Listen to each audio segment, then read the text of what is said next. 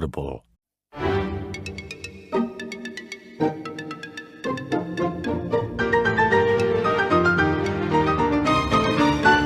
Enid Blyton's St Clare's. Kitty at St Clare's. Written by Pamela Cox. Read by Nikki Diss.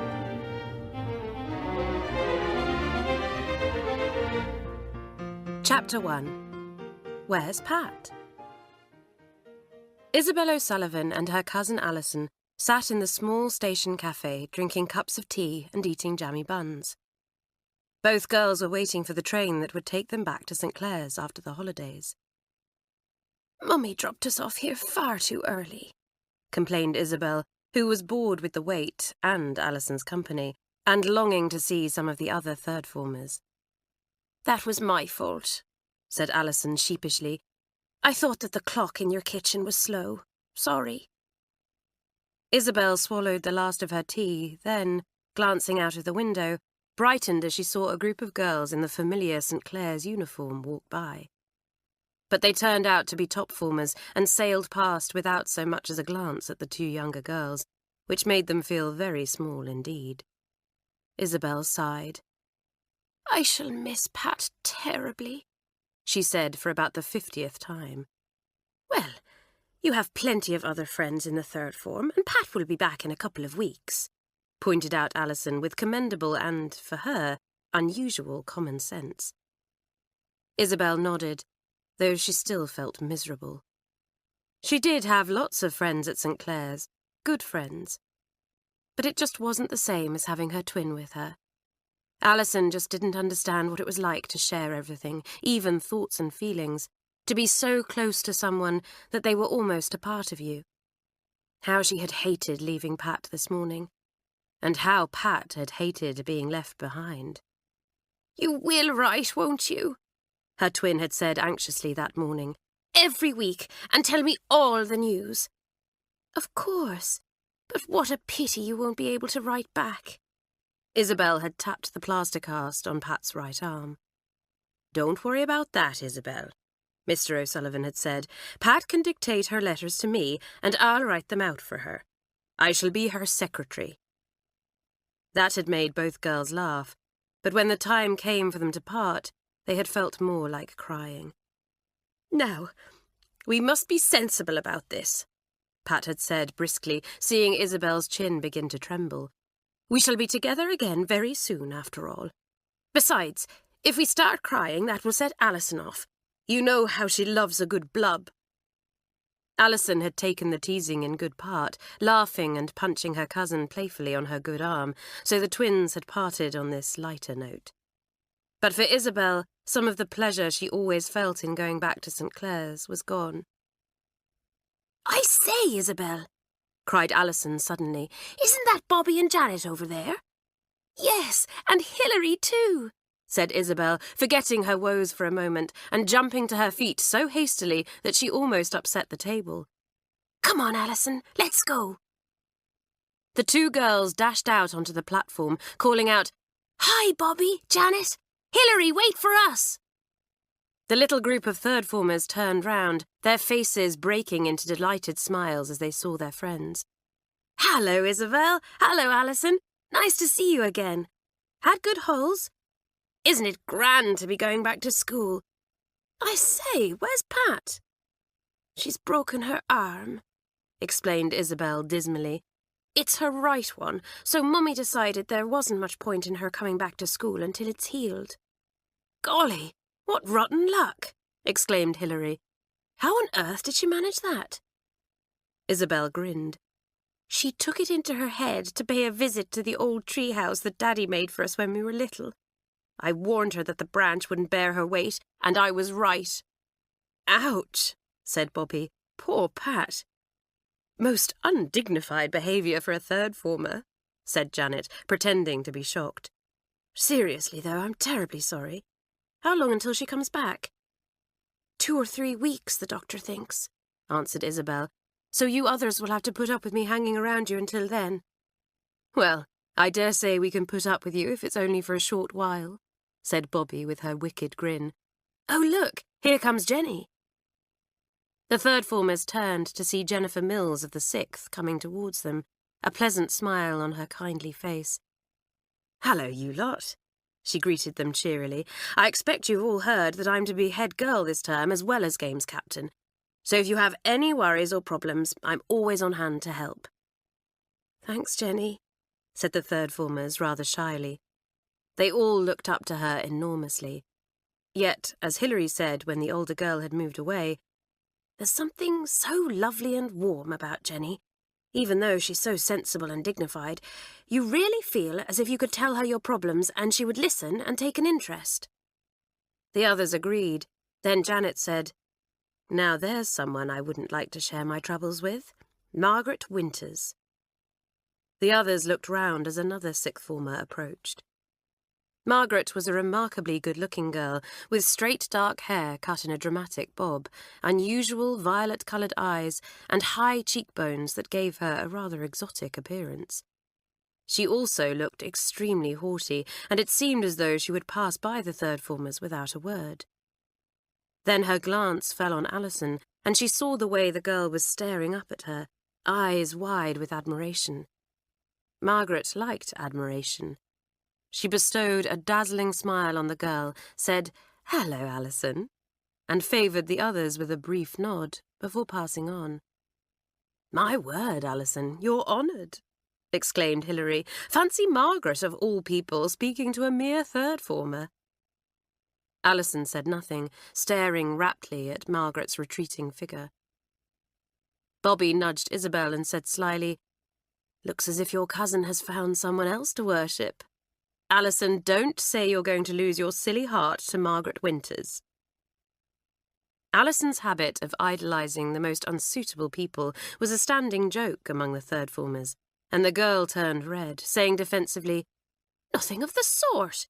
Though I admire her tremendously, of course. She's so attractive and has such poise and self-confidence."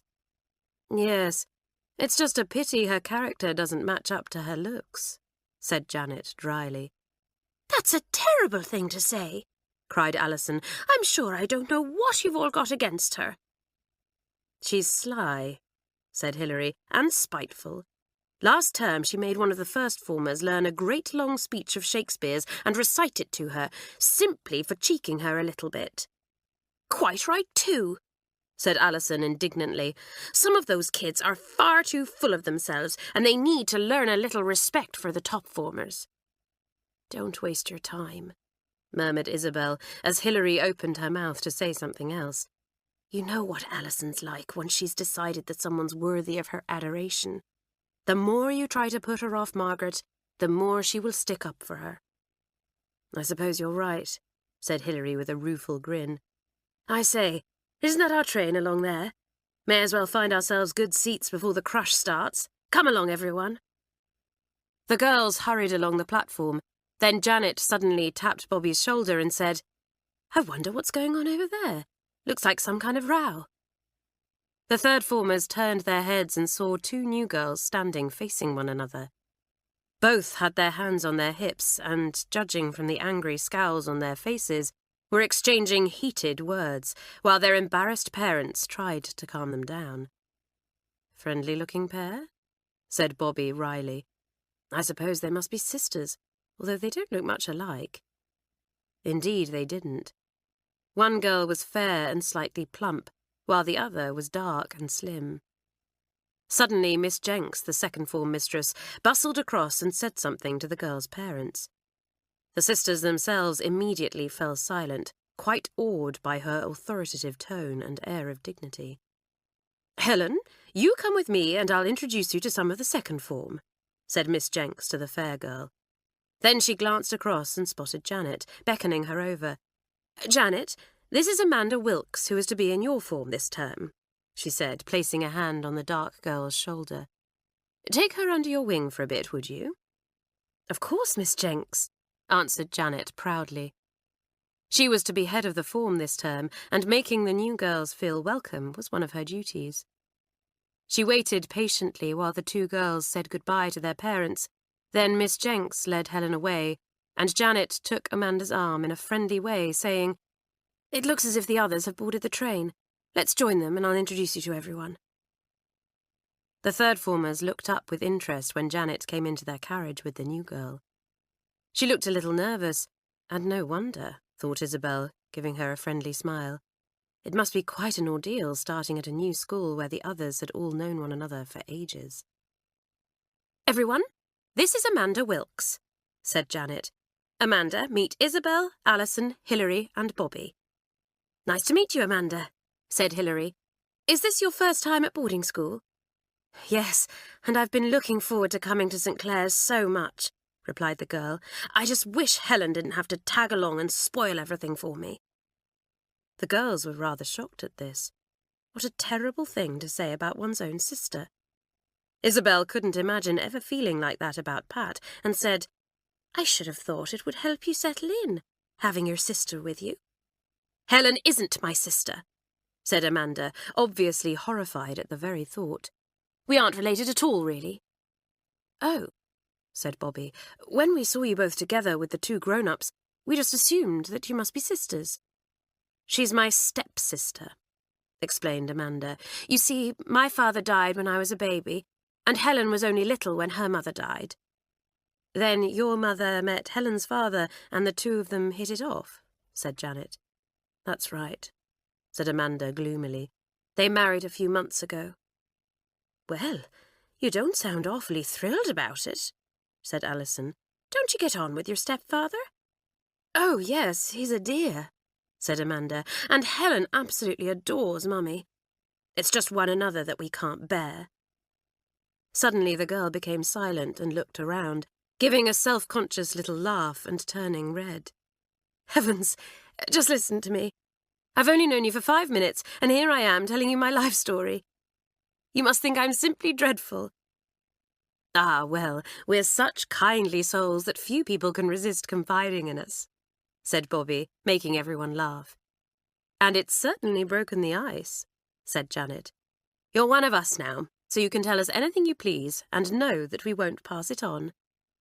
"Gosh, thanks awfully," exclaimed Amanda, turning pink with pleasure at being so readily accepted by these jolly, friendly girls. "I must say, it is good to get it all off my chest. You see, my stepfather is very wealthy, and he's spoilt Helen all her life, letting her have everything she wants. She's the most frightful little snob as well." "I shouldn't worry about that," chuckled Isabel. "She'll soon have her corners knocked off at St Clare's." "Yes, the second formers will sit on her all right," said Hilary. "You just wait, Amanda. In a few weeks' time she'll be a much nicer person." Chapter 2. An Unusual Schoolmate. The train girls switched to a coach once they arrived at the little station near St Clare's, and after a short journey, their beloved school was in sight. "Look, Amanda," said Janet. "If you look to the left, you can just see St Clare's in the distance, that big white building." "Yes, I see," cried Amanda excitedly. "My word, it looks simply enormous."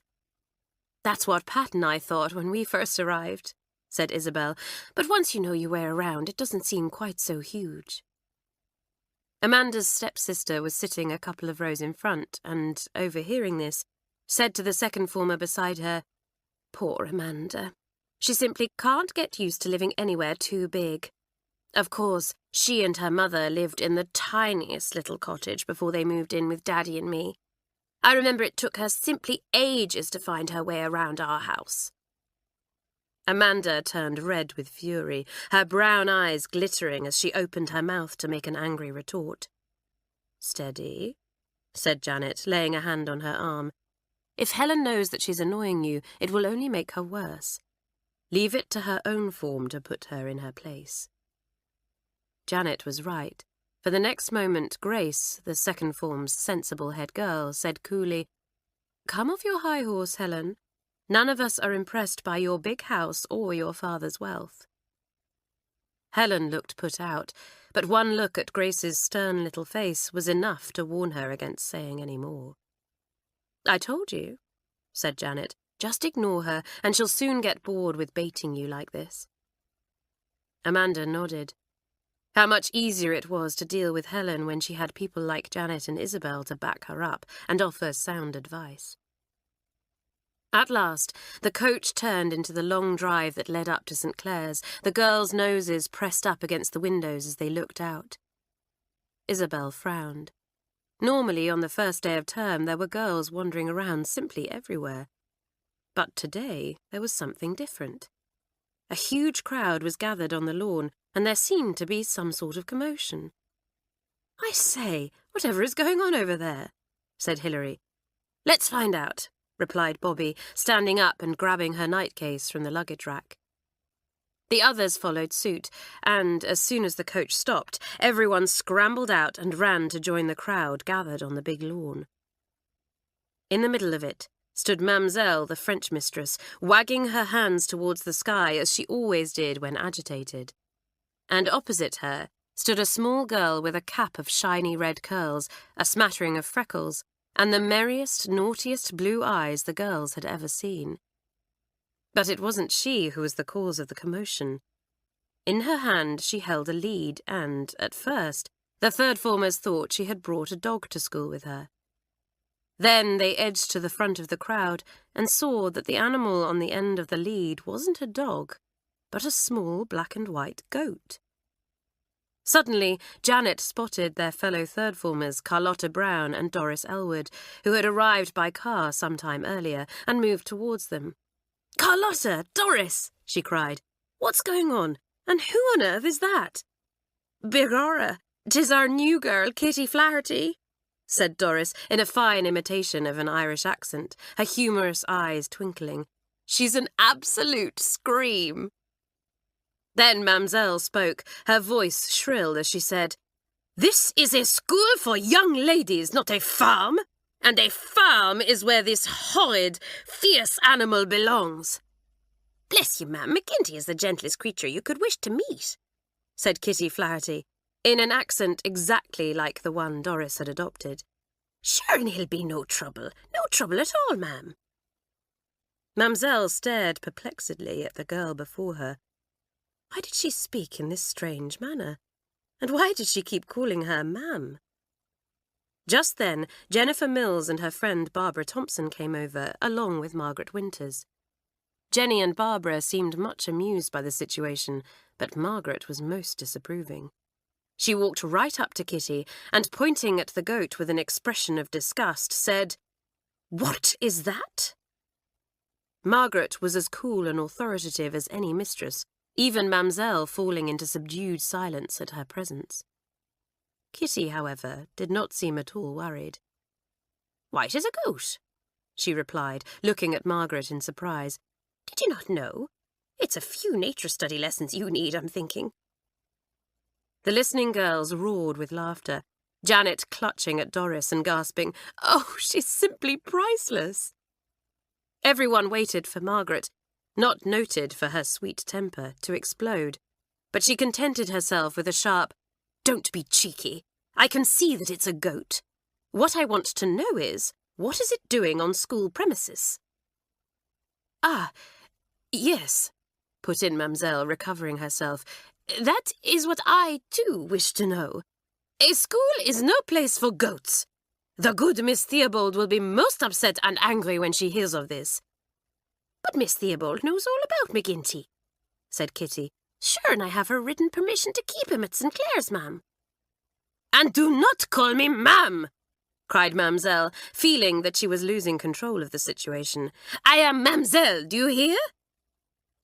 At this point, Miss Theobald herself, having been alerted by someone, arrived on the scene. The first day of term was always an extremely busy one for her, and she looked annoyed at being interrupted. "What on earth is going on here?" she demanded.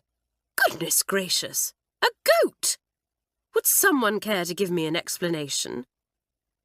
Mademoiselle and Kitty both obliged at once, the Frenchwoman's exclamations of "Tiens" and "Mon Dieu" mingling with the Irish girls' "Begorras."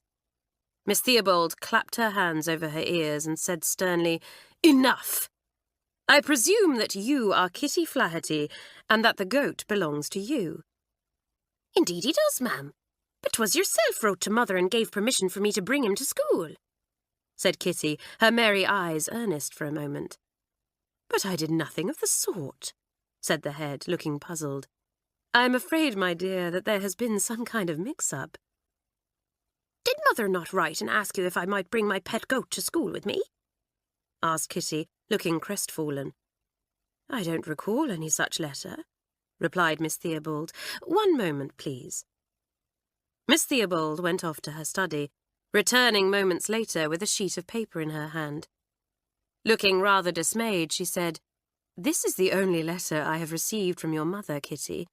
She asks if you might bring a black and white coat to school with you. Or so I thought.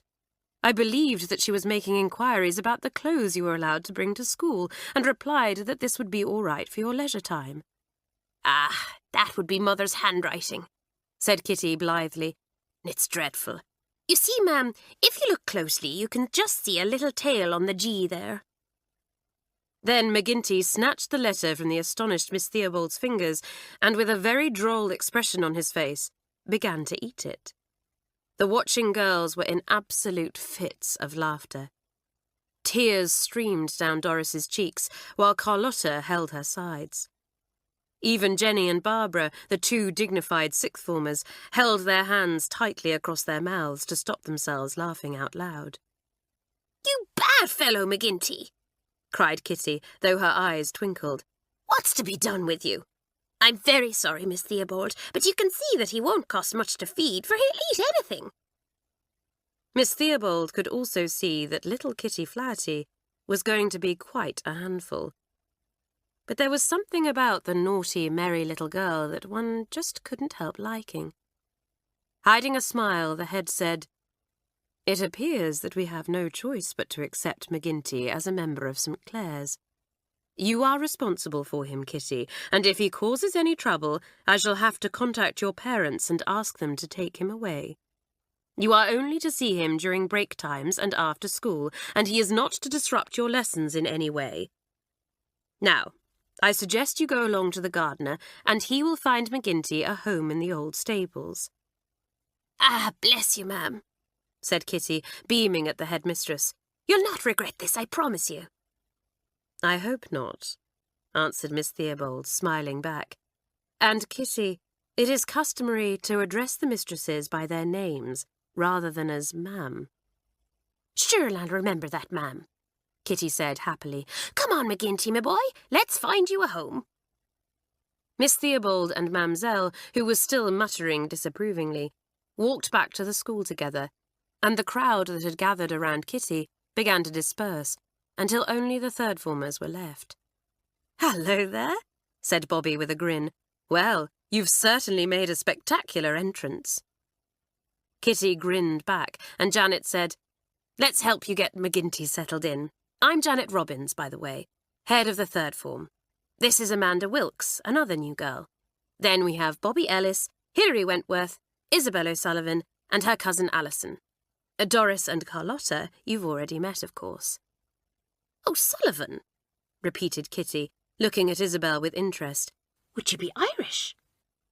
"Yes, Alison's father and mine were both born in Ireland," said Isabel with a smile. "What part are you from, Kitty?" "Ah, the most beautiful little village called Kilblarney," sighed Kitty wistfully. "'Tis a little bit of heaven on earth. My parents have had to move to London for a little while because father, he's a writer, you see, needs to do some research for his latest book. And the big city wouldn't have suited young McGinty here at all, for he's a country boy. It wouldn't have suited me either, for that matter, so I'm afraid you're stuck with the pair of us for the next term." The girl's Irish lilt was most musical and quite fascinating to listen to, and Janet said, "Well, we won't mind that at all. In fact, it's a pity you can't stay longer. I've a feeling we're going to have some fun with you, Kitty Flaherty." Chapter 3. The Deputy Head Girl. The third-formers all had to report to matron and be allocated dormitories. They were rather surprised, and not too pleased, to find that instead of having 2 dormitories between them, extra beds had been squeezed into 1 dormitory, and they were all in together. "I say, this is going to be a bit of a crush," complained Hilary, "and it means that none of us will be able to get away from Mirabel's snoring." Mirabel Unwin, who had just arrived with her quiet little friend Gladys Hillman, pushed Hilary playfully.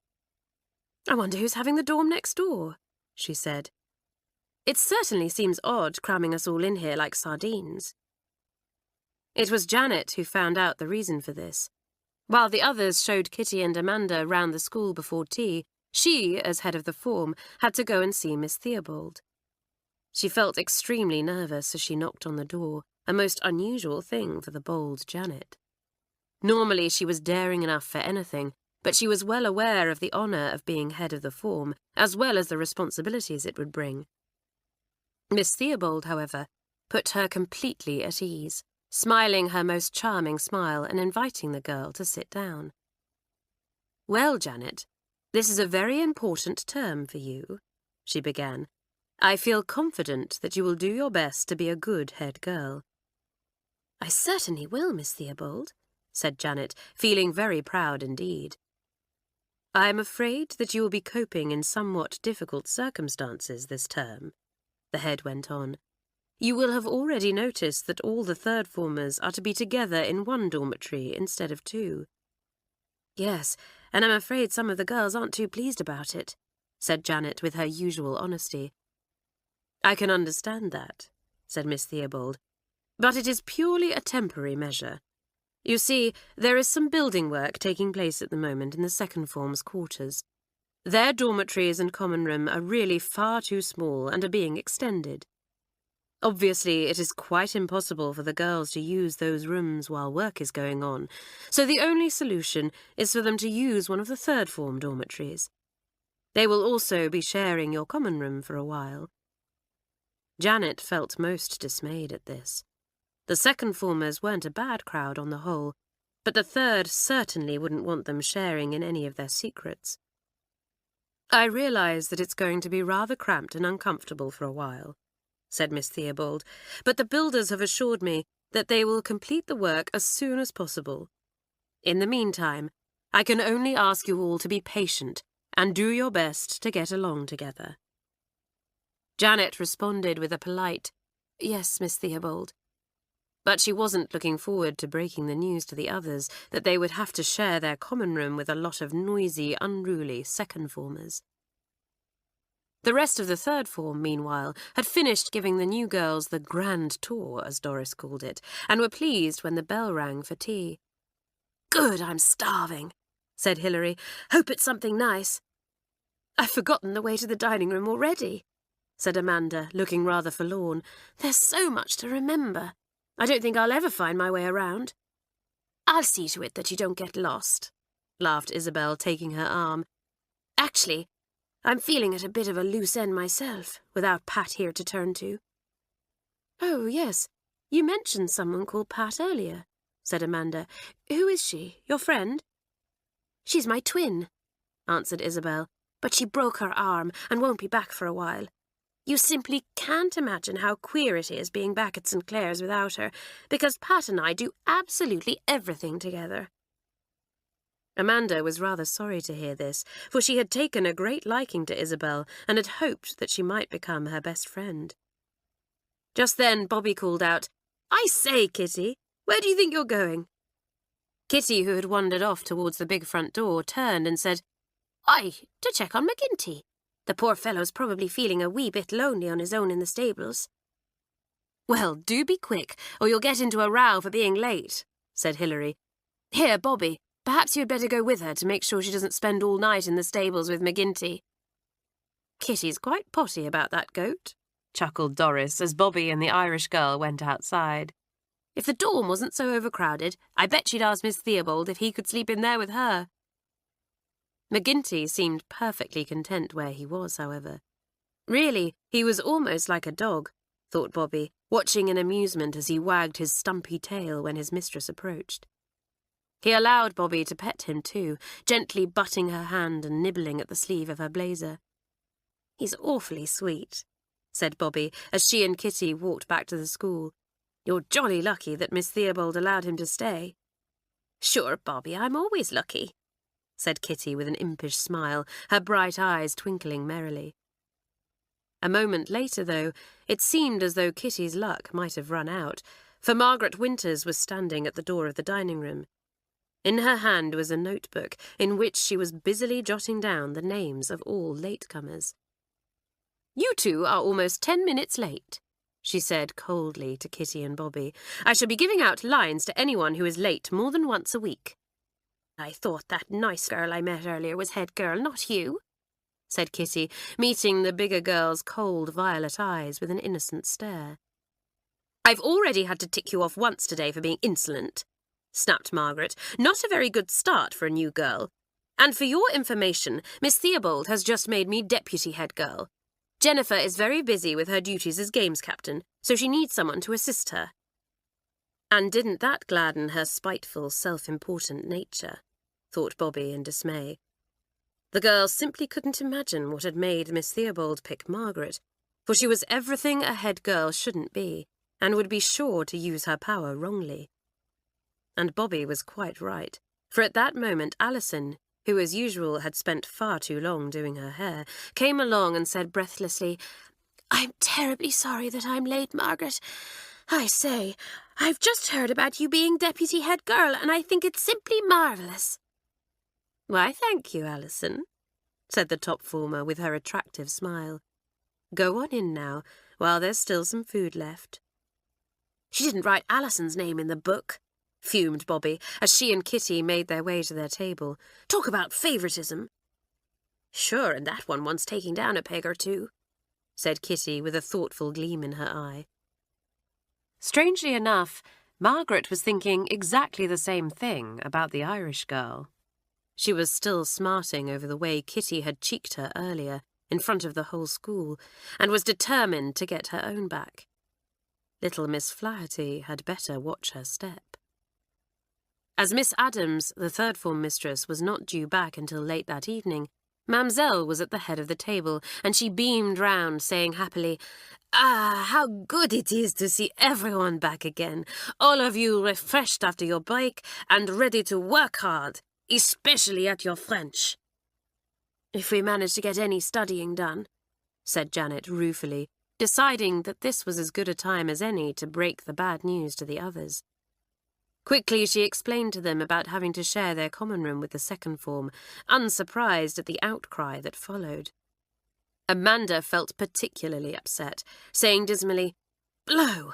That means I shall have to spend my free time with Helen after all."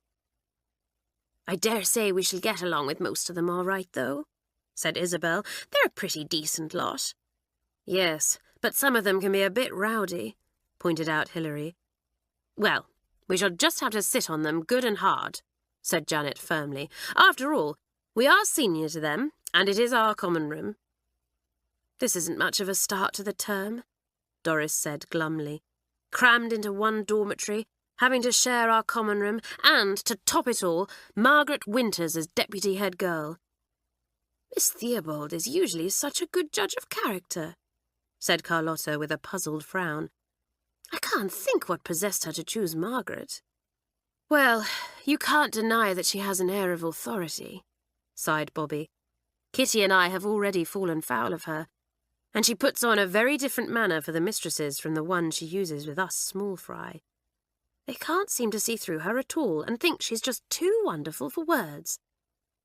"What is this you are talking about?" demanded Mamselle, who had only caught a few words and hated to be left out.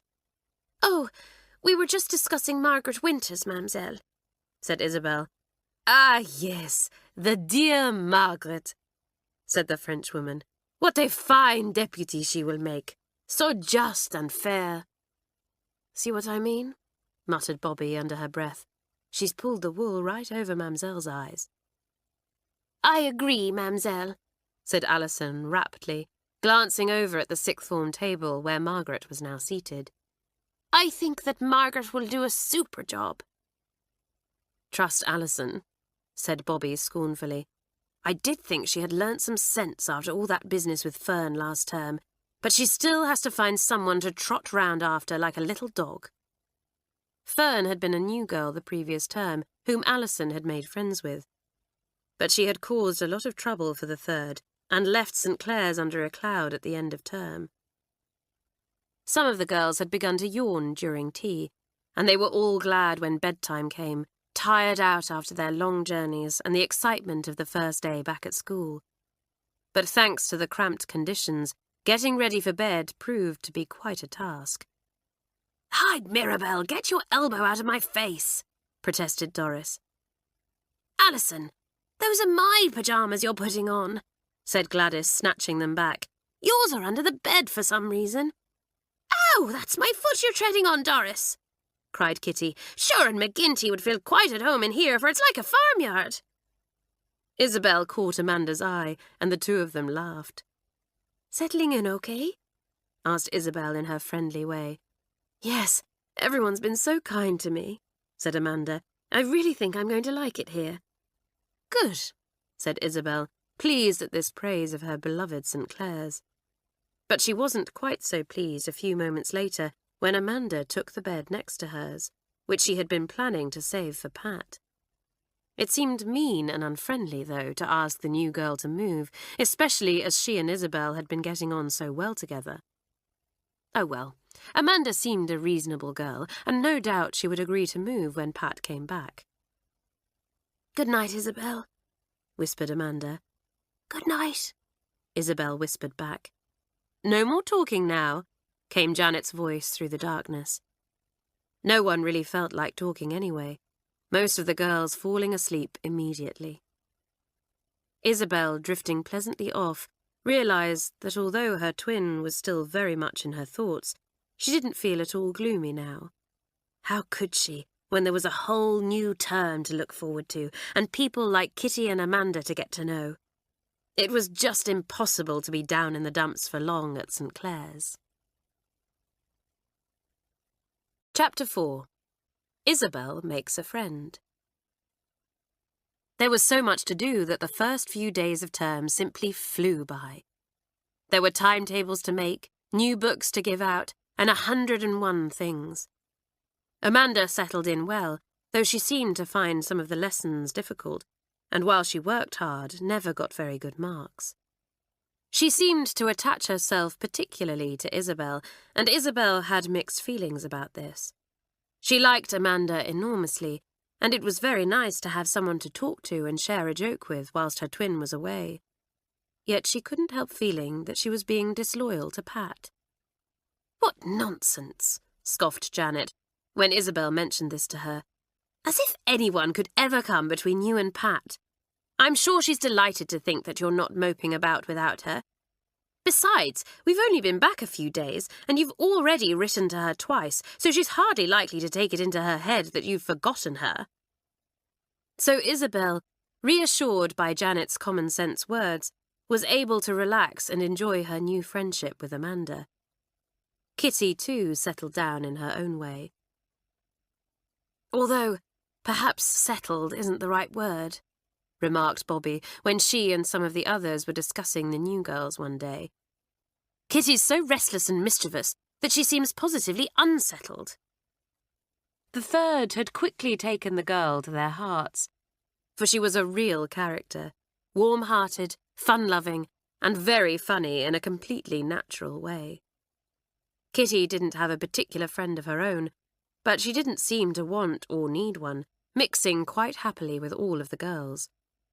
She had absolutely no shyness in her nature and could chatter 19 to the dozen with almost anyone. "No wonder Kitty doesn't have a special friend," remarked Carlotta shrewdly. "She would be just too much for one person. Her personality is so big that she needs to spread it around everyone." Most of the mistresses couldn't help liking Kitty either, though she drove them to distraction at times. As Miss Adams said, she could work well enough when she chose to. It was just a pity that she didn't choose to more often. The girl had a habit of staring out of the window, a dreamy and angelic expression on her face. But as Miss Adams had swiftly learnt, the more angelic Kitty looked, the more mischief she was likely to get up to. "Kitty," the mistress would say sharply on these occasions, "have you listened to a single word that I have been saying?" "I have and all, ma'am," Kitty would reply solemnly. "Sure, Me eyes might be out there in the garden, but me ears are in here all right." Then Miss Adams would shake her head in despair, while the rest of the form struggled to contain their giggles. Mamselle, who, as well as being the kindest-hearted mistress in the school, was also the most hot-tempered, frequently became exasperated with Kitty too. The Irish girl would make no attempt at a French accent, and sounded very funny indeed to the other third-formers. Unfortunately, Mamselle did not agree with them. "Ah, Kitty, never have I taught a girl as stubborn as you," she would cry. "The poor Doris, now she is slow, but at least she makes an effort. You, though, will not even try. You are as stubborn as that goat of yours."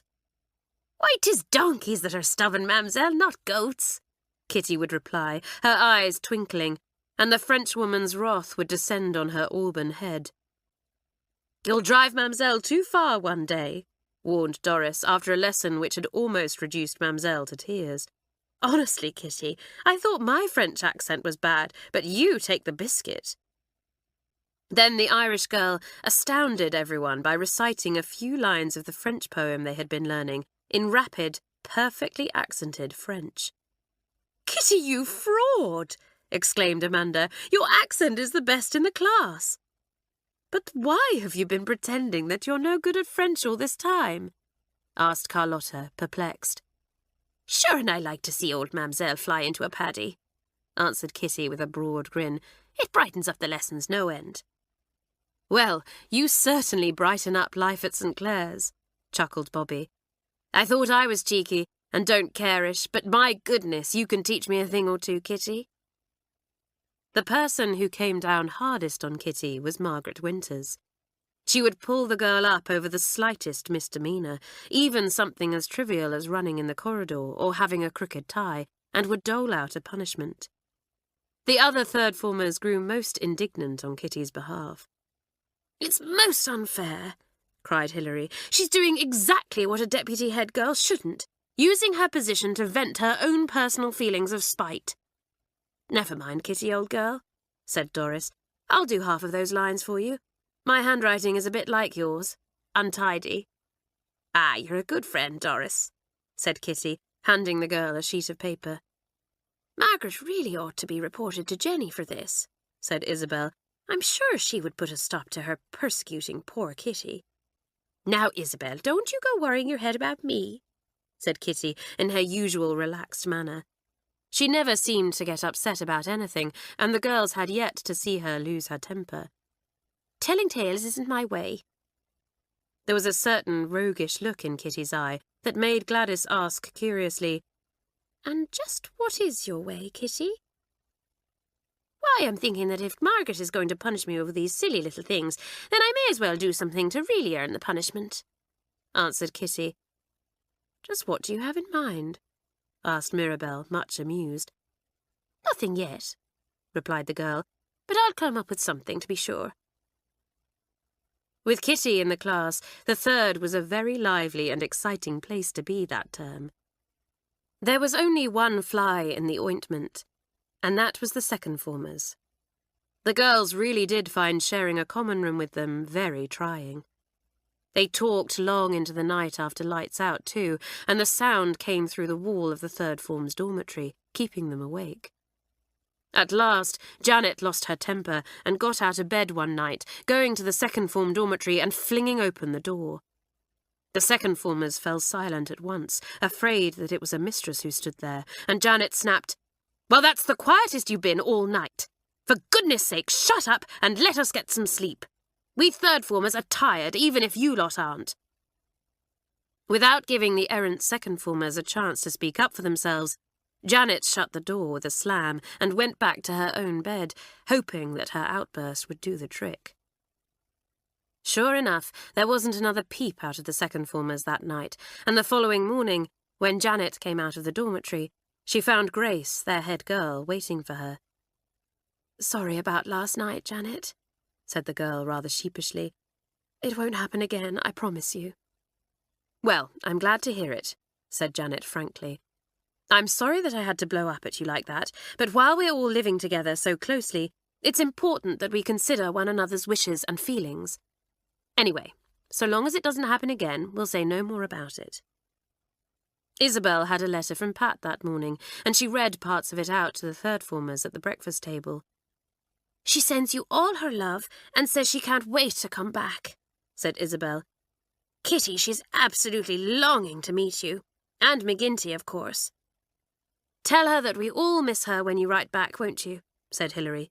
"I will," replied Isabel. "I'll try and write the letter at lunchtime, then I can post it this afternoon." "I should," said Carlotta gravely. "It must be at least 2 days since you last wrote. Poor Pat must be feeling quite neglected." The others laughed, all except Amanda, who was strangely quiet. She was feeling rather put out, because Isabel's twin seemed so keen to meet Kitty, yet she hadn't mentioned her, Amanda, at all. In fact, this was Isabel's fault, for she had carefully avoided saying too much about the girl in her letters to Pat, still feeling a little guilty over her new friendship. Isabel wrote her letter during the lunch break, but just as she was about to go and post it, she was called to Matron's room over the matter of some missing stockings. "Blow! Matron will keep me for simply ages, and the post is collected in 15 minutes, said Isabel in dismay. "I did so want to get my letter off today." "I'll take it for you," offered Amanda, holding out her hand. "I've a letter of my own to post anyway." "Would you? Oh, thanks, Amanda, you're an angel." So Isabel handed over the letter and went off to see Matron, while Amanda dashed off to the postbox, which was just outside the school gates. She posted her own letter to her mother, then, just as she was about to put Isabel's into the slot, she stopped, looking thoughtfully at the letter in her hand. Things would be different between Isabel and herself once Pat returned to school, she thought. Twins were so close that she was bound to be pushed out, and Amanda wasn't looking forward to that at all. She liked Isabel so much. How she wished that she didn't have a twin. Then an idea came into her mind. Suppose Pat didn't receive Isabel's letter. She would be sure to think that her twin was settling down at school without her. And if Amanda could intercept any further letters from Pat to Isabel, then Isabel would begin to think that her twin was behaving coldly towards her, and perhaps a rift between them would open up. Amanda shook herself. She couldn't do such a thing. It was wicked. But was it really so wicked to want to keep a friend? Whispered a little voice in her head. She knew, from listening to the others, that Pat was extremely popular, and she would soon find someone else to chum up with.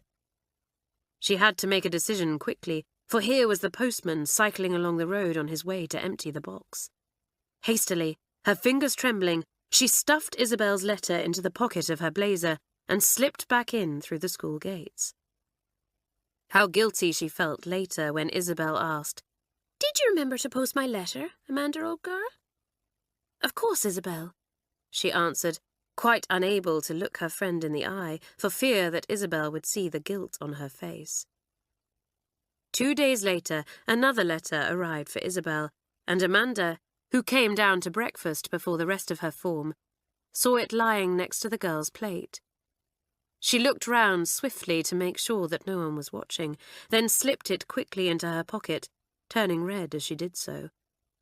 How she hated doing this, yet somehow she couldn't seem to stop herself.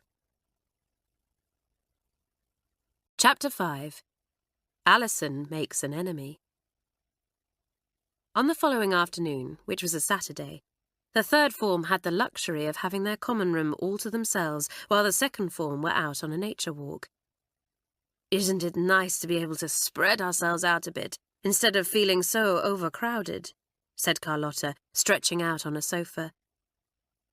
"I'm just glad to get away from that beastly stepsister of mine," said Amanda with feeling. "Stuck-up little madam." Janet looked at the girl sharply. Amanda and Helen were the cause of a lot of ill-feeling and tension when the two forms were together in the common room. Most of it was Helen's fault, for she would usually start things by making some sly, sarcastic remark at her stepsister's expense. Then Amanda would retaliate, and it would end with the two of them having a full-scale row until the head girls intervened to calm things down. It really was most unfair on everyone else, and extremely trying. There were other things which caused problems too, such as one form wanting to listen to the radiogram, whilst the other wanted to play a gramophone record, or the second formers getting to the common room first and bagging all the most comfortable seats. It really was a very unsatisfactory situation, which made it all the more enjoyable now for the third form to have the room to themselves, and they were determined to make the most of it. "Let's have a dance!" cried Doris, jumping up from her seat and going to the gramophone.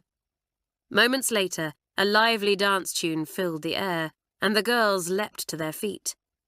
Everyone was in stitches watching Kitty capering about, when the door opened and Margaret Winters entered.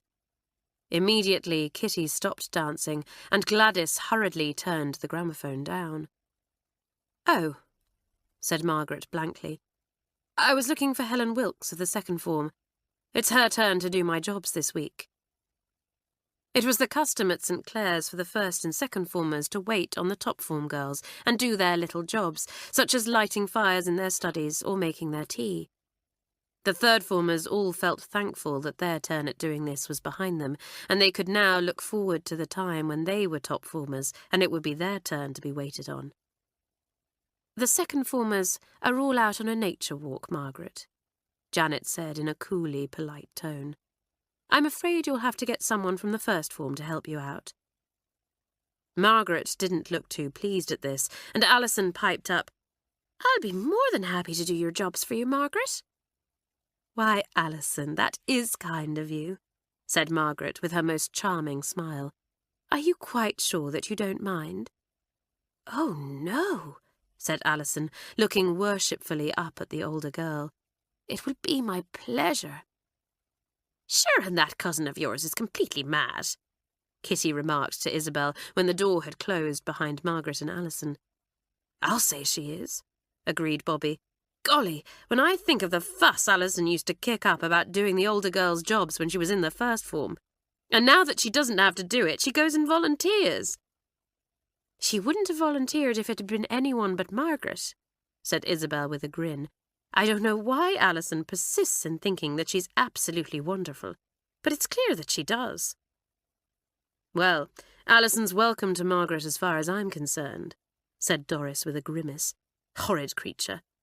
Anyway, why are we wasting a free afternoon talking about her? Turn that gramophone up, Mirabelle, and let's have some fun." Alison was gone for simply ages, and it was obvious from the blissful expression on her face when she returned that she had had a wonderful time. "I've been having a chat with Margaret in her study," she said rather smugly. "She really is nice once you get to know her. Look, she gave me this hair slide too, and we've agreed that I'm going to do her jobs all the time from now on." "Alison, you are silly," said Hilary, exasperated. "Can't you see that Margaret is just making use of you?" "She is not!" retorted Alison indignantly, turning red. "In fact, she refused my offer at first, and I had to talk her into agreeing to it." "More fool you," said Janet scornfully. "I don't think Miss Adams will be too pleased about it either." "What I do in my free time has nothing to do with Miss Adams," said Alison stiffly. "I just feel thrilled and terribly honoured that Margaret enjoys my company so much." The others gave up. As Bobby said later, there was no doing anything with Alison once she had decided to make a slave of herself for someone. Little did the third form realise that Alison's adoration of Margaret was to lead to a bust-up between them and the second form. Helen, whose turn it had been to do Margaret's jobs, went straight to the sixth former's study when she returned from her nature walk. She, like Alison, greatly admired the girl and enjoyed working for her.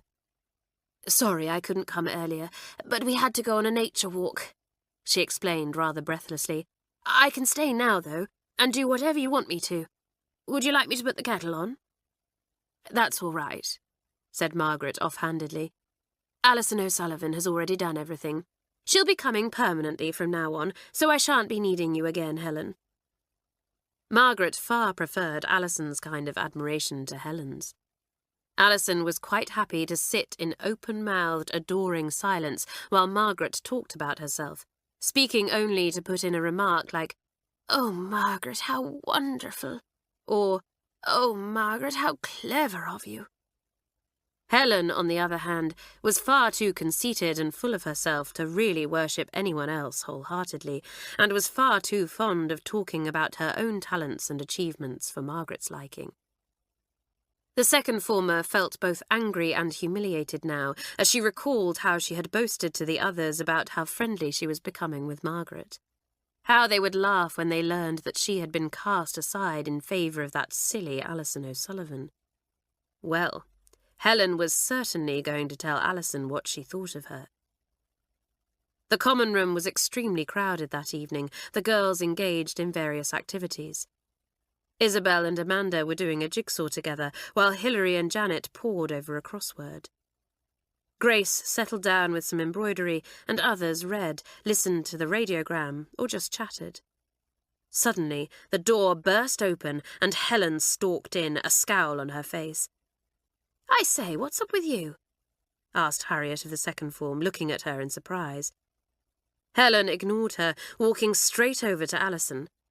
"Well," she exclaimed, her hands on her hips, "I just hope that you're pleased with yourself, Alison O'Sullivan." "Whatever do you mean?" asked Alison, completely taken aback and quite unable to imagine why Helen was so angry with her. "Don't put on that innocent expression with me," snapped Helen. "It doesn't fool me one little bit. You know what you've done, you mean beast. I was supposed to be doing Margaret's jobs for her, but you had to go behind my back and start sucking up to her." Now, Alison was an extremely gentle-natured girl who hated rows of any kind. But she certainly wasn't going to let this second former, and a new girl at that, get away with speaking to her so rudely. "How dare you?" she said, getting to her feet. "Just who do you think you're talking to?" Helen, who had thought that Alison would be quite unable to stand up for herself, was most astonished at this, and shrank back, looking alarmed.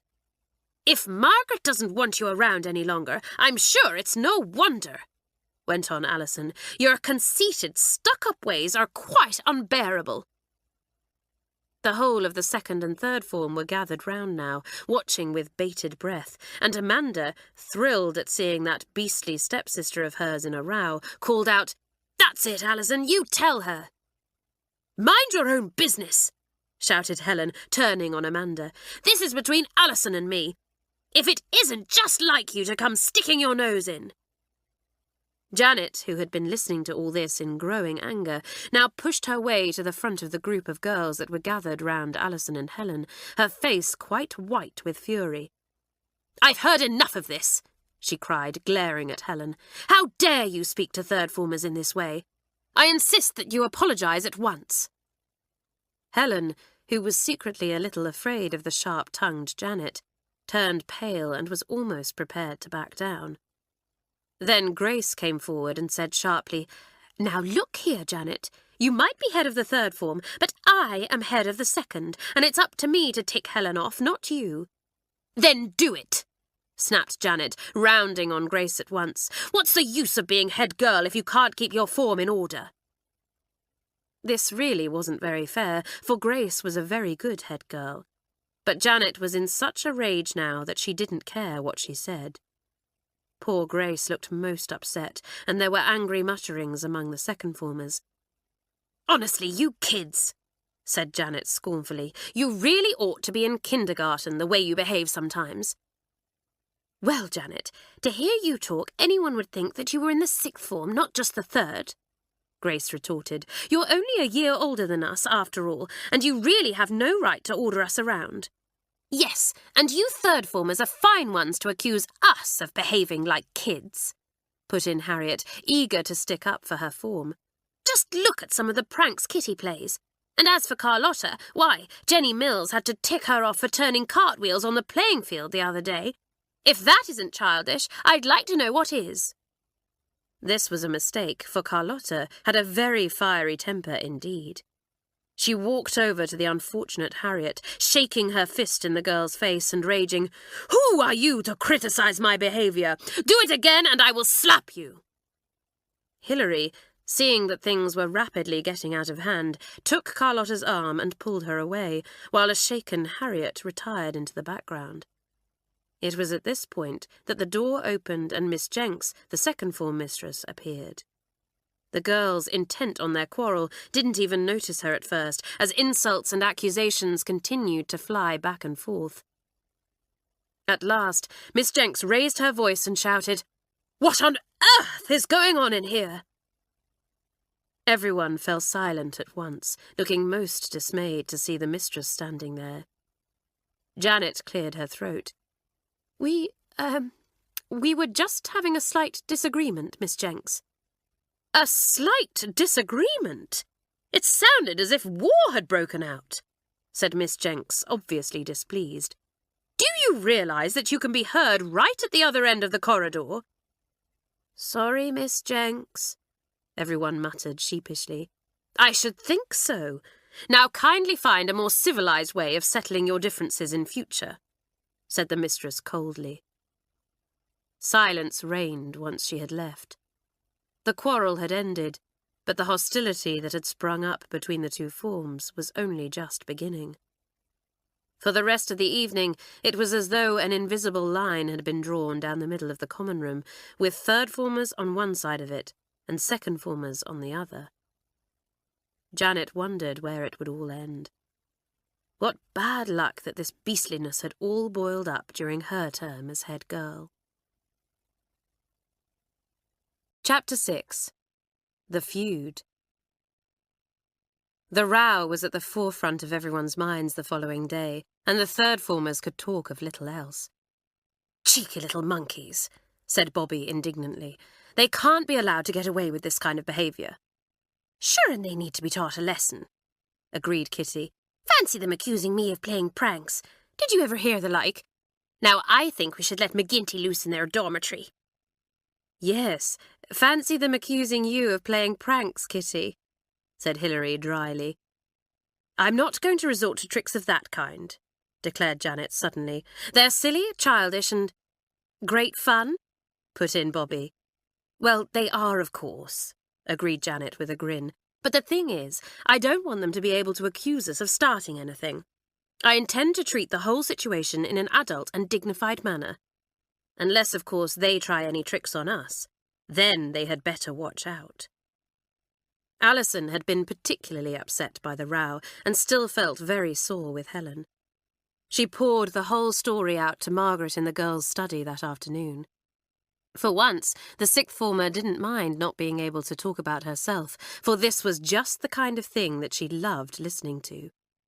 If there was trouble between the second and third forms, Margaret might be able to turn it to her advantage in some way. The girl had an extremely spiteful streak in her nature, and she was both shrewd and clever.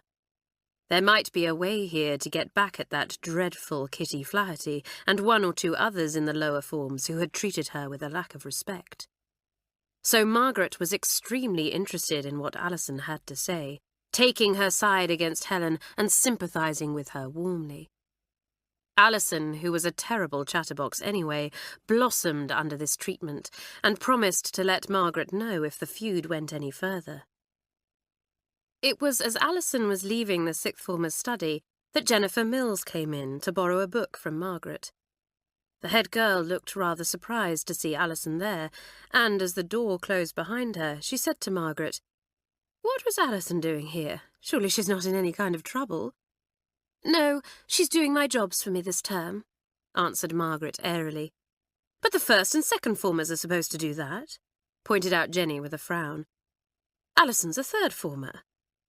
Margaret laughed and said, "My dear Jenny, I can assure you that I haven't forced Alison into doing anything that she doesn't want to do. She seems to have taken a liking to me, and I thought it would be cruel to turn her away." Jenny's frown deepened at this. She knew Margaret well, and it was most unlike her to consider the feelings of a mere third-former. "Is it true that there was some sort of bust-up between the second and third forms last night?" she asked. "Did Alison mention anything about it?" Not a word, lied Margaret, looking surprised. She certainly wasn't going to let the head girl in on any of the lower school secrets Alison shared with her. Jenny was such a goody two-shoes that she was quite likely to call Janet and Grace to her study and insist that they shake hands and make up. But that wouldn't suit Margaret at all.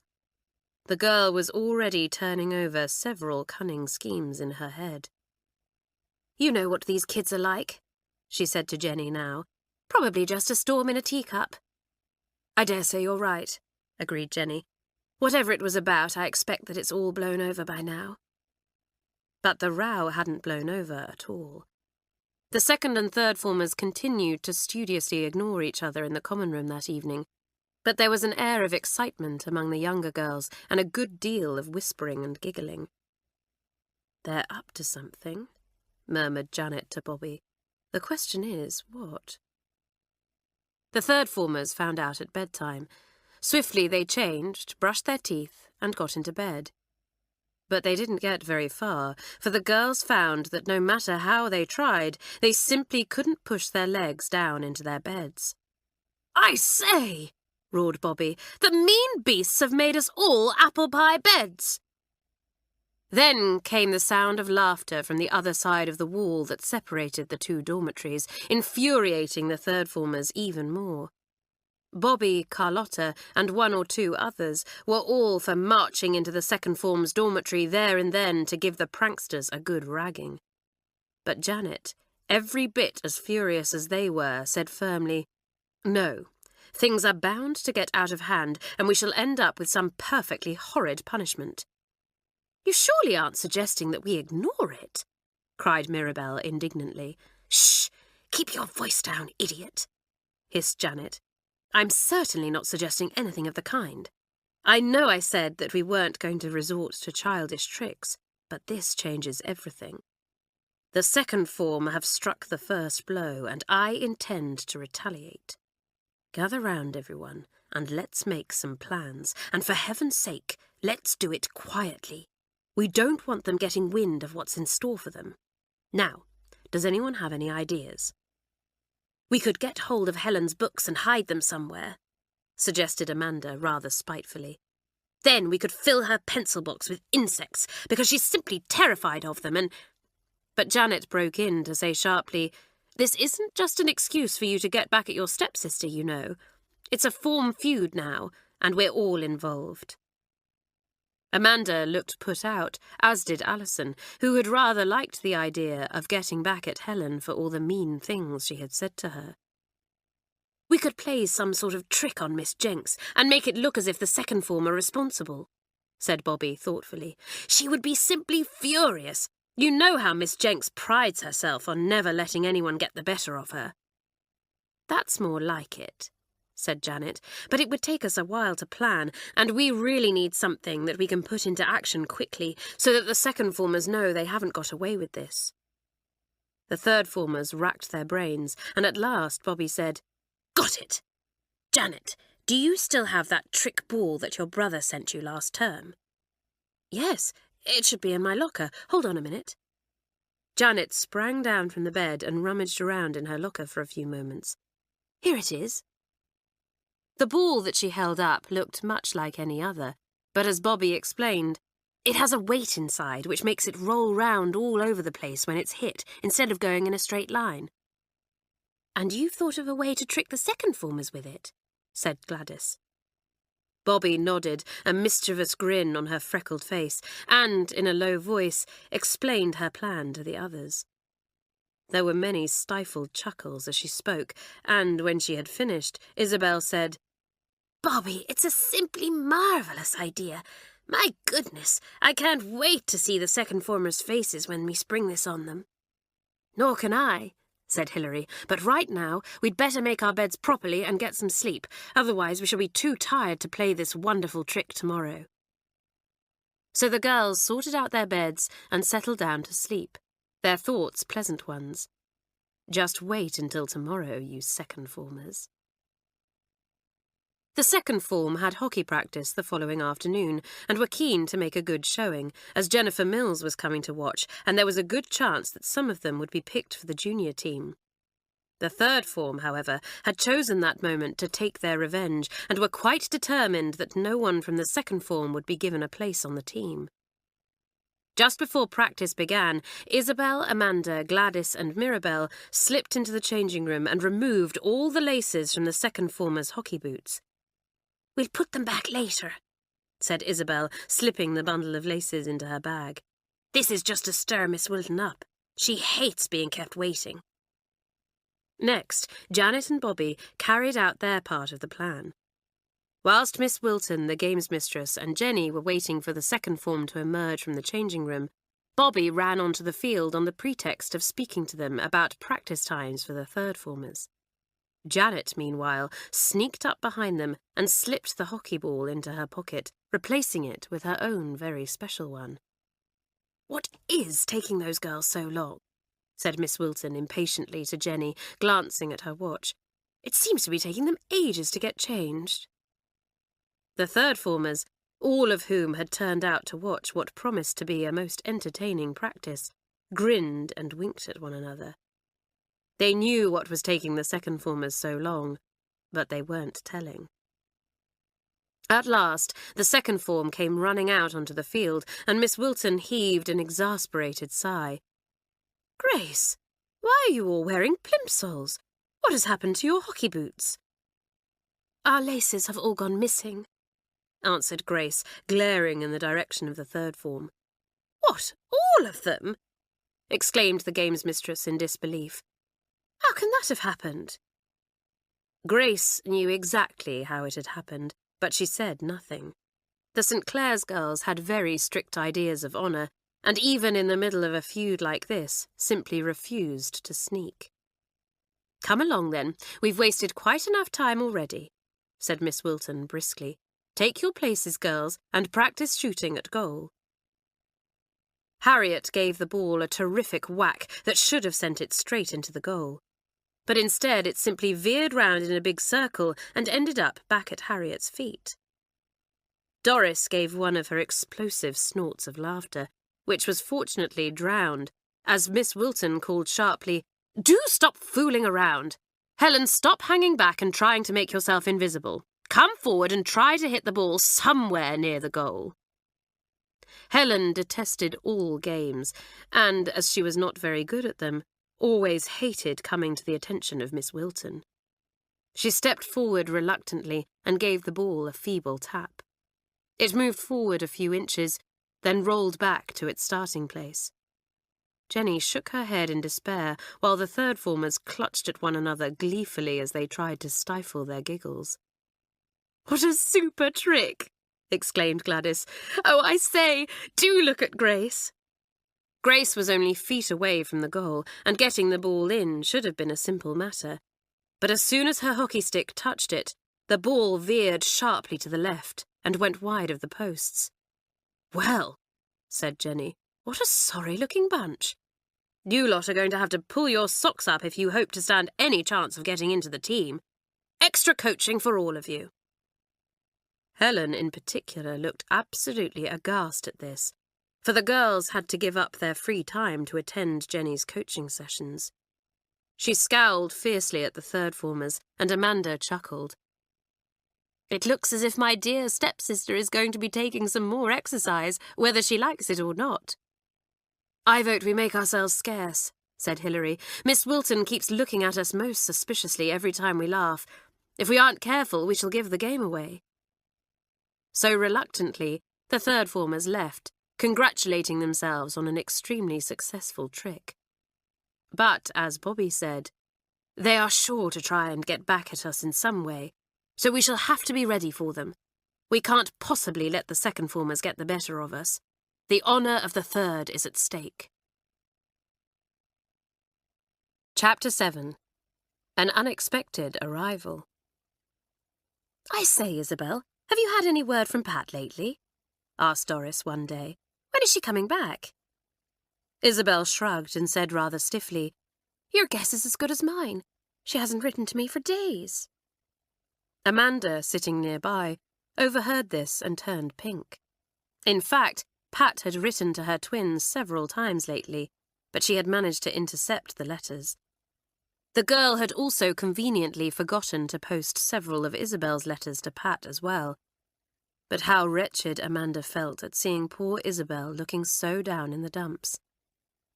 "Cheer up," said Bobby. "I'm sure there's a simple explanation. Perhaps your father has grown tired of writing everything out for her. I wouldn't blame him. He's probably got writer's cramp with the amount of post you and Pat send back and forth." Isabel shook her head. "No, Daddy always sticks by his word, and he knows how much those letters mean to me. I think it's Pat who's grown tired of dictating them." "Heavens! I hope you and Pat aren't going to fall out," said Hilary. "We've quite enough trouble on our hands at the moment with the second formers." "Yes, why don't you write to Pat and tell her all about that?" suggested Alison. "If that doesn't get a response, nothing will." "I don't think I shall bother," said Isabel rather huffily. "If she can't make the effort to write, I don't see why I should." As it happened, Pat returned to St Clare's the very next day, feeling every bit as put out as Isabel at her twin's long silence.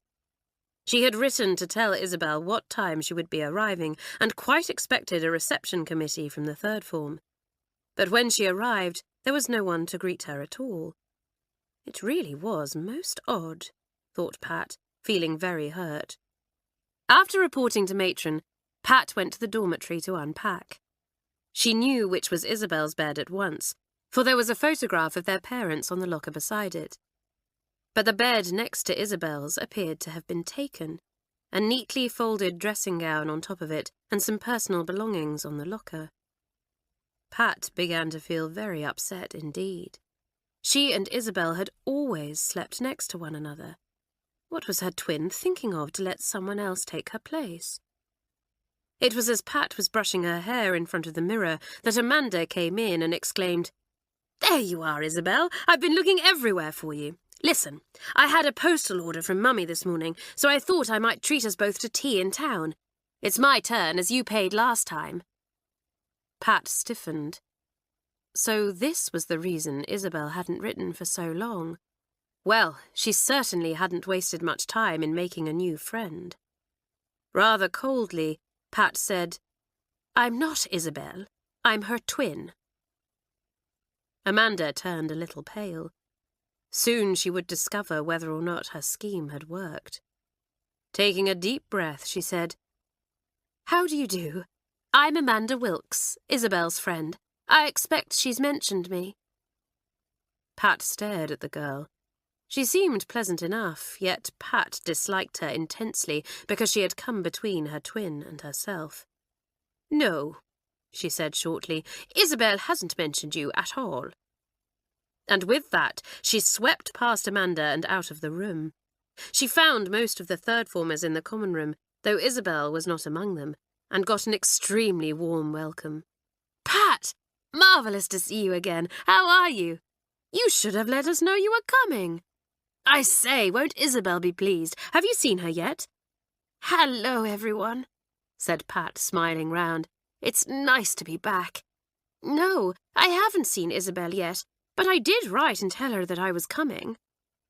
"Well, how odd that she didn't let on to us," said Carlotta. "Isabel's behaviour has been rather odd altogether these past few weeks," said Pat with a harsh laugh. "She hasn't written in simply ages, and now I find out that she's chummed up with this Amanda." "This is all jolly queer," said Janet, looking mystified. "Isabel says that you haven't written to her. Obviously there's been a mix-up somewhere. Anyway, the two of you can thrash it out when you get together. Now, do sit down and we'll tell you all the news." Pat sat in between Janet and Bobby on the sofa and said, "Where are the second form? Isabel mentioned in her first letter to me that you were sharing the common room with them." "The poor little dears are having extra hockey coaching," said Bobby with a grin, and at once launched into the story of the feud. There was other news to catch up on too. Then Kitty had to be introduced, and the girls insisted on taking Pat outside to meet McGinty. So it was not until tea time that Pat finally caught up with her twin. Isabel was already seated at the table with Amanda when the rest of the third form entered, and she looked up at Pat rather apprehensively. "So, there you are. said Pat. "I thought you were having tea in town with your new friend." Isabel flushed, stung by her twin's tone. Pat had no right to object to her being friendly with Amanda when she hadn't even bothered to write for ages. "Amanda found me in the library and told me that you were back," she answered. "Naturally, I wouldn't go out to tea on your first day back." "Well, I suppose that's something," sniffed Pat. "You might have come along to the common room to say hello." "I did, but by the time I got there you had gone," said Isabel indignantly. "That must have been when we popped outside to see McGinty," put in Hilary quickly, anxious to avert a quarrel. "Pat, do have something to eat. You must be starving after your journey." Pat was, so she sat down as far away from Isabel as possible. Janet pursed her lips. She liked the twins enormously and knew how close they were. What a shame it would be if they fell out over this. It was a very strange business, each of them claiming not to have received the other's letters. Janet began to feel that there was something fishy going on, and as head girl, it was her duty to sort it out. But she had no time to bend her mind to the problem that evening, for the second formers were up to their tricks again. They made sure that they were first in the common room, and the door was slightly ajar when the third form arrived. Amanda pushed it open. Then what a squeal she let out! For the wicked second formers had carefully balanced a bucket of water on top of the door, and Amanda received the contents all over her. The second formers laughed uncontrollably, and Helen drawled, "I always said you were a drip, Amanda." "You horrid little beast!" spluttered Amanda, wiping the water from her eyes.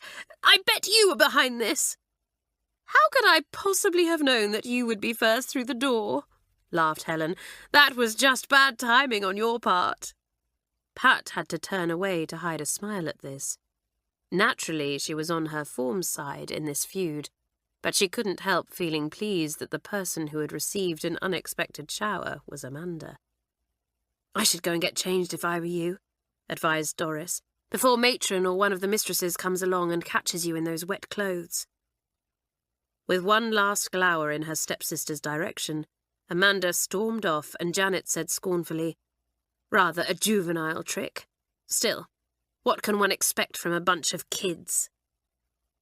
Grace flushed angrily, well aware that the tricks she and her form had come up with weren't nearly so ingenious as the one the third had played on them the other day. She wondered what they would come up with next. Janet was intent on revenge, she and the rest of the form going into a huddle once Amanda returned in dry clothes. "That idea you came up with, Bobby, for playing a trick on Miss Jenks would be absolutely super," Janet said. "Yes, but it's going to be terribly difficult to play a trick under the eyes of Miss Jenks and the whole of the second form," said Bobby thoughtfully. "Come on, thinking caps on, everyone, and let's see if we can't come up with something between us."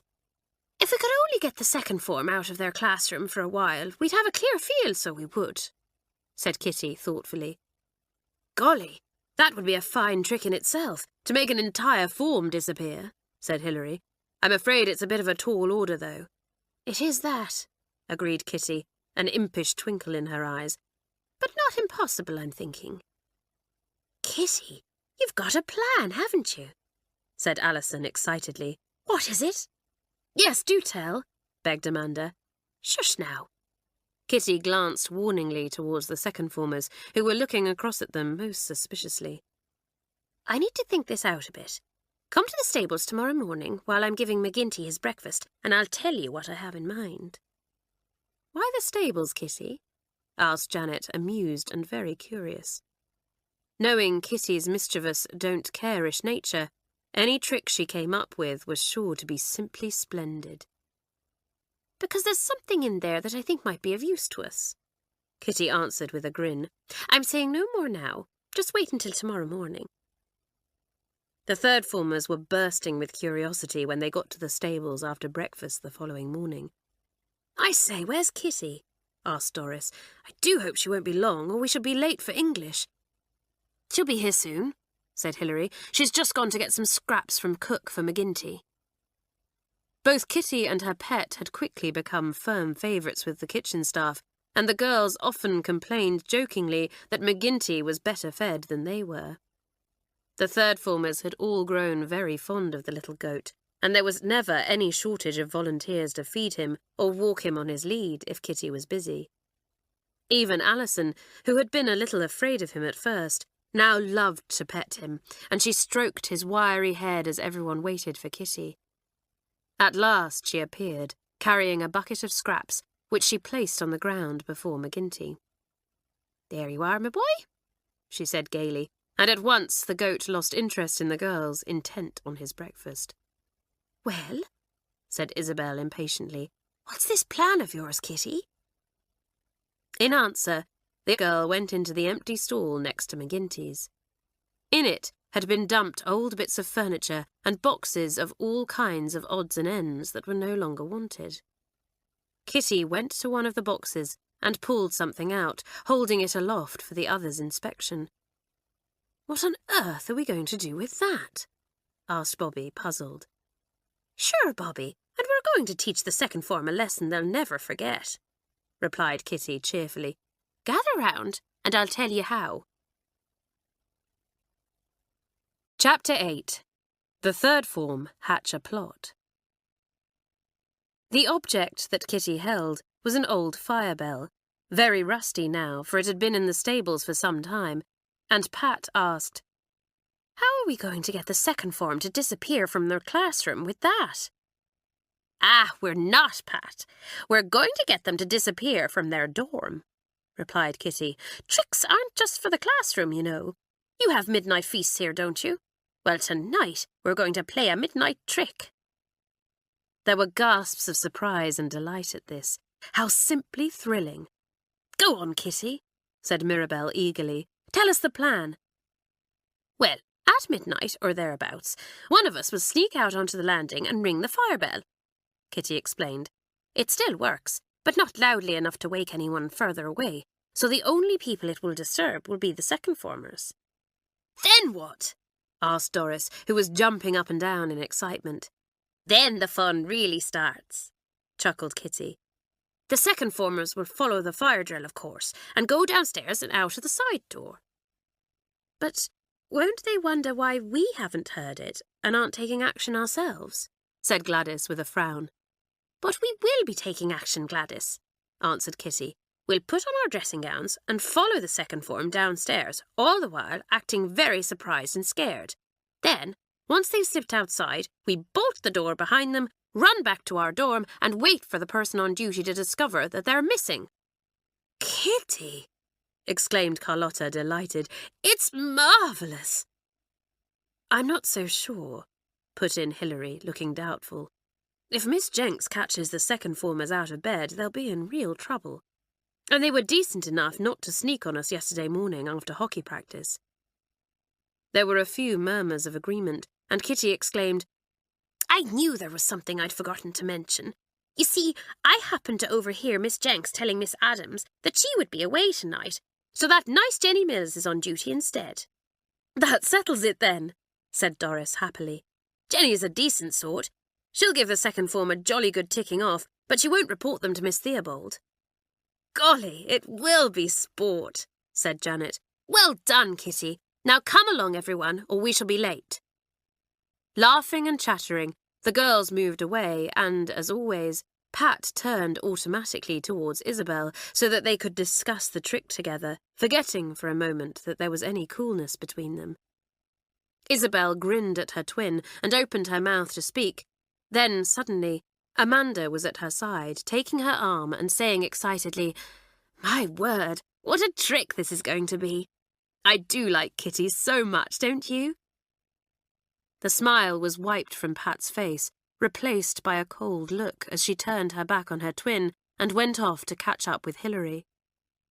Isabel felt deeply hurt. Why was Pat behaving like this? She was the one who was in the wrong for not having replied to any of Isabel's letters, and she was being perfectly beastly to poor old Amanda. Janet noticed this little incident too and frowned heavily. She had hoped that the coolness between the twins would blow over and they would make up. but instead a real rift seemed to be opening. Janet made up her mind that tomorrow, once this trick was out of the way, she would tackle Pat and Isabel. If she could get to the bottom of this business of the letters, perhaps she could bring them together. Being head of the form certainly had its fair share of problems. Bedtime couldn't come quickly enough for the third formers that evening, though all of them were quite certain they wouldn't get a wink of sleep, spirits high at the prospect of the trick that was to be played. It had been extremely difficult to keep their minds on their work during lessons, and Miss Adams had found it necessary to call several of them to order. "Doris!" she had barked. "Why do you keep grinning to yourself in that idiotic way? Do you find my method of teaching maths so amusing?" Doris, who didn't find maths at all amusing, at once made her face perfectly serious and said meekly, "No, Miss Adams." "I'm glad to hear it. Now, if Bobby would kindly refrain from whispering to Carlotta and give me her attention also, we might get some work done," said the mistress dryly. Bobby had fallen silent immediately, sitting up straight in her seat, and Miss Adams had no further trouble with her class. Kitty, though, grew extremely restless during French, bringing Mamselle's anger upon her. "Kitty!" cried the French mistress as the little Irish girl gazed out of the window. "Twice I have asked you to stand up and recite a verse of this so moving French poem, and twice have you ignored me. What is outside that fascinates you so?" "Ah, 'tis nothing, ma'am," answered Kitty, her lips twitching humorously. "I thought I saw McGinty out there, but I must have been mistaken." "McGinty?" repeated Mamselle, her glasses slipping down her nose. "My little goat," explained the girl. "I could have sworn I saw him in the flower bed outside the window of the mistress's common room." "How can this be?" demanded Mamselle. "That goat is in the stables." "Sure, but he's a clever one, ma'am. If he wanted to slip out and have a taste of those delicious-looking flowers, he would find a way." Mamselle gave a shriek of dismay. The tiny flower bed was her pride and joy, and she had planted many of the seeds herself, tending them lovingly whenever she had a spare moment. "This is abominable!" she wailed. "And you, Kitty, you are abominable. If that creature has eaten my beautiful flowers, I will have him expelled." With that, she rushed from the classroom to go in search of McGinty, and as soon as the door closed behind her, the class exploded into laughter. "Poor old Mamselle," gasped Amanda, holding her sides. "Kitty, you're wicked." "Yes, and the funny thing is, I was looking out of the window too," said Carlotta with a grin. "Yet I didn't see hide nor hair of McGinty." "Ah, well, I did say I could have been mistaken," said Kitty, her blue eyes gazing innocently around the class. "But once old Mamselle gets an idea into her head, there's no stopping her." The others roared. They had needed an excuse to release some of the laughter that was bubbling up inside them, and Kitty had provided it. The third formers chatted happily amongst themselves until Gladys, standing guard by the door, hissed, "Shh! Mamselle's coming back!" Instantly there was silence, and Gladys scuttled back to her seat as the French mistress entered, her slow black eyes fixed angrily on Kitty. "There was no goat in the flower bed," she declared. "He is safely locked away in the old stables." "Ah, that's a relief, ma'am," said Kitty solemnly. "It's terrible worried I've been." "Your worries are just beginning, Kitty. Tonight you will learn the French poem, and tomorrow you will recite it to me perfectly, with not one mistake." Kitty, who was blessed with an amazing memory and already knew the poem off by heart, bowed her head to hide a smile and answered meekly, "Yes, ma'am." "And do not call me ma'am." Alison was still smiling to herself over this incident when she went to Margaret Winter's study after tea that afternoon. Because they were so angry with Helen, she and Amanda were looking forward to tonight's trick more eagerly than any of the third form. "You look happy, Alison," remarked the sixth former pleasantly. Is it your birthday or something?" Alison hesitated. She liked Margaret so much and would have loved to tell her what was going to take place that evening. But as silly as she was, Alison knew that the others would not take kindly to her sharing third-form secrets with a sixth-former, especially Margaret. So she muttered something about having got good marks for her English prep and set about boiling the kettle for Margaret's tea. The sixth-former, however, wasn't fooled. Margaret was shrewd, and she could sense Alison's excitement. The third-formers were up to something, and Margaret badly wanted to know what. "Sit down and have a cup of tea with me, Alison," she invited sweetly. "I've got some chocolate biscuits, too." Alison turned quite pink with pleasure, hardly able to stammer out her thanks. What an honour, for a mere third-former to be invited to have tea with the deputy head girl. Just wait until she got back to the common room and told the others. Silly little Helen would be green with envy.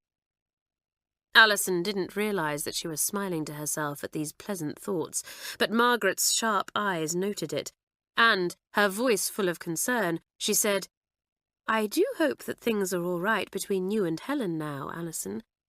I feel simply terrible that I'm the cause of ill feeling between you.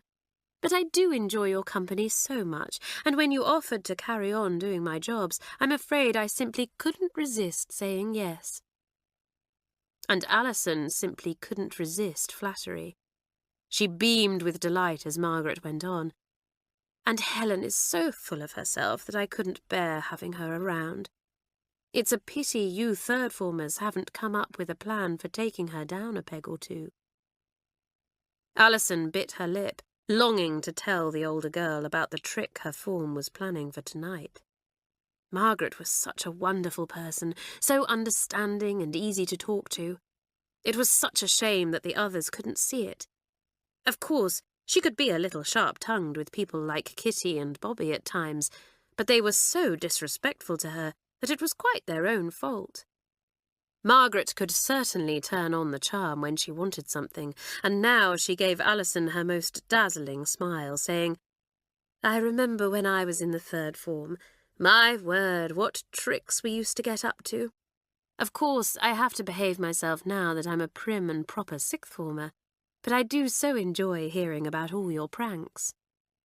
Margaret's smile became slightly wistful, and suddenly the strain of keeping her secret became too much for Alison. Before she could stop herself, the girl was pouring out the whole story of the firebell trick. Margaret listened avidly, her violet eyes sparkling with excitement, and Alison thought how pretty she looked. "What a simply marvellous trick!" exclaimed the sixth-former when Alison came to the end of her tale. "You must come along tomorrow and tell me how it went. But now, I'm afraid, I must get on with my prep. Be a dear and clear the table before you go, Alison." "Of course, Margaret." Eagerly the girl jumped to her feet and did as she was told. "Shall I wash the cups out?" "Oh, no, don't bother about that. I'll do it later." Now that Margaret had learned the third form's secret, she wanted Alison out of the way as quickly as possible, for she had a plan of her own. A plan that would get her just what she wanted, as long as she thought it out carefully. As soon as the door closed behind Alison, Margaret went across to a cupboard in the corner of the room and took something out. Then she smiled to herself. The third formers weren't the only ones who were going to enjoy themselves tonight. Chapter 9. A very successful trick. The third formers had planned their trick well. Earlier that day, Mirabel had overheard Jennifer Mills talking to her friend Barbara. "I don't want to be too late getting to bed, or I shall never get up in the morning. On the other hand, I suppose I'd better make sure that the little beasts aren't planning a midnight feast or something. Yes, some of those second formers are quite a handful," Barbara had laughed, "though I suppose we were just the same at their age. I should check on them soon after midnight. Then you can be tucked up in bed by 12:30. Jennifer had agreed that this was a good idea, and Mirabel had raced off to report to the others. "Well done, Mirabel," Janet had said. We'd better sound the fire bell at 10 minutes to 12. That leaves plenty of time for the second form to get outside. And for us to get back to bed so that it looks as if we're fast asleep when Jenny comes round. Isabel had finished with a grin.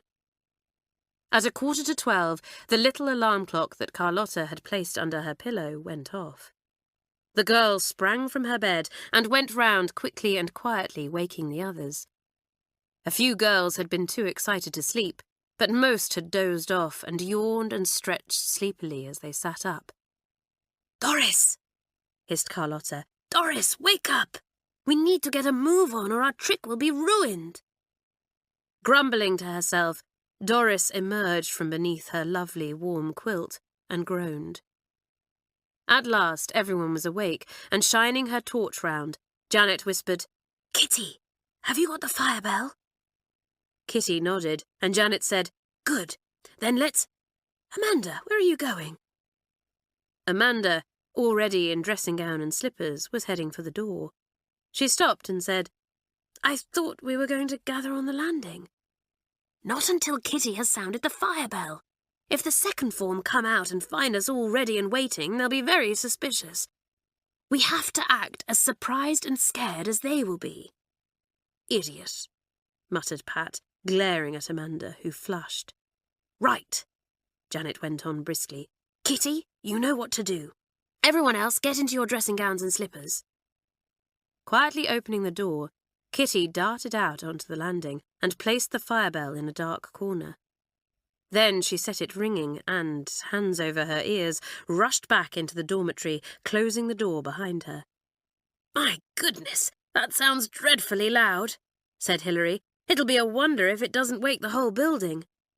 "It won't," Bobby assured her. "We're miles away from the rest of the school, and once the second formers are safely out of the way, we can stop it." Through the wall, the girls could hear cries of alarm and bustling noises. Then came the sound of a door opening. Winking at the others, Janet went out onto the landing, making her voice very scared as she asked, "Grace, is that you? You'd better get your form out quickly." "They're all ready," replied the second former, her voice shaking a little. "Where do you suppose the fire is, Janet? I can't smell any smoke." "We don't have time to worry about that now. Let's just concentrate on getting everyone out safely." All the St Clare's girls knew the fire drill well, and Grace felt proud of her form as they filed quickly down the stairs, all of them appearing much more calm than they felt. The third formers followed close behind, Janet calling out, "Unlock the door, Grace, and let everyone out into the garden." Grace obeyed, her fingers trembling a little as they slid back the heavy iron bolt. She pulled open the door, and the second form made their escape, all of them relieved to be outside. But their relief soon turned to bewilderment, for Carlotta, the first member of the third form to reach the bottom of the stairs, swiftly pushed the door closed behind them, slipping the bolt back into place. Grinning up at her friends, she said, "Now, let's get back to bed. And Kitty, for heaven's sake, turn that fire bell off before Jenny gets here." Chuckling to themselves, the third formers sprinted back up the stairs, the muffled tones of the second formers following them. "I say, what's going on? We've been tricked, that's what. The mean beasts, we'll get them for this." "Oh, no, you won't," thought Janet, a determined smile on her face. No one was going to get the better of the third form while she was head girl. Certainly not a bunch of half-baked kids like the second form. On the landing, Kitty stopped the fire bell and stowed it safely in her bedside locker, and everyone sighed thankfully as the persistent clanging abruptly stopped. "Are you all right, Alison?" whispered Pat to her cousin as they slipped back into their beds. "You've been awfully quiet tonight." "I'm fine," replied Alison, sounding a little subdued. "Just tired, that's all." In fact, Alison's conscience was troubling her, and she now wished wholeheartedly that she had never told Margaret Winters about the trick. It had all seemed so right earlier, so natural to confide in her. But the others would never forgive her if they knew that she had given away the third form's secret. And to the deputy head girl of all people. What if Margaret decided to report them to Miss Theobald after all? Alison shifted uncomfortably in her bed, reminding herself firmly that the sixth former had given her word not to sneak. And Margaret would not go back on her word, for she was a decent and loyal person, no matter what the others said. All the same, Alison would be glad when the trick was over. She hadn't long to wait. Moments later, footsteps could be heard on the landing, and Jennifer's tall, slender figure was silhouetted in the doorway. All was silent until Doris gave a very loud, very realistic snore, grunting to herself as she turned over in bed. Isabel stuffed a corner of the pillow into her mouth to stifle her giggles, but Jennifer seemed perfectly satisfied that all was well and shut the door softly behind her. The third formers lay there with bated breath as she moved on to the second form's dormitory. They heard Jennifer enter, a moment's silence, then an angry exclamation, and the girls sat up in their beds as the head girl's brisk footsteps faded into the distance. "I bet she's heading for the common room to see if they're having a midnight feast," said Hilary. "I say, are you absolutely sure Jenny won't wake one of the mistresses?" said Gladys anxiously. "I know the second form are little beasts, but I wouldn't want to get them into real trouble." "Of course she won't," Bobby assured her. "Jenny's a good sport. Now, if it had been Margaret Winters who was on duty." Everyone groaned, except for Alison, whose guilty feelings made her speak out in defence of her idol. "Why are you all so horrible about Margaret?" she cried, the easy tears starting in her large blue eyes. "You don't know her like I do, but—" "We don't want to know her," interrupted Bobby rudely. "Honestly, Alison, when are you going to take off those rose-tinted glasses of yours and see our dear deputy head girl as she really is?" Alison opened her mouth to retaliate, but before she could speak, Bobby went on. "She found out that the first form were holding a feast last term and made sure they were caught. The poor things weren't allowed out of the grounds for a fortnight." "That was all a misunderstanding," said Alison hotly. "Margaret explained it all to me, and what happened was—" "We know what happened," said Janet scornfully. "Your precious Margaret couldn't resist stirring up trouble, and I, for one, don't want to waste any more time talking about her." "Hear, hear," put in Isabel. "Come on, everybody. Jenny's safely out of the way, so let's take a peek out of the window and see what's going on." This sounded like an excellent idea, and the third formers scrambled out of bed, padding over to the big window at the end of the room. "There are the second formers," said Mirabel, pointing. "Over by the gardener's shed. My word, don't they look cold?" The watching girls laughed at the sight of the shivering second formers, all huddled together by the big shed. It was a cold, clear night, the moon lighting the scene beautifully, and Kitty said, "Sure, it's as good as a play. Let's see if we can hear what they're saying." With that, she slid the window up a few inches, and the still night air carried the second formers' voices up to the watching girls. "I'm frozen. What if they leave us out here all night?" Amanda recognised Helen's tearful, high-pitched voice and grinned. "They wouldn't dare," said Grace. "That would be going too far, even for the third form." "Suppose Miss Jenks comes along and finds our beds empty," said Katie fearfully, unaware that the mistress was away for the evening. "Shall we go and bang on the door?" "We'll wake the whole school," said Harriet. "No, we'll just have to wait until the third formers decide to unlock the door and let us back in. They won't leave us out here too long, I'm sure." Harriet was trying her best to sound confident, but the listening girls heard the note of uncertainty in her voice. Then another voice joined the throng outside, a stern, angry voice. "What on earth are you kids doing out of your beds?" it said, and the second formers almost jumped out of their skins. Jennifer Mills had sneaked around the other side of the shed and crept up on them from behind. "Well?" she demanded now, folding her arms and glaring at the frightened girls. "I'm waiting for an explanation." "Oh, Jenny, we've been tricked," began Helen. "It was those awful—" But she got no further, for Grace elbowed her sharply before she could sneak on the third form. Bravely, Grace faced up to the head girl and said frankly, "We're sorry, Jenny.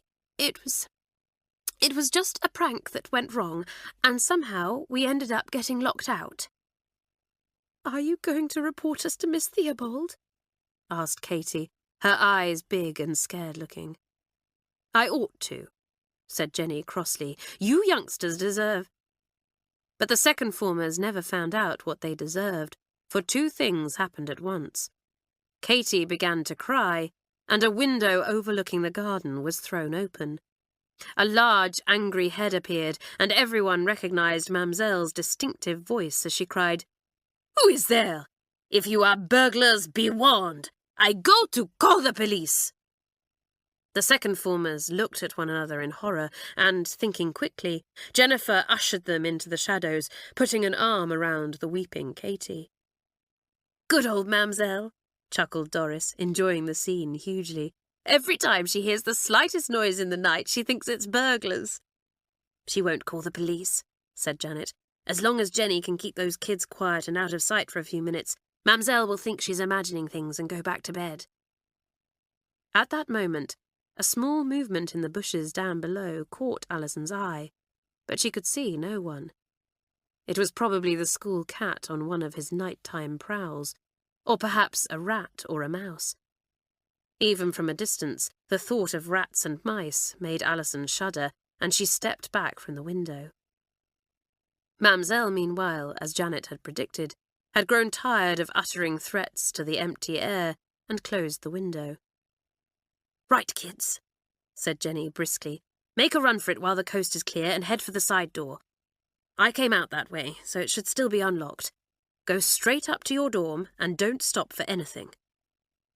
The second formers didn't need telling twice, sprinting across the lawn until they disappeared from the view of the watching third form, while Jennifer followed at a more dignified pace.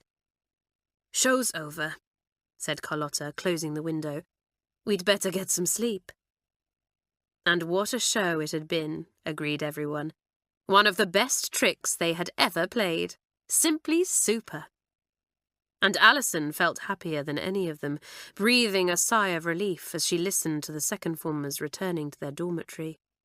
It was over, and Margaret hadn't let her down. The older girl could so easily have interfered and got the whole of the third form into hot water, but she hadn't. For once, Alison had been proved right about someone, and it was a very pleasant feeling. Chapter 10. A shock for the second form. Following the success of the trick, Janet felt that she could afford to be generous and decided to offer a truce to the second formers. But Grace, angry at being duped, irritable from lack of sleep, and still smarting from a painful interview with Jennifer Mills, was in no mood to forgive and forget. "We're not interested, Janet," she said coldly. "Your form made complete idiots out of us last night, and we shan't rest until we've got our own back." Janet laughed. "Just as you like, Grace, but you kids will never get one over on us third formers. We're far too clever for you." And it seemed that Janet was right. Helen, finding herself alone in the common room one morning, decided to steal Amanda's maths book and hide it. But Carlotta came in and caught her in the act, ticking the girl off so fiercely that Helen fled in terror. An attempt to get Kitty into trouble by setting McGinty free also backfired when the little goat spotted Harriet's French prep sticking out of her satchel and promptly ate it. Finally, they made the mistake of trying to play the same trick twice by balancing a bucket of water on top of the common room door. The alert third formers spotted it from the corridor and, after a whispered conference, decided to spend the evening at a slideshow in the hall. So the second form were left alone to gaze hopefully at the door all evening, a pastime of which they soon grew heartily bored. "Poor," said Bobby later, shaking her head gravely. "Very poor. These youngsters just don't have our ingenuity." Grace, who overheard this, simmered with rage and became more determined than ever to get revenge on the third form. She would be seeing her older brother at half-term. Perhaps he could come up with an idea. The third formers were looking forward to half-term. It would be such fun to see parents, brothers and sisters again and find out what was going on at home. There was great excitement at St Clare's in the few days leading up to the holiday, and the girls found it very hard to sleep the night before. But at last, the big day arrived. The entrance hall and the lawn outside thronged with happy, chattering girls as they waited excitedly for their parents to arrive. Pat and Isabel were among them, but they were not so happy as the others. Of course, it would be simply wonderful to see their mother and father again, but things still weren't right between the two of them. So instead of gaily discussing their plans for the day, Pat and Isabel made polite, rather stiff small talk, punctuated by long, awkward silences. It was a situation the twins had never found themselves in before, and it felt most uncomfortable. Fortunately for them, their parents were among the first to arrive. Naturally, it didn't take Mrs. O'Sullivan long to realise that something was wrong, for she knew her daughters very well indeed.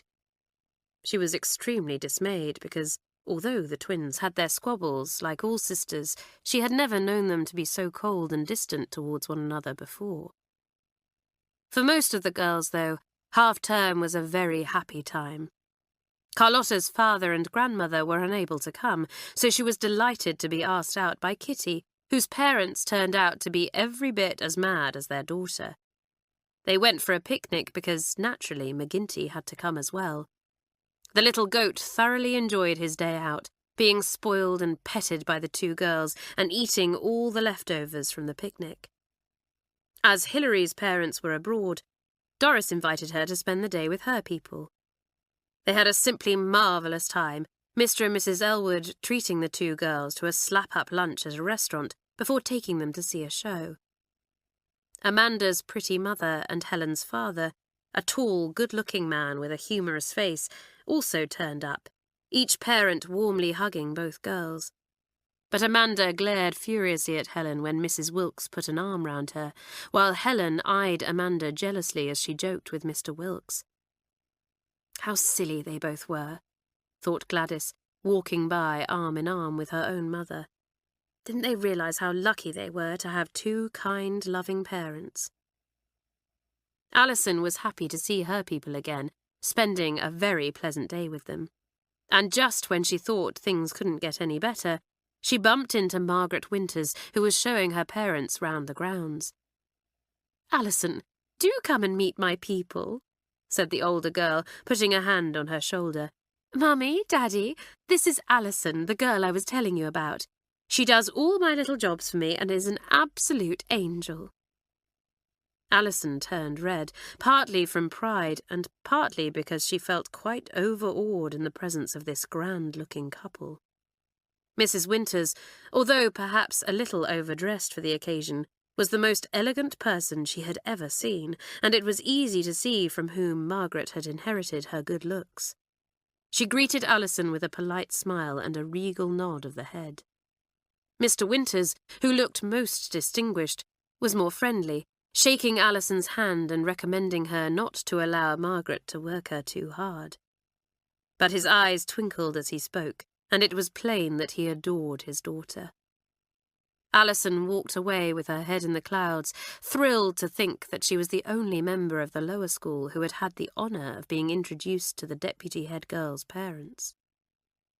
But all too soon, half-term was over, and as the third formers prepared for bed that evening, Doris said glumly, "Back to the old routine. Why does half-term always seem to fly by so quickly?"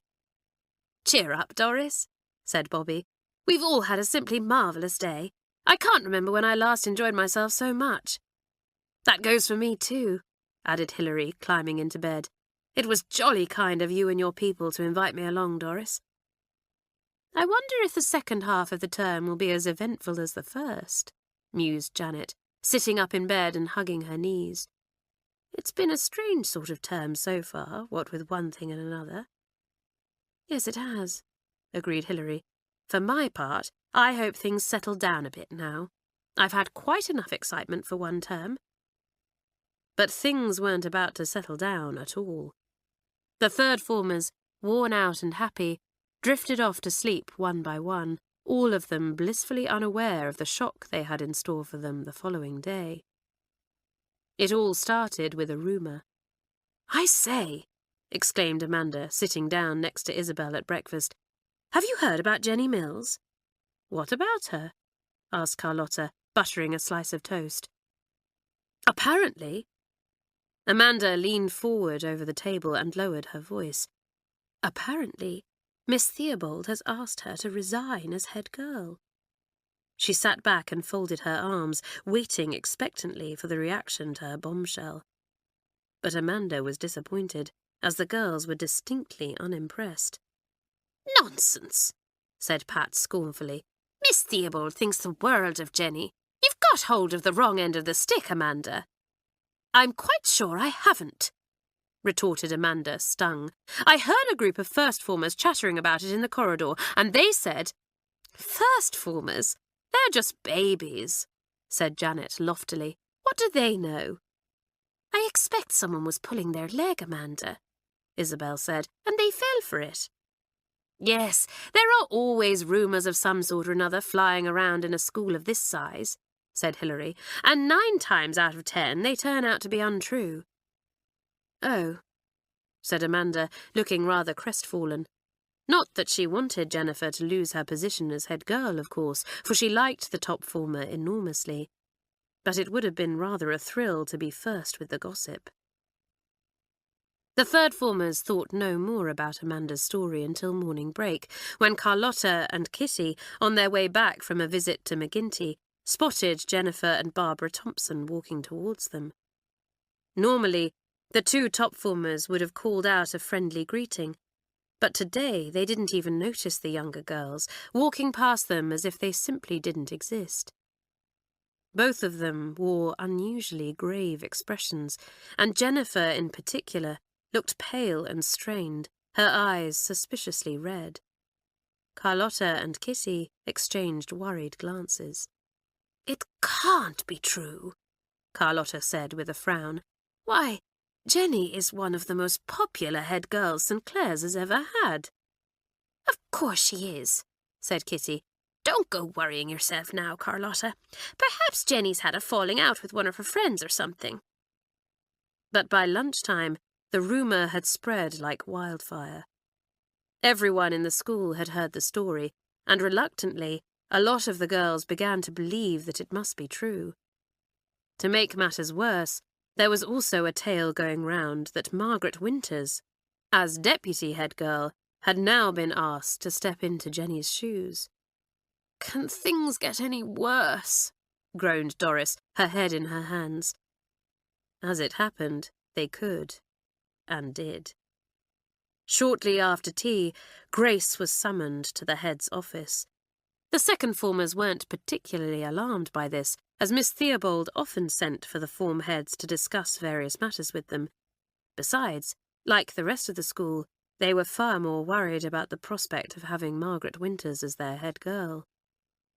The atmosphere in the common room was very subdued that evening, the second and third formers too preoccupied to even bother goading each other.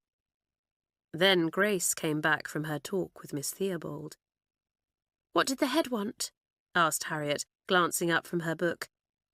"You've been absolutely ages, and— I say, whatever's the matter, Grace?" Everyone looked round. Grace was trembling and as white as a sheet. Through clenched teeth, the girl said, "She knows. Miss Theobald knows." "Knows what?" asked Helen, looking bewildered. "Grace, what on earth are you talking about?" "Miss Theobald knows about us being out of our beds last week and thinks we were up to no good. That's why she suspended Jenny as head girl, because she knew and didn't report it."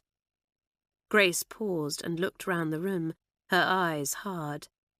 Someone's sneaked. Chapter 11. A Truce and More Trouble. The third formers looked at one another in horror. Never had they guessed for one moment that a simple trick would lead to so much trouble. Tricks were supposed to be fun, but no one felt like laughing now. A perfect hubbub broke out among the second formers. "Who split on us, Grace? Did the head tell you? Whoever it was is a mean beast. How I wish I could get my hands on her." "What's going to happen to us, Grace? Will we be punished?" "Miss Theobald didn't tell me who the sneak was," answered Grace angrily. "And yes, Katie, we're being punished all right. No trips to town for a fortnight. And when Miss Jenks finds out about it, no doubt she'll have a punishment of her own to add too." "No." Janet stepped forward suddenly. "You won't be punished. I'm going to see the head now, and I'll tell her it was all our fault." "That's decent of you, Janet, but you don't have to do that," said Grace. "Oh, yes, I do," Janet said firmly. "The third form can't stand by and watch you kids suffer for something we did." She looked round at her form, and everyone nodded in agreement. "I'll come with you," said Hilary. "And me," added Isabel. In the end, the whole form volunteered to go with Janet. Even Amanda, not because she had any real wish to get the second form out of trouble, but because she always followed Isabel's lead. "We can't all go," said Janet. "Miss Theobald will think that she's been invaded. Hilary, you come with me, and the twins." She grimaced. "It's not going to be pleasant, so we may as well get it over with." Their heads held high, but all of them feeling very nervous indeed, the 4 girls trooped off to Miss Theobald's office. The head was looking unusually grave when they entered, saying in her clear voice, "Well, girls, what can I do for you?" "It's about the trouble that the second form are in," began Janet, bravely looking Miss Theobald in the eye, though inwardly she was quaking. "What has that to do with you, Janet?" asked the head, frowning. "Well, you see, Miss Theobald, it was all our fault. We found an old fire bell in the stables and set it off as a joke." Once Janet had begun, the words came tumbling out, and soon Miss Theobald knew the whole story. "I see," she said at last, looking very serious. "Rather a childish and irresponsible trick, Janet." The third formers blushed to the roots of their hair and looked at the floor. "We're sorry, Miss Theobald," said Hilary. "It was only meant to be a bit of fun." "I dare say," said the head dryly. "But your bit of fun has led to serious consequences, Hilary. However, I am extremely glad that you have had the courage to own up. I see now that the second formers were not to blame and were, in fact, acting very sensibly in following the fire drill. When you return to the common room, you may tell them that their punishment has been lifted." "Yes, Miss Theobald," said Janet, feeling half relieved and half apprehensive. Relieved because the second formers would not, after all, be punished, and apprehensive because she knew that her own form would not get off so lightly. And she was right. "As for you third formers, you will receive 2 punishments," said Miss Theobald, making the waiting girls' hearts sink even further. "You will not be allowed to leave the school grounds for a fortnight, and you will also be given an extra 30 minutes prep every evening for the next week." The girls had to stop themselves from groaning aloud at this. But each of them knew that they were being given the extra punishment for the trouble their trick had caused, and they realized that Miss Theobald was being perfectly just. "That is all," finished the head, turning her attention to the pile of papers on her desk. "You may go now." Pat, Isabel, and Hilary turned towards the door, but Janet remained where she was, looking down at Miss Theobald's bent head. She cleared her throat and said hesitantly, "Miss Theobald?"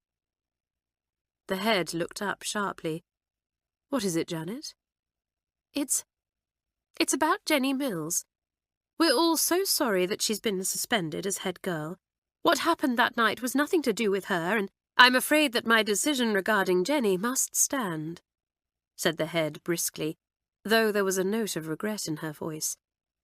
"The rule about girls remaining in their dormitories at night is a strict one, and there are very good reasons why it must be kept.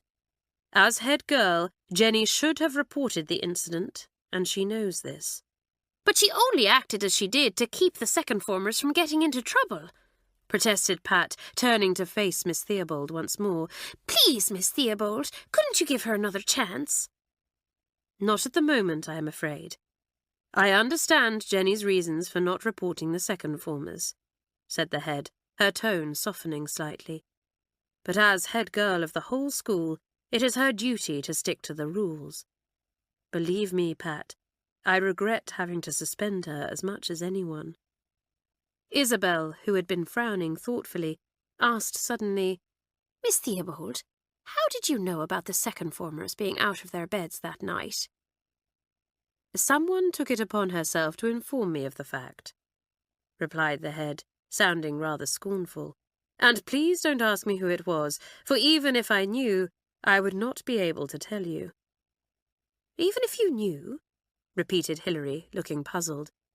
Yes, I'm afraid that the person responsible did not have the courage and sense of honour that you girls have shown tonight, but left the information anonymously. You mean that she sent you a letter, Miss Theobald? Said Janet. But if that's so, how could you have known that she was telling the truth and not simply making up a story to get Jenny and the second formers into trouble? Because she left me proof, replied Miss Theobald solemnly. Now really, girls, I can't discuss this with you any further. Please return to your common room now. The four girls left, each of them silent until they were out of earshot of the head's room. Then they had plenty to say. Miss Theobald said that she couldn't change her mind about Jenny at the moment, said Isabel, trying hard to look on the bright side, which means that she might at some time in the future. A suspension is only a temporary thing, isn't it? Let's hope so, said Janet. What's puzzling me is what kind of proof the sneak could possibly have given Miss Theobald. But none of the others could imagine. There's something that doesn't add up about all this, said Isabel thoughtfully. The others looked at her, and she went on. We played that trick over a week ago. Why did the sneak wait all this time to go to Miss Theobald? I was wondering that, said Hilary with a frown. It doesn't make any sense at all. I thought of something else too, said Janet, looking troubled. The sneak has to be a second or third former. No one else knew about the trick. I don't believe for a minute that it's anyone from our form, cried Isabel, shocked.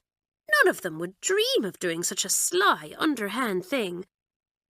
What about the new girl, Amanda? Suggested Pat, unable to resist the opportunity to plant doubts in Isabel's mind about her new friend. None of us really knows her that well. I do, protested Isabel, glaring at her twin. And I know that she wouldn't dream of doing such a thing. And I notice that you don't mention Kitty. She's new as well, so it could just as easily have been her. But no one could really believe that the open, likeable Kitty would be capable of such meanness. I suppose it could have been that stepsister of Amanda's, Helen, said Janet, wrinkling her brow. I don't much like her, conceited little beast. I agree. But just because she's conceited, that doesn't make her a sneak, said Hilary. Besides, why would she sneak on her own form and get herself into trouble? She couldn't possibly have known that we third formers would own up to Miss Theobald and save their skins. Oh, I don't know. The whole thing's a complete mystery, said Janet. Anyway, we'd better hurry along to the common room and tell the others what's happened. I expect they're on tenterhooks. Indeed they were. The second and third formers pounced on the girls as they entered, all of them talking at once. What happened, Janet? What did the head say? Yes, tell us what our punishment is. Did Miss Theobald tell you who the sneak is? Quickly, Janet told them what had happened. There were groans from the third formers when they learned of their punishments, but Grace stood up and said in her clear voice, Thank you, Janet, and the rest of you third formers. It was jolly decent of you to take the blame and get us out of trouble. Hear, hear, shouted her form mates. Perhaps now we can put this silly feud behind us, said Janet, looking at Grace. After all, we have more important matters to deal with now. Grace nodded and said solemnly, I agree. If it wasn't for our quarrel, poor Jenny would still be head girl. I think we should do all we can to get her reinstated." Her face broke into a grin suddenly. "I must admit, though, Janet, that was a simply splendid trick you played on us, even if it did end up causing so much trouble." "Well, at least something good has come out of it," said Doris happily. "It will be nice to go to bed tonight without having to check first to see if one of you second formers has put a frog or something in it." This was said with such a comical expression that everyone burst out laughing, and suddenly all the ill feeling that had boiled up between the two forms vanished completely.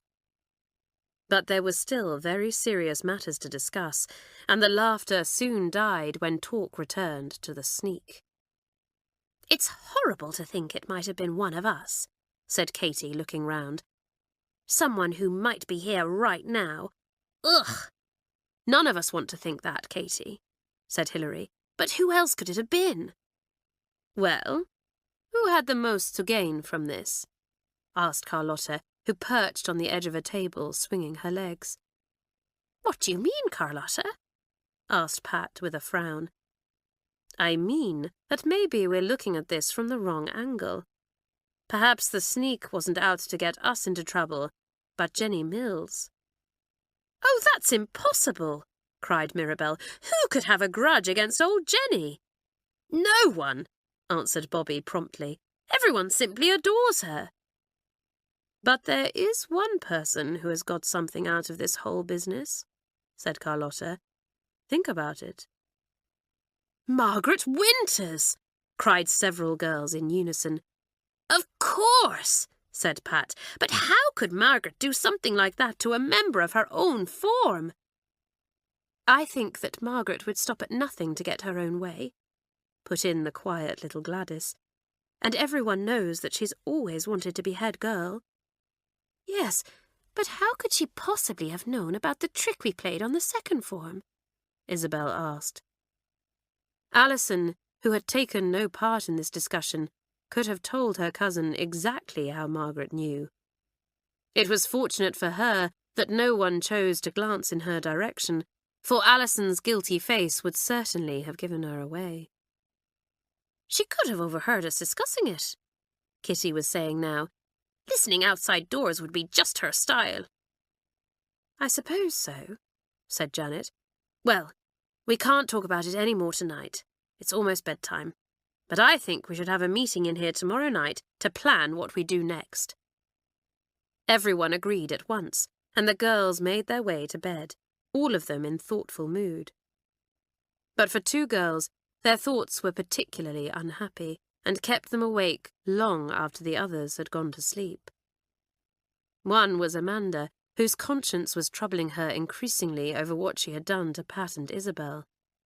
Sly and underhand. That was what her form had said about the sneak. What would they say about her, Amanda, if they knew how she had intercepted the twins' letters and that they were hidden away in the locker beside her bed? And how would the twins themselves feel? How could she do that to a member of her own form?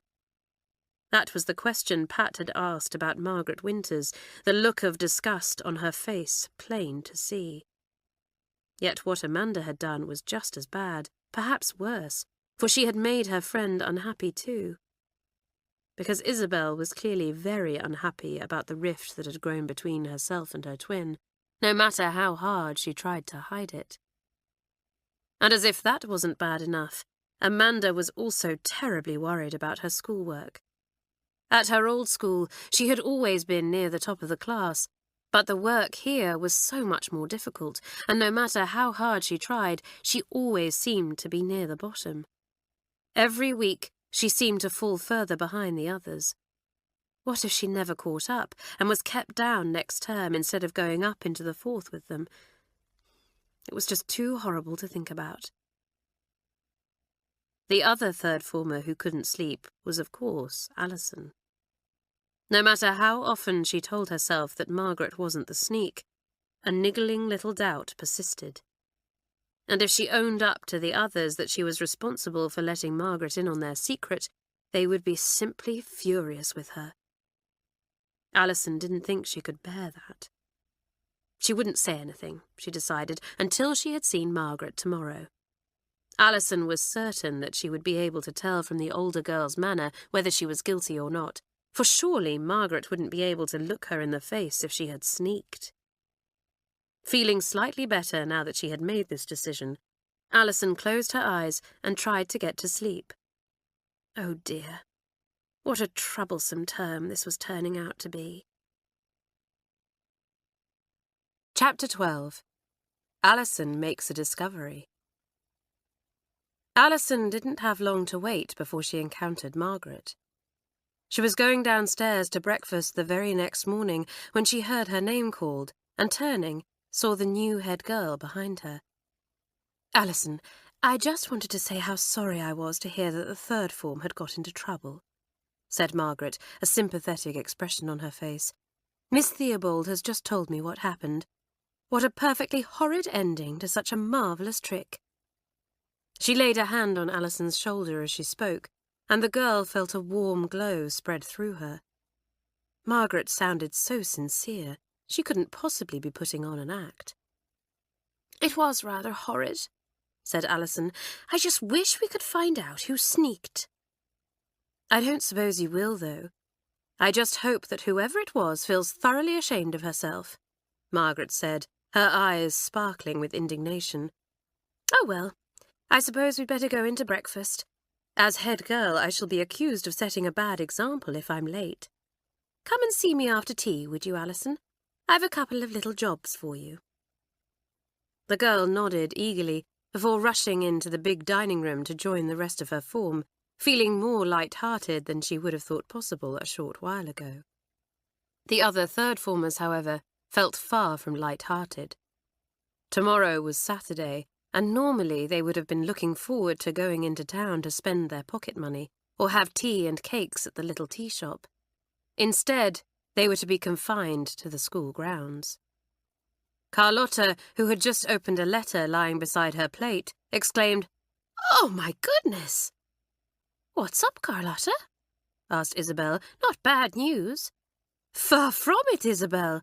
My father's just sent me a simply enormous postal order to make up for not being able to visit at half-term. Look!" "Oh, you lucky thing," said Isabel enviously. "What will you do with all that money?" "I know what I'd like to do," replied Carlotta at once, her vivid little face glowing. "Throw a party."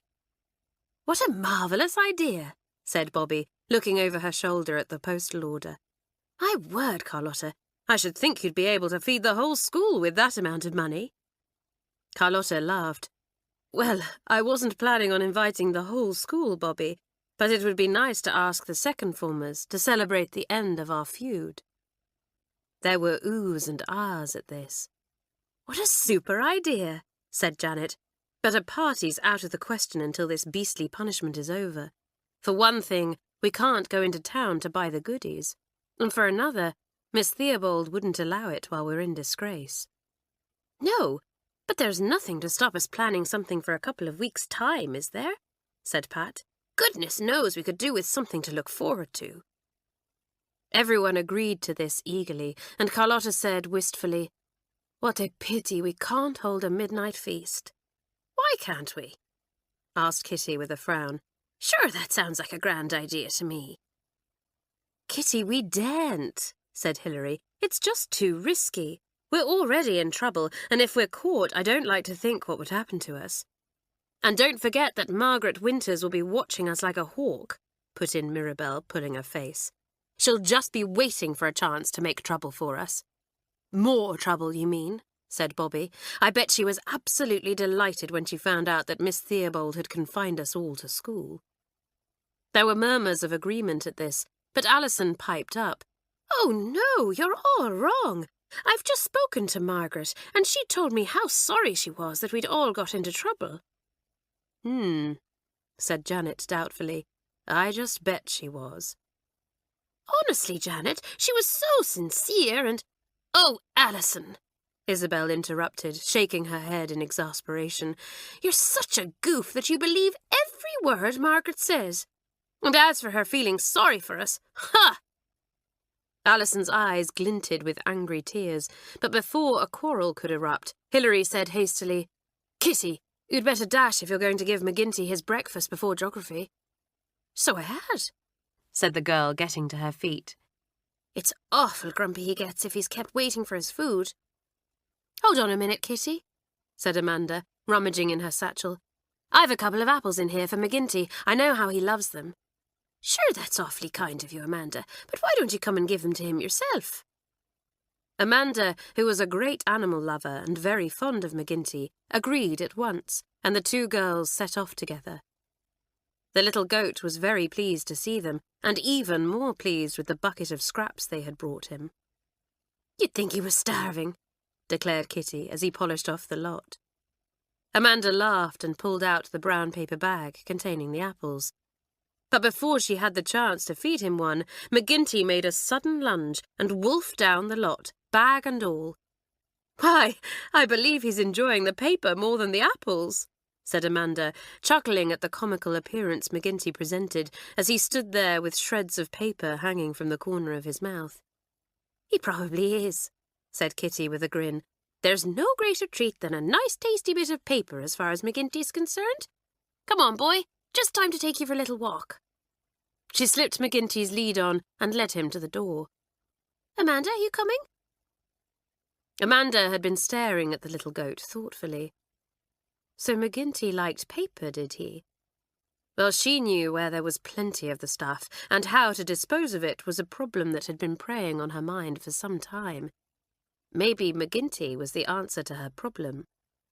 She followed Kitty outside, watching as the goat ate a chocolate wrapper someone had dropped, before nibbling at a patch of grass. "You know, Miss Theobald really ought to pay me to keep McGinty here," said Kitty thoughtfully. "Sure, and he earns his keep, getting rid of litter and keeping the grass tidy." Amanda opened her mouth to reply, but shut it again quickly, for Margaret Winters was striding towards them, a haughty expression on her face. "You girls hurry up," she commanded briskly. "Get that animal back where it belongs, or you'll be late for class." Looking at Margaret with dislike, Kitty said firmly, "McGinty is a he, not an it. And if I took him back where he belonged, I would have to travel all the way back to Kilblarney. Then I really would be late." Margaret bristled. "Don't be cheeky unless you want an order mark." "Ugh!" She shuddered and backed away as McGinty raised his head and gently butted his head against her arm. "I don't know what Miss Theobald was thinking to allow such a badly behaved creature at St Clare's." Kitty looked up at the head girl, a hurt expression in her blue eyes. "Ah, now, Margaret, that's unkind. Sure, and I'm trying so hard to be good." Amanda turned her head away, lips clamped tightly together to prevent herself exploding with laughter. Margaret, however, did explode, with anger. At the end of her lecture, Kitty was left in no doubt that she was the most insolent, unruly, disrespectful girl ever to darken the doors of St Clare's. "You'd better be careful, that's all," Margaret finished, glaring at the younger girl. "I've got my eye on you, and that goat of yours. If either of you puts a foot wrong—" "Or a hoof," broke in the irrepressible girl. "Kitty," Amanda said quickly, before a red-faced Margaret could give vent to her fury. "We really ought to be going, or we shall be awfully late." Margaret glanced at her watch and realised that she, too, would be late for class if she didn't hurry. So, contenting herself with a last angry scowl in Kitty's direction, she stalked off towards the school. "Kitty, you're dreadful," said Amanda as they escorted McGinty safely back to the old stables. "I wouldn't dare speak to the head girl the way that you do." "Ah, as far as I'm concerned, Jenny's still head girl," answered Kitty, bolting the door firmly behind McGinty. "And I'm thinking maybe it won't be long before we have her back again." Both girls were unusually quiet as they made their way to the geography lesson, each of them occupied with her own thoughts and schemes. Life at St Clare's was about to get very interesting indeed. Margaret appeared to be in good humour again when Alison went to her study that evening, behaving so sweetly that the girl was more convinced than ever that she couldn't possibly be the sneak. "I'm afraid I have to dash off to a meeting now," said the top former, after she and Alison had drunk their tea. "Be a dear and clear that pile of books away before you go, would you?" Alison set to work eagerly once Margaret had gone, picking up the books that had been left on the table and stacking them neatly on a shelf in the cupboard. There was also a cardboard box on the shelf, and, as she moved it aside to make room, the lid fell off. Alison saw that the box contained photographs and couldn't resist taking a peek. There was one of Margaret and her parents, smiling happily at a family party, and another of her with a tall, good-looking young man who looked so like her that he must be her older brother. Alison sifted happily through the photographs and was about to put them away when she realised that there were 2 more in the box, hidden under some negatives. Alison moved the negatives and saw that the last 2 photographs were different from the others. Margaret and her family weren't on them at all, and Alison blinked as she picked them up, hardly able to believe her eyes, then gave a gasp.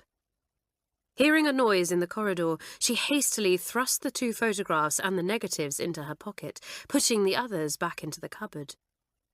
There was a grim look on her pretty face as she left Margaret's study. She had to speak to the others at once, and it wasn't going to be pleasant. The common room was crowded when Alison entered. Girls sat around chattering, 1 or 2 reading, some knitting or sewing, while in the corner of the room the radiogram played a lively dance tune.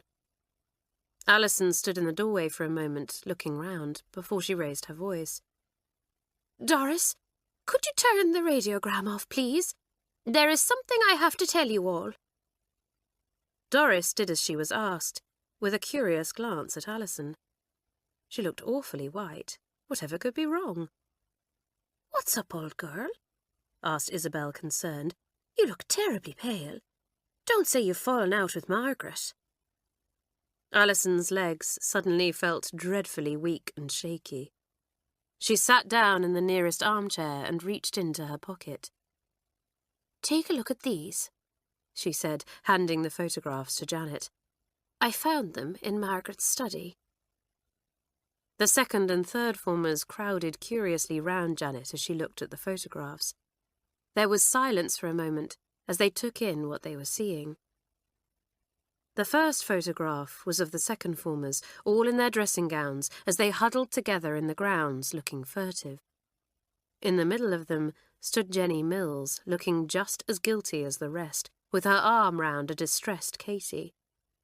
The 2nd was even more incriminating, for here Jenny was peering around the corner of the shed, holding a warning hand up to the others. They had obviously been taken on the night of the fateful trick.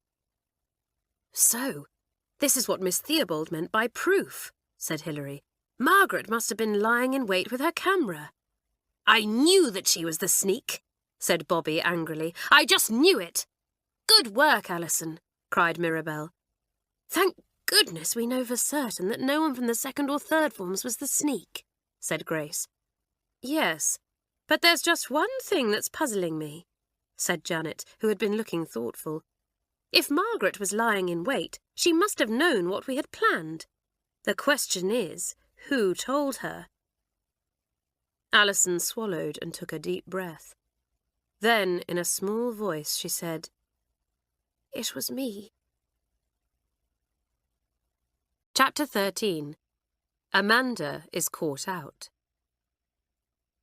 With many tears from Alison and much angry prompting from the others, the whole sorry story unfolded.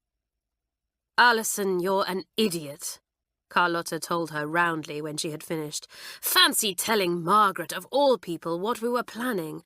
Why, you might just as well have gone to Miss Theobald herself." Alison said nothing, merely sniffed and dabbed at her eyes. The twins were quite as angry with Alison as everyone else, but she was their cousin, and they tried to stick up for her. "Alison didn't mean to cause trouble," said Isabel, "and Margaret can turn on the charm when she wants to," put in Pat. "I've seen her." "Yes, let's not be too hard on Alison," Kitty added. "She's owned up, which can't have been easy, and she's made up for her mistake by bringing us these photographs." I'll bet Miss Theobald won't be too impressed if we tell her that the cowardly anonymous sneak turns out to be the head girl of St Clare's, said Isabel. It might end in Margaret being suspended too. You know how Miss Theobald hates anything underhand. We can't go to the head, sighed Janet. We've no proof that Margaret took these photographs. It's just our word against hers, and you can bet Margaret will lie her way out of this as she always does. You don't mean that we're just going to let her get away with it, cried Bobby indignantly. It's the last thing in the world I want to do, Janet said, but at the moment I just can't think of a way to catch her out. This explains why there was such a delay before she snitched on us to the head, said Grace, who had been looking at the photographs thoughtfully. Margaret must have taken the film to the chemist shop in town to have it developed, and she would have had to wait for the photographs. Alison, you'll have to put them back where you got them from at the earliest opportunity, said Hilary. If Margaret notices that they're missing, she'll realise that we're on to her. It's a pity we don't have the negatives, said Grace, frowning. Then I could make a copy of them, just in case dear Margaret takes it into her head to destroy the evidence. But I do have them, cried Alison, reaching into her pocket once more. Is it possible to make a copy from them, though? It is if you're a member of the school photography club, said Grace, which I am. I can slip into the darkroom at break tomorrow morning. There shouldn't be anyone around then. Sure, and I'll come with you, Grace, said Kitty. I'm thinking of taking up photography myself. The roguish gleam in her eyes made Janet look at her sharply. Kitty, you've got something up your sleeve, haven't you? She said, a way of catching Margaret out. Ah, now, maybe I have and maybe I haven't, Kitty answered with a teasing smile. I don't want to say too much, for I need to think about it, and it may not come to anything yet. If my plan is to work, though, I'll be needing accomplices. Alison, you play a very important part. Alison, still red-eyed, looked rather alarmed. It's important that Margaret doesn't suspect anything, so you must carry on doing her jobs and being just as friendly towards her as you've always been. Can you do that? Oh, Kitty, I don't think I can, said Alison dolefully. I feel so betrayed and let down that I really don't think I can even look at her again. Don't be such a goof, Alison, said Janet sharply. You got us all into this mess. The least you can do is help us to get out of it. Janet's right, said Pat. You owe it to all of us to try and put things right. Yes, come on, Alison, Doris cried bracingly. This is your chance to be a heroine. This instantly appealed to Alison's sense of the dramatic, and the thought of getting back into the others' good books cheered her enormously. Very well, she said, squaring her slim shoulders.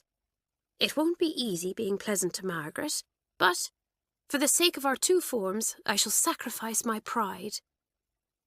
One or two of the girls had to turn away to hide their smiles at this, but Kitty said, That's the spirit, Alison, and there's something else that I want the rest of you to do. Anything, Kitty, said Bobby promptly. If it's going to help us show Margaret Winters up for the sly, deceitful creature she is, I'm all for it. Good, because I want you all to go ahead and organise that midnight feast we were talking about earlier. Goodness knows we need something to cheer us up a bit. There was silence as the second and third formers looked at one another in amazement. This was the last thing they had expected Kitty to ask of them. At last Hilary spoke. Kitty, are you quite mad? As I explained this morning, it's just too dangerous. If Margaret starts snooping round... Ah, now, don't you go worrying your head about Margaret, said Kitty soothingly.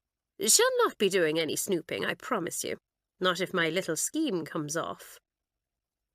The girls were in two minds. On the one hand, they certainly didn't want to get into any more trouble, but on the other hand, a midnight feast would be too wizard for words. As always, they looked to their head girls for a lead. I vote we do as Kitty says, said Grace firmly. Janet? Janet looked thoughtfully for a moment, her head on one side. I trust you, Kitty, she said at last, though I don't know why, for you do the craziest things. A feast it is, then, but just make sure you don't let us down. That was a very brave thing you did earlier, said Amanda, coming up to Alison in the dormitory that evening. It must have been difficult, owning up to what you had done in front of everyone like that. I don't feel as if I'm a very brave person, said Alison honestly. But once I'd discovered those photographs, I really didn't have much choice in the matter. I do feel better for it, though, as if a great weight has been lifted from my shoulders. Amanda could understand that, for she, too, had been carrying a great weight around with her for quite a while, and it seemed to get a little heavier each day. She looked at Alison's pretty, kindly face, and for a moment thought about confiding in the girl. Alison might be silly at times, but she was kind-hearted and sensitive to the feelings of others. But she was also the twins' cousin, a little voice in Amanda's head reminded her. It was highly probable that Alison's loyalty to Pat and Isabel would make her run straight to them and blurt out her, Amanda's, secret. No, she could not risk letting Alison know what troubled her. But Amanda would have to find some way of easing her conscience, which was beginning to cause her sleepless nights. And then she was tired and stupid in class and got even further behind with her work, which made her worry about that as well. Perhaps getting rid of those wretched letters would ease the burden a little. It wouldn't change what she had done, but at least they wouldn't be there in her locker right beside her as she tried to sleep, a constant reminder of her deceit and wickedness. Yes, tomorrow, with McGinty's help, she would dispose of them. Well, this is no way to spend a Saturday afternoon, grumbled Bobby the next day as the third form sat rather listlessly in the common room. Even the luxury of having it all to themselves didn't cheer them when they thought of the second formers happily shopping and having their tea in town. And the fact that they only had themselves to blame for their confinement didn't make the punishment any easier to bear. It's the first fine day we've had all week, too, sighed Carlotta, looking wistfully out of the window. Well, why don't we go outside? Suggested Hilary, brightening suddenly. Miss Theobald said we weren't allowed outside the grounds, but there's no reason why we have to stay cooped up indoors. Good idea, said Janet. Let's get our coats and go for a walk round the gardens. The others leaped to their feet eagerly, only Amanda remaining in her seat. Come on, Amanda, cried Isabel. Let's get some fresh air. Actually, Isabel, I think I'll just stay here and finish my book, said the girl. I've got a bit of a cold coming on. I thought you'd been looking a bit peaky lately, Isabel said. Would you like me to stay and keep you company? Thanks, Isabel, but I'll be fine, said Amanda, smiling wanly. You go off with the others and enjoy yourself.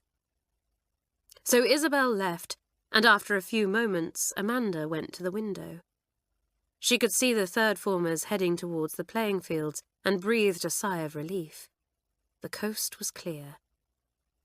Running up to the dormitory, Amanda pulled on her hat and coat before taking the twins' letters from her locker. The girl shuddered as she stuffed them into her satchel. Just a few sheets of paper, but what a lot of trouble they had stirred up. In a few minutes, Amanda had reached the old stables. Looking around furtively to make sure no one was about, she slipped inside and received a warm welcome from McGinty. Are you hungry, boy? She whispered. Well, not for much longer. I have a special treat for you. With that, Amanda pulled a couple of the letters from her satchel, McGinty snatching them from her and making short work of them. Amanda fed him another, then another, so intent on what she was doing that she didn't even notice one of the envelopes fall from her bag and onto the floor. Nor did she hear the door open softly behind her. Nearly finished now, McGinty, murmured Amanda. Have you room for one more? Again she reached into her satchel, giving a gasp when she found it empty. Amanda was certain that there had been one more letter. Suppose she had dropped it in the grounds on the way here. Worse still, What if it was lying on the floor in the dormitory where anyone could find it? A shiver went down her spine. She had to retrace her steps at once and find that letter. Quickly, Amanda turned and came face to face with Janet. "Looking for this, Amanda?" said Janet coolly, holding out her hand. In it was the missing letter. Amanda turned white, but tried to bluff it out. "What's that?" she asked, her voice sounding unnaturally high with nerves. "You know what it is," Janet said scornfully, "so don't try to act all innocent with me. I know what you've been up to, Amanda, and I saw you feeding the twins' letters to McGinty, so you may as well do the decent thing and own up." At once, Amanda saw that there was no point in lying. She had been caught red-handed. Chapter 14. A Very Unhappy Girl. As Janet stood watching her, arms folded and a stern expression on her face, the only thing Amanda could think of to say was, "I thought you had gone for a walk with the others." "That was what you were supposed to think," Janet said. "Actually, I told them that I'd changed my mind and decided to stay behind with you. Then I hid round the corner by the common room and waited to see if my suspicions were correct. I had a feeling you'd want to get rid of those letters pretty soon." All at once, Amanda's legs seemed to turn to jelly, and she sat down on a rickety old chair that had been dumped in the stables. "But how did you know?"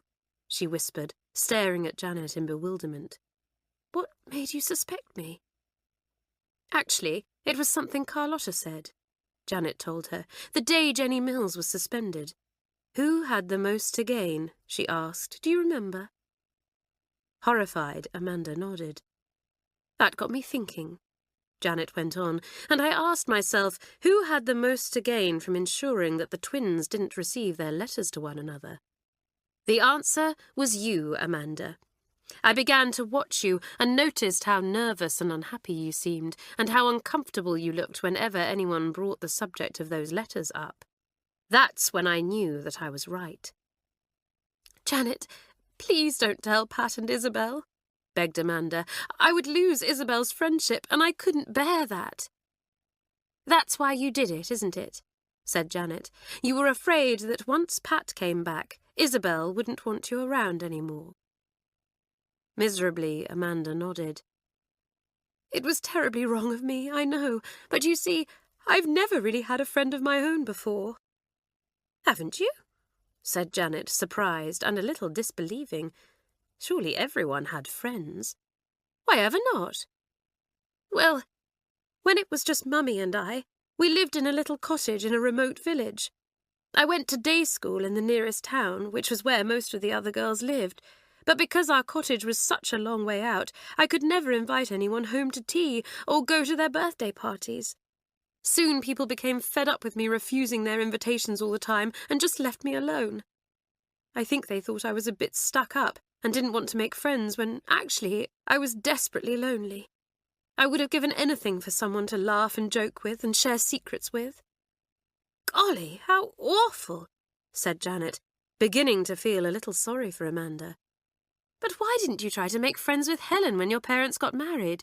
Surely that would have been a perfect solution." Amanda laughed bitterly. "I was so thrilled when Mummy announced that she and Helen's father were getting married and that I was to have a stepsister. I tried so hard to be her friend and to make her like me, but Helen never gave me a chance. She looked down her nose at me from the start and made it very plain that we were never going to be friends." It just went to show, thought Janet, that things were never quite as they seemed. She had come in here prepared to tear Amanda off a strip before hauling her in front of the third form so that they could decide on a punishment.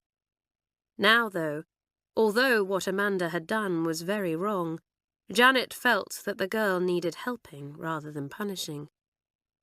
At last she said, "It seems to me, Amanda, that you have done a bad thing for a good reason. But Pat and Isabel have to be told. It's only fair." Amanda nodded unhappily and said, "Will you have to tell all the others as well?" That will be for the twins to decide, answered Janet, moving towards the door. Wait here, and I'll go and find them. You're going to bring them here now? Squeaked Amanda in alarm. Janet nodded. I think you should own up to them yourself, Amanda, and the sooner the better. Just be honest and tell them exactly what you have told me. They're both fair and decent, and although they will probably be angry at first, I don't think that they will be too hard on you. Then she was gone, leaving poor Amanda alone with her own thoughts. They were not pleasant ones, and the next few minutes seemed to pass very slowly indeed. At last Janet returned with the twins, Isabel looking puzzled, and Pat looking displeased at having her walk interrupted.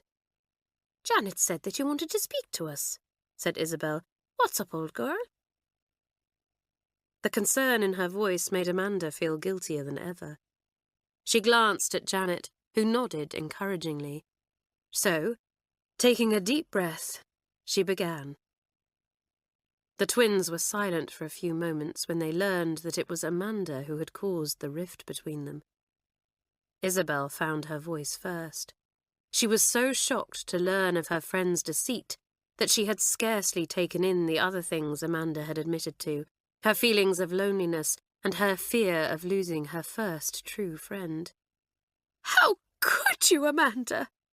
She cried, 2 angry spots of colour on her cheeks. I trusted you and thought we were friends, but you're no friend of mine. This was exactly what Amanda had feared, and she began to sob, burying her face in her hands. Someone moved across to her, placing a comforting arm about her shoulders, and Amanda lifted her head, giving a shocked gasp when she saw who it was. Pat. But why? Amanda knew how bitterly Isabel's twin resented her, for she had not attempted to hide her hostility. Yet here she was offering her comfort. Amanda could not understand it. Nor could Isabel, who cried, Pat, how can you feel sorry for her after what she's done to us? Because, believe it or not, I can understand why she did it, said Pat, keeping her arm around the weeping Amanda.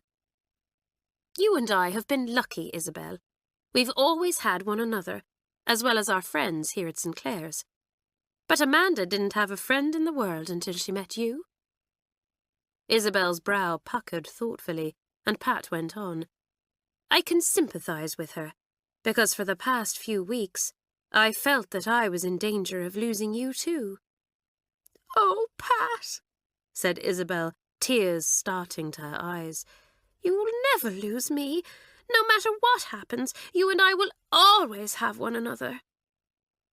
Janet, who had remained in the background petting McGinty, joined the other 3 now and said in her forthright way, Well, you don't know how glad I am to hear that. The twins laughed rather shakily, and Pat said, But what are we going to do about Amanda? I was rather wondering that myself, came Amanda's plaintive voice, as she pulled a handkerchief from her pocket and dabbed at her eyes. I don't think we should tell the others, said Pat firmly. That would only turn them against Amanda, which would make matters worse. I agree, said Isabel. We'll just tell them that we've sorted out the mix-up over the letters and that everything is all right between us now.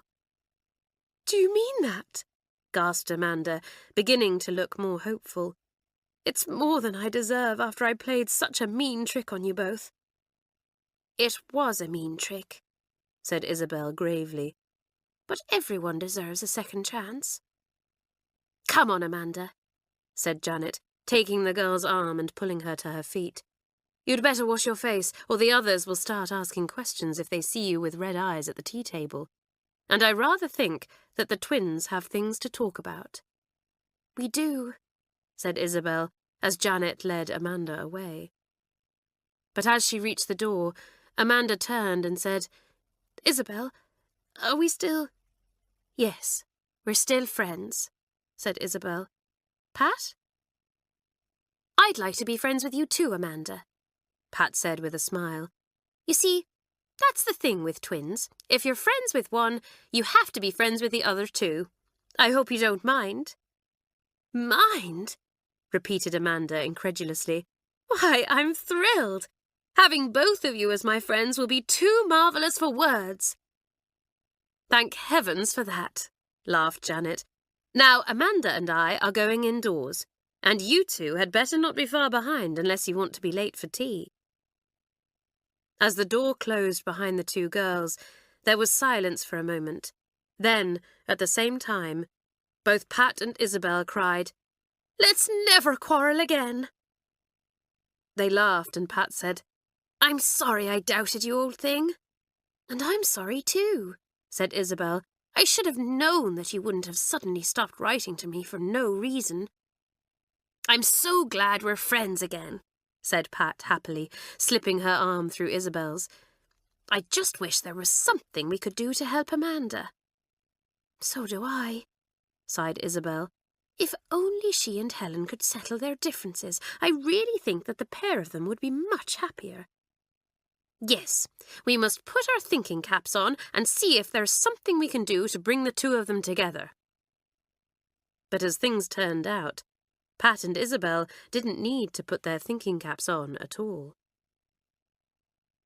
In the common room that evening, Helen was in an extremely bad temper, having been given several stockings to darn by Matron.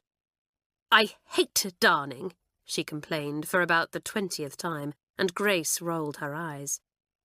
"If you concentrate on what you're doing, instead of moaning about it, you'll get it done much more quickly," she said sensibly. "Katie, can't you help me?"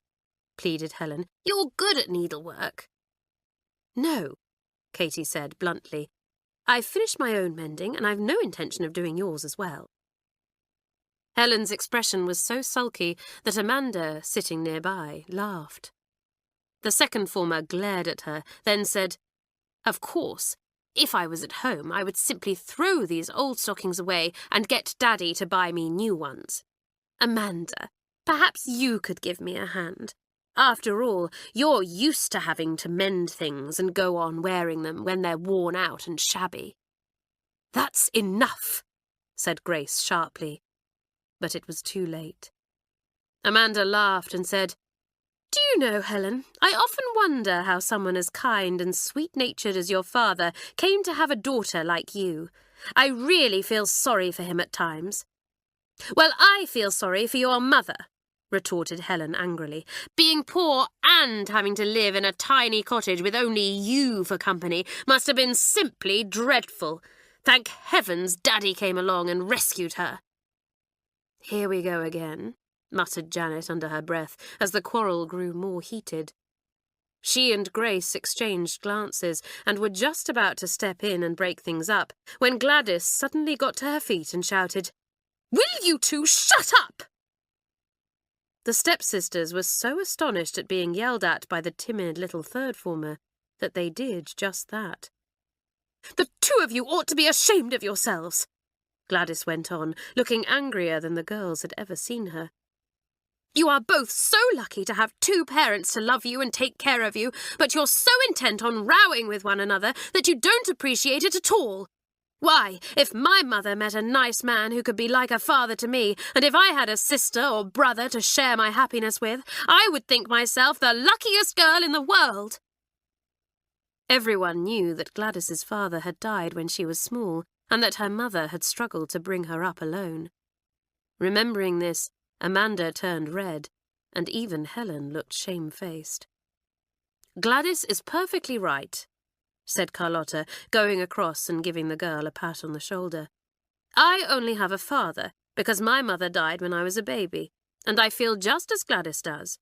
You two should learn to count your blessings, and if you can't manage to do that, save your quarrels for when you're alone and stop making everyone else feel uncomfortable." She glared fiercely at the two girls, who didn't dare resume their quarrel after that. Helen finished her darning in silence, while Amanda buried her head in a book. But everyone noticed that when bedtime came, they managed to say good-night to one another in quite a civil manner. "Good old Gladys," murmured Pat to Isabel. Let's hope that this is a new beginning for Amanda and Helen. It was. At breakfast the next morning, Amanda opened a letter from her mother and gave a gasp as she read it. Oh, my goodness! I don't believe it! Don't believe what? Asked Doris, looking quite alarmed. It's my mother, said Amanda, and Helen's father. They're going to have a baby. I'm going to be a sister. Pat looked up sharply, curious to know how Amanda felt about the news. One look at the girl's face left her in no doubt. Amanda was beaming from ear to ear. As the third formers called out their congratulations, Helen, at the second form table, let out a cry, and it was obvious that she, too, had received the news. Amanda, she called, standing up and waving the letter in the air. Have you heard? Yes, isn't it simply marvellous? Amanda called back. I'll say, laughed Helen, whose genuinely happy smile made her look really pretty. The most thrilling news ever. Mamselle, who was at the mistress's table, stood up and called both girls to order. Sorry, Mamselle, said Amanda, unable to stop grinning. But you see, we've just learned that our parents, Helen's and mine, are expecting a baby. Ah, that is indeed good news, cried Mamselle, clapping her hands together and smiling. A dear little baby. Amanda, you may take your meal over to the second form table. You and Helen will wish to talk about your new brother or sister. Amanda picked up her plate at once, while Helen moved up to make room for her. The others looked on in amusement. I do hope it's a boy, said Helen as Amanda sat down. It will be such fun to have a little brother. Yes, though a girl would be nice too, Amanda said. Or twins, one of each. Well, said Isabel with a laugh, it looks as though this new baby has done the trick. You don't mind, do you? Said Pat. Amanda going off with Helen, I mean. Not a bit, said Isabel happily. I'm just glad that the two of them finally seem to be getting on. And to be honest, it will be nice to have you to myself for a bit. Pat grinned and said, When breakfast's over, let's find a quiet corner and go and have a good old chat before lessons start. Just the two of us. Yes, said Isabel. Won't that be nice? Just the two of us. Chapter 15. Kitty's Secret Plan. The third form's 2 weeks of punishment were up, and plans for the midnight feast were in full swing. We'd better hold it in here, said Janet, looking round the common room one evening. Neither of the dorms is big enough. And we can use the big cupboard over there to store all the goodies, said Bobby, rubbing her hands together. Whoopee, I can't wait. When's it to be? How about next Saturday? Suggested Hilary. Kitty, who had been looking at the calendar on the wall, turned and said, Sure, Friday would be better. Oh, why's that, Kitty? Asked Mirabelle. There will be a full moon, for one thing, answered Kitty. What difference does that make? Doris asked, puzzled. We shall all be indoors anyway. You will be, said Kitty, but I'll be spending part of the evening outside, and it'll be good to have some light. Alison, do you think I could have a word with you? Of course, said Alison, getting up and following the girl into the corridor.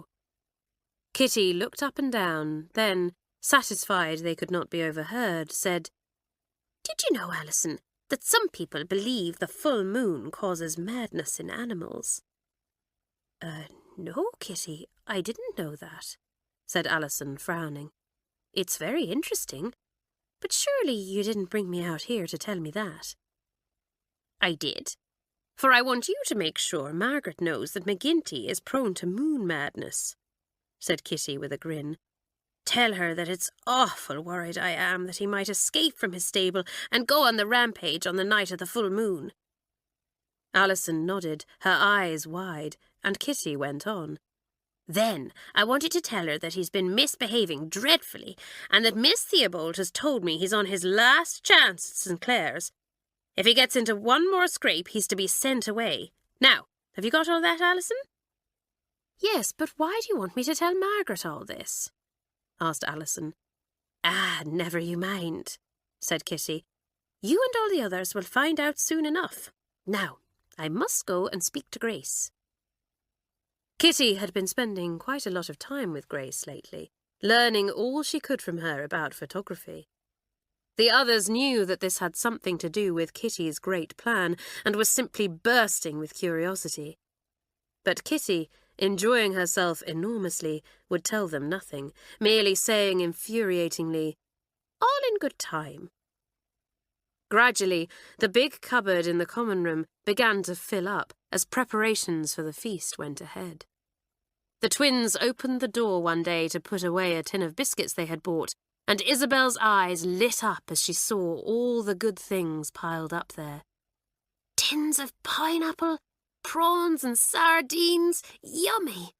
And just look at this simply enormous box of chocolates. My word, what a feast this is going to be!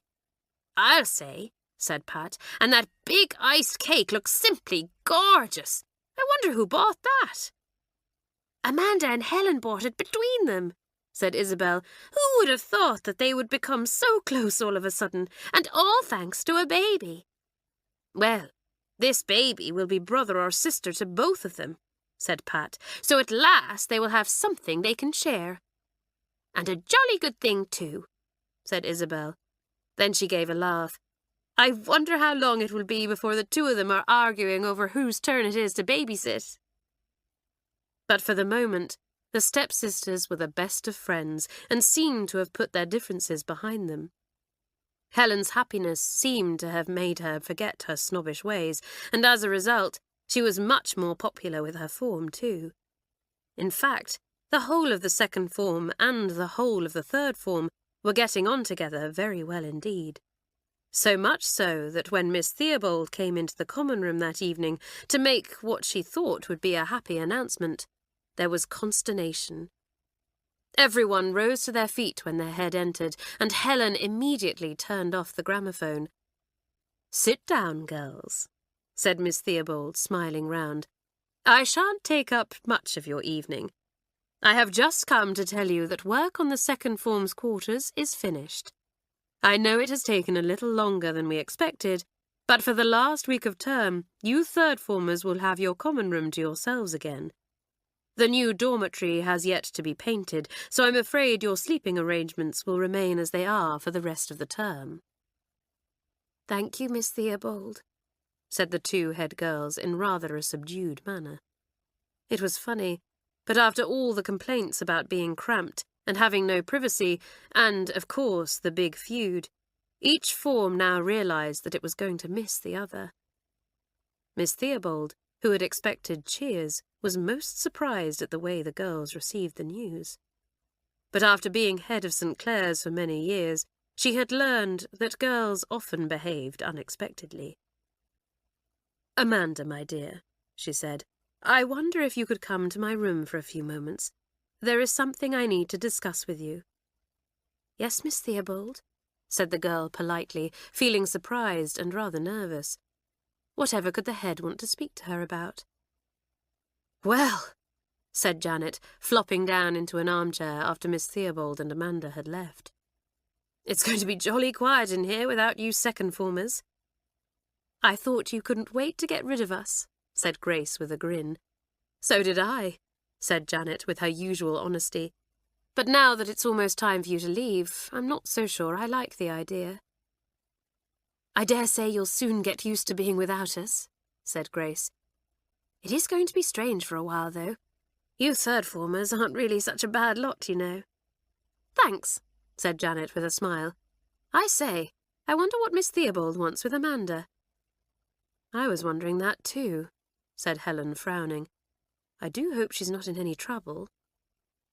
But Amanda wasn't in trouble, although what Miss Theobald had to say was very important. She wasted no time in getting straight to the point. Miss Adams has been speaking to me about you, Amanda, and she is a little concerned that you are finding the work of the third form too difficult. This is no reflection on you, as she tells me that you are an extremely hard worker and always try your best. However, as you are a little younger than most of the third, it is perhaps not surprising that you have found it hard to keep up with them. You really should have been in the second form from the start, but your mother felt that you might settle in better away from your stepsister. I understand that the two of you don't get on. We didn't get on, admitted Amanda, but that's all been sorted out now. Helen and I realised how silly we had been and have made friends now. That is very good news, said Miss Theobald with her charming smile, and it makes it very much easier to tell you why I have asked you here. You see, my dear, Miss Adams feels that you aren't ready to join the fourth form with the others next term, and I agree with her. So we have decided that it is for the best if you remain in the third form along with the second formers who will be going up after the holidays. How do you feel about that? It's funny, said Amanda, wrinkling her brow. I always dreaded that this would happen, and now that it has, I don't actually mind. I shall miss being with Pat and Isabel and the rest, but I'm quite looking forward to spending more time with Helen, though I expect we will still argue from time to time. I expect that you will, laughed Miss Theobald. I believe that all sisters do. I am very pleased with your sensible attitude to this, Amanda. Now you may go and join the others. There you are, said Isabel when Amanda returned to the common room. What did Miss Theobald want? Amanda told her, the others gathering round to listen. What a shame, cried Hilary. It would have been sport if you could have come up into the fourth with us. Well, your loss is our gain, said Grace, clapping Amanda on the shoulder. I know it's a bit early, as you won't actually be joining us until after the holes, but welcome to our form. Golly, what a good thing we aren't feuding any more, said Harriet. You wouldn't know whose side to be on, Amanda. Everyone laughed, and the twins came up on either side of Amanda, each of them taking one of her arms. She's still a member of our form for now, said Pat, grinning. Come and help Isabel and me with this jigsaw, and never mind these kids. Amanda smiled too, feeling a warm glow inside. How lovely it felt to be wanted. And she had so much to look forward to as well, a new brother or sister, the holidays, and, of course, the midnight feast. Part of Kitty's plan seemed to be to annoy Margaret, which she did most effectively and at every opportunity. Whenever the head girl appeared, Kitty would start running in the corridor or yelling loudly, earning herself a stern ticking off. The final straw for Margaret came 2 days before the feast was to take place, when Kitty arrived in the dining room 10 minutes after the bell had gone for tea. "Kitty Flaherty!" thundered Margaret as the Irish girl sauntered in. "This is the 3rd time this week you've been late for tea. Report to my study at 6 o'clock. "Yes, Margaret," said Kitty meekly, her laughing eyes downcast. "I bet she'll give you lines," said Carlotta as Kitty took her place at the table. "I'm not bothered about that," Kitty said, helping herself to a sandwich. "It's all going to be worth it in the end, Carlotta. You'll see." Margaret was poring over her maths prep when Kitty reported to her, and she stared at the girl coldly. "Well," she snapped, "what have you got to say for yourself?" "I'm sorry I was late, Margaret," said Kitty politely. "But it took me longer than usual to settle McGinty.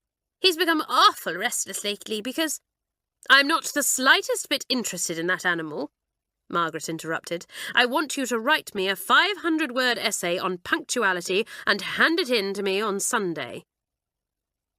"Very well, Margaret," said Kitty, sighing heavily.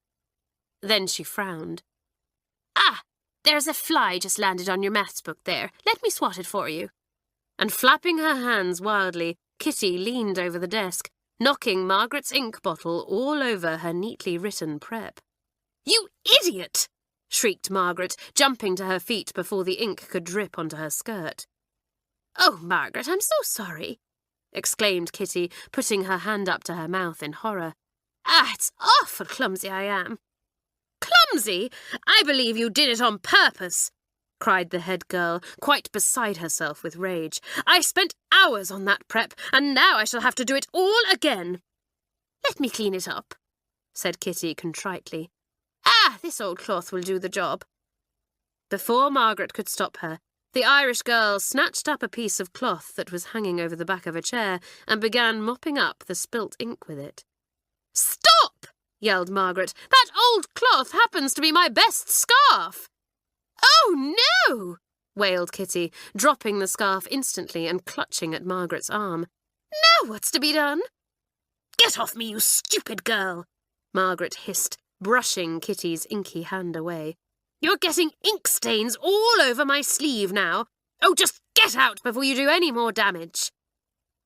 Lowering her head to hide a grin, Kitty said in a very subdued tone, "I really am sorry, Margaret."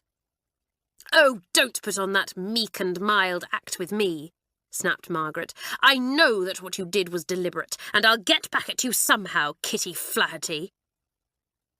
This was just what Kitty wanted to hear, and she hummed to herself as she washed the ink from her hands before joining her friends. Margaret would well and truly have it in for her now, and that was going to be her downfall. Alison played her part the following evening. Margaret couldn't wait to pour out the story of Kitty's dreadful behaviour, and Alison listened open-mouthed. "Well," she said at last, when Margaret had finished, "I thought Kitty looked pleased with herself last night, and now I know why." Margaret gasped. "That just proves that the little beast did it on purpose. I honestly don't think she cares tuppence for anyone's opinion." "She doesn't," said Alison with a sniff. "I think all she cares about is that horrible goat of hers.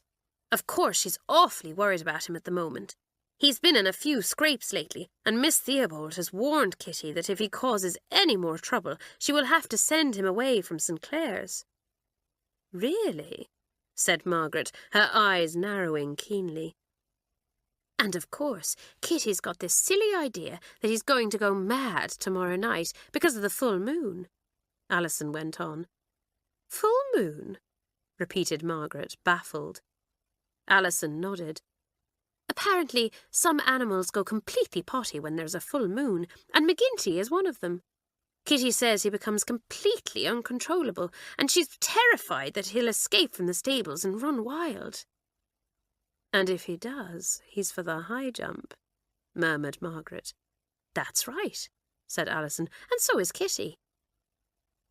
Margaret seemed distracted after that, and soon found an excuse to get rid of Alison. She needed to be alone, to think and to scheme. That Irish girl had gone too far this time, and now she was going to pay for it. Alison, for her part, was extremely pleased with the way she had duped Margaret. Really, she ought to be an actress, for the head girl had believed every word she said. Alison felt quite smug when she went to find Kitty, saying triumphantly, "She fell for it, hook, line and sinker. And I'm betting she means to make things pretty hot for you and McGinty." "Let her try," said Kitty with a grin. "I'm afraid our dear head girl is about to find out that she's bitten off more than she can chew." Alison laughed. "I don't know what I'm more excited about, Kitty. Our feast or your revenge on Margaret. Oh, I can't wait for tomorrow night." Chapter 16. Midnight Fun. The second and third formers were in a state of great excitement the following day, and not in the mood to concentrate on their lessons at all. Miss Jenks grew so exasperated with her form that she threatened to set them an extra hour's prep that evening. This made them sit up and pay attention at once, as their plans for that evening most definitely did not include extra prep. Pat, Isabel and Amanda whispered together almost continuously through their English lesson, and Miss Adams became extremely annoyed. "If I hear one more whisper or one more giggle from you three girls, I shall send you all out of the room," she snapped. "Sorry, Miss Adams," chorused the three, trying their best to look serious.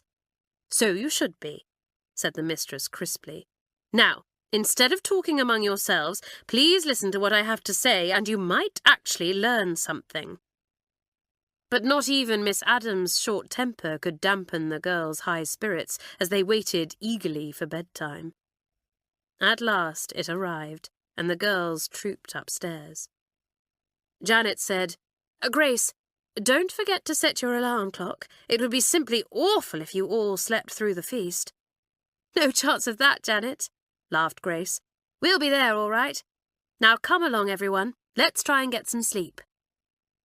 Janet and Grace were to be responsible for waking everyone, all except Kitty, who slipped out of bed an hour before everyone else and put on her coat and outdoor shoes. She had no idea what time Margaret would show up and didn't want to risk missing her. That would ruin everything. "Kitty?" whispered Bobby, who was still awake. "Is that you?" "Yes, I've something important to do," Kitty whispered back. "Now don't worry if I'm not back in time for the start of the feast, Bobby, but save me some food, for I'll be hungry." "All right. Take care, Kitty." And with a wave, the girls slipped from the room, ran down the stairs, and out into the night. At midnight, the others awoke, making their way quickly and quietly to the common room. Carlotta and Doris lit candles and placed them around the room. Hilary, Mirabel, and Gladys pushed the furniture back against the walls to make more space, and the others got the food from the store cupboard and began setting it out. "This looks delicious," said Katie when everything was ready. "I should say," agreed Harriet. "Jolly decent of you third formers to invite us to share." "Hear, hear!" chorused the rest of the second form, all of them raising tooth mugs of ginger beer to the third form. "Tuck in, everyone," said Janet, sitting on the floor and opening an enormous tin of pineapple.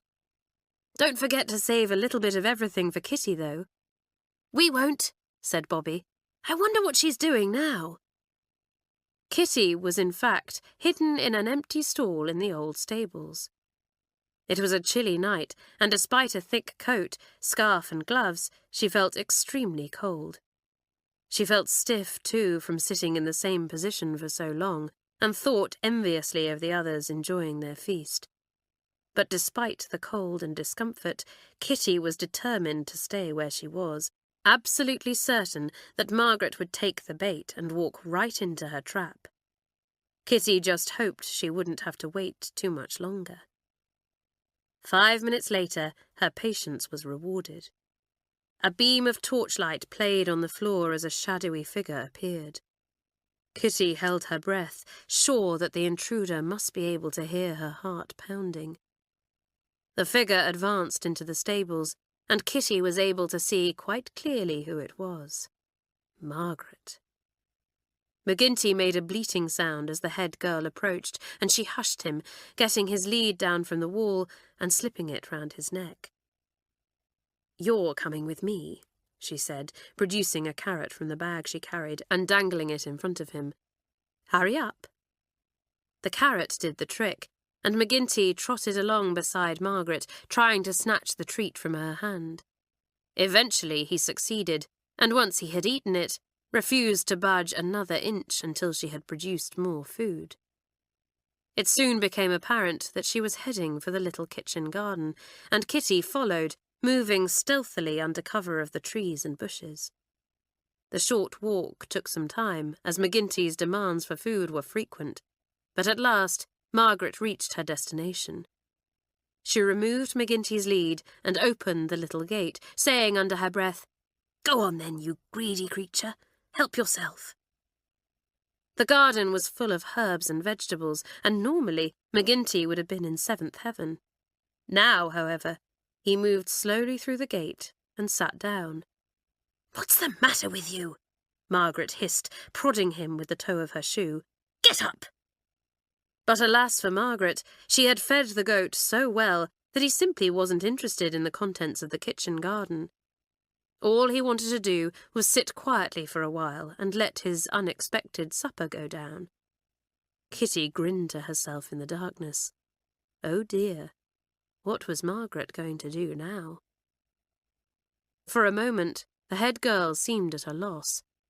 Then her lips tightened determinedly, and she stepped through the gate, muttering, "Well, I'll just have to do the job myself. You and your mistress will still get the blame, which is all that matters." And, under Kitty's astonished, horrified gaze, Margaret began to destroy the little garden. Plants were trampled, broken, uprooted, and scattered everywhere, the head girl so intent on making trouble for Kitty that she cared nothing for the destruction she caused. The expression of spite on her face made Kitty shiver. At last, panting from her exertion, Margaret stood back and leaned on the fence, a triumphant smile on her face as she shone her torch beam over the ruined garden. Now all that remained was for her to shut the gate so that McGinty couldn't get out.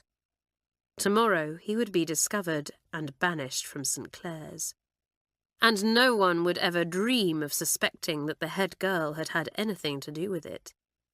Even Kitty would assume that the goat's moon madness had got the better of him. Margaret yawned, feeling quite worn out. Longing for her bed, she turned to go through the gate. But the torch slipped from her fingers, and with an exclamation of annoyance, she bent to pick it up.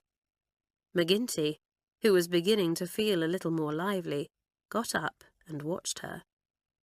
Despite the fact that she had fed him well, McGinty didn't care for Margaret. He didn't like the way she spoke to him, and he certainly didn't like the way she had prodded him with her toe earlier. Suddenly, the sight of her bending over to retrieve her torch was just too tempting. McGinty lowered his head, pawed the ground, and charged. Kitty thought that she would burst with the effort of keeping her laughter in as Margaret squealed, pitched forward, and landed face down in the compost heap.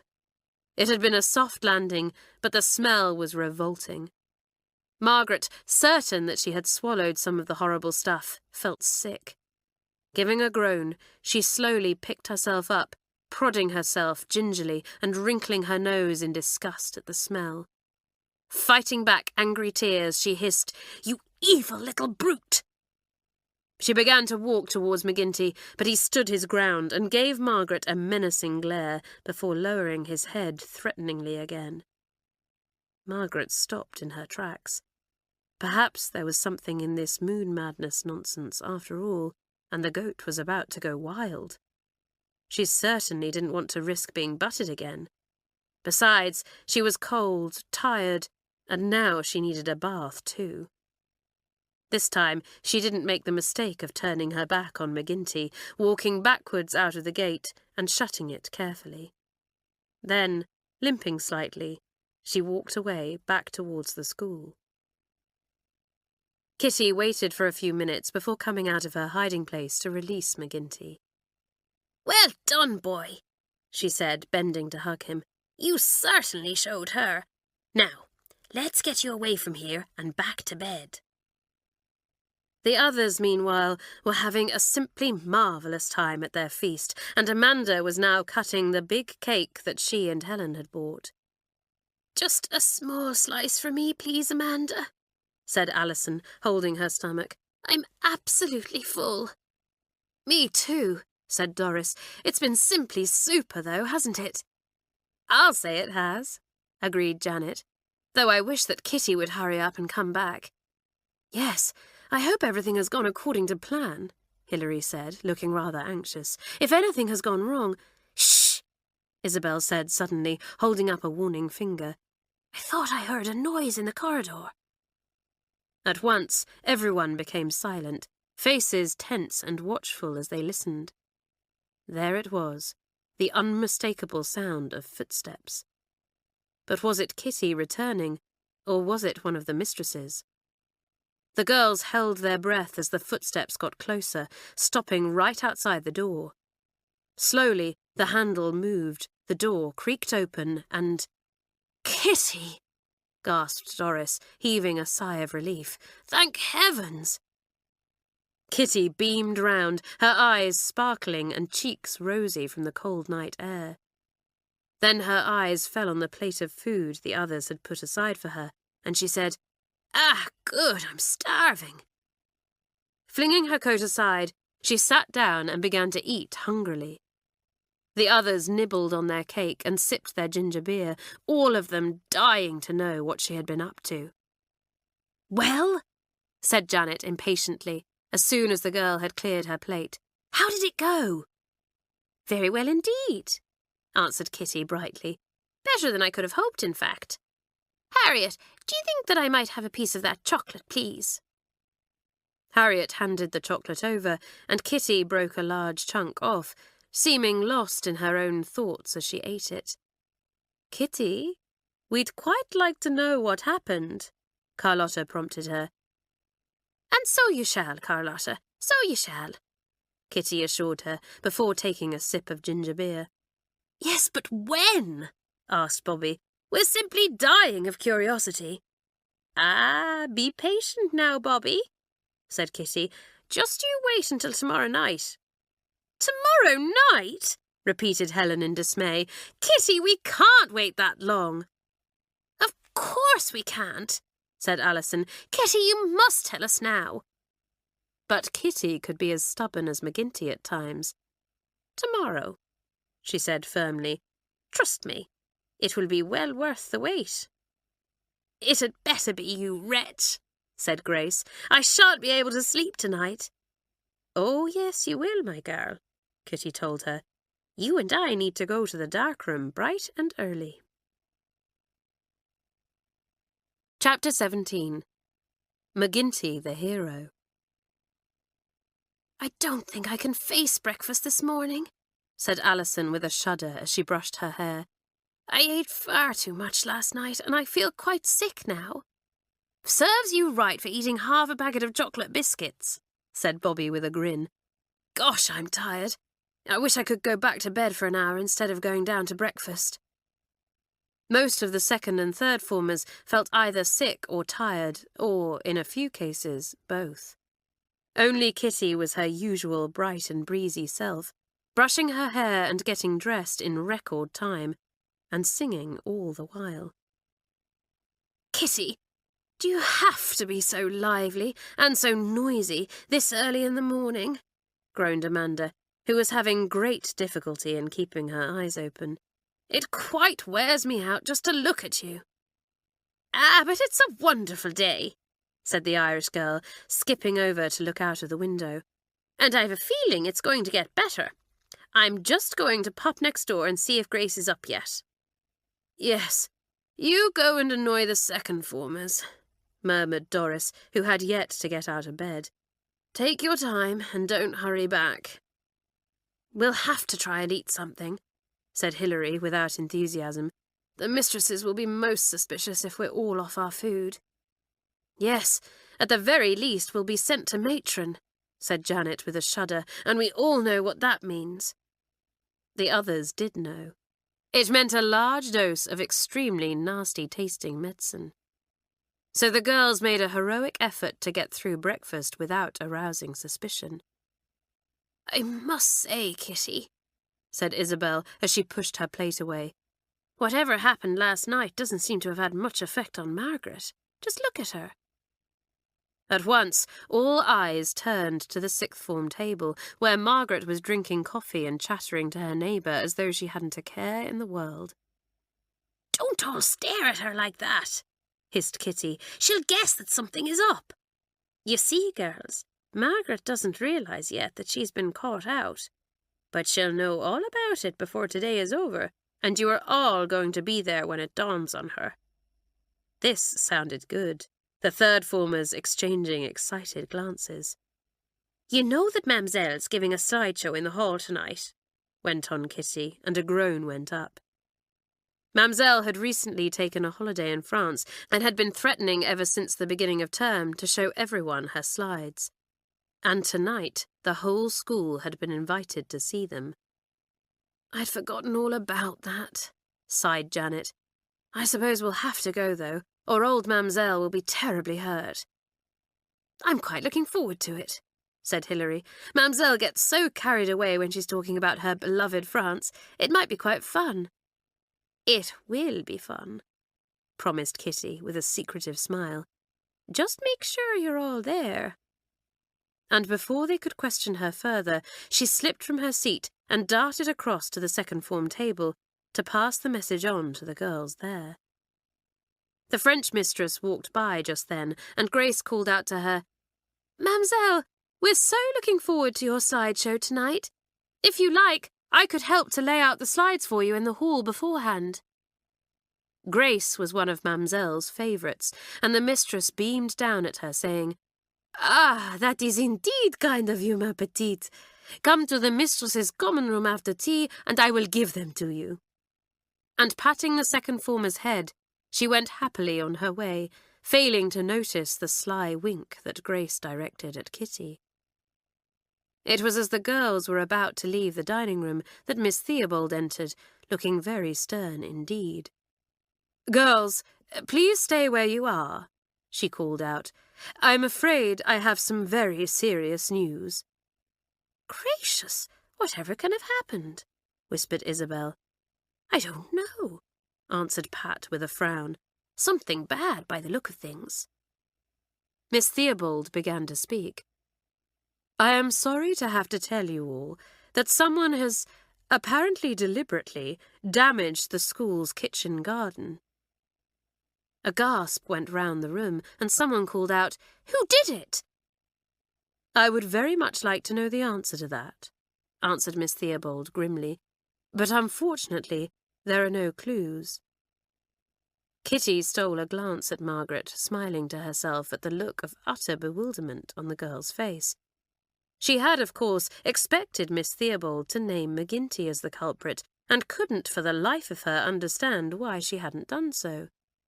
Instead, she was saying, "If anyone knows anything about this dreadful act, I would like them to come and tell me about it, for I am quite determined to track down the person or people responsible."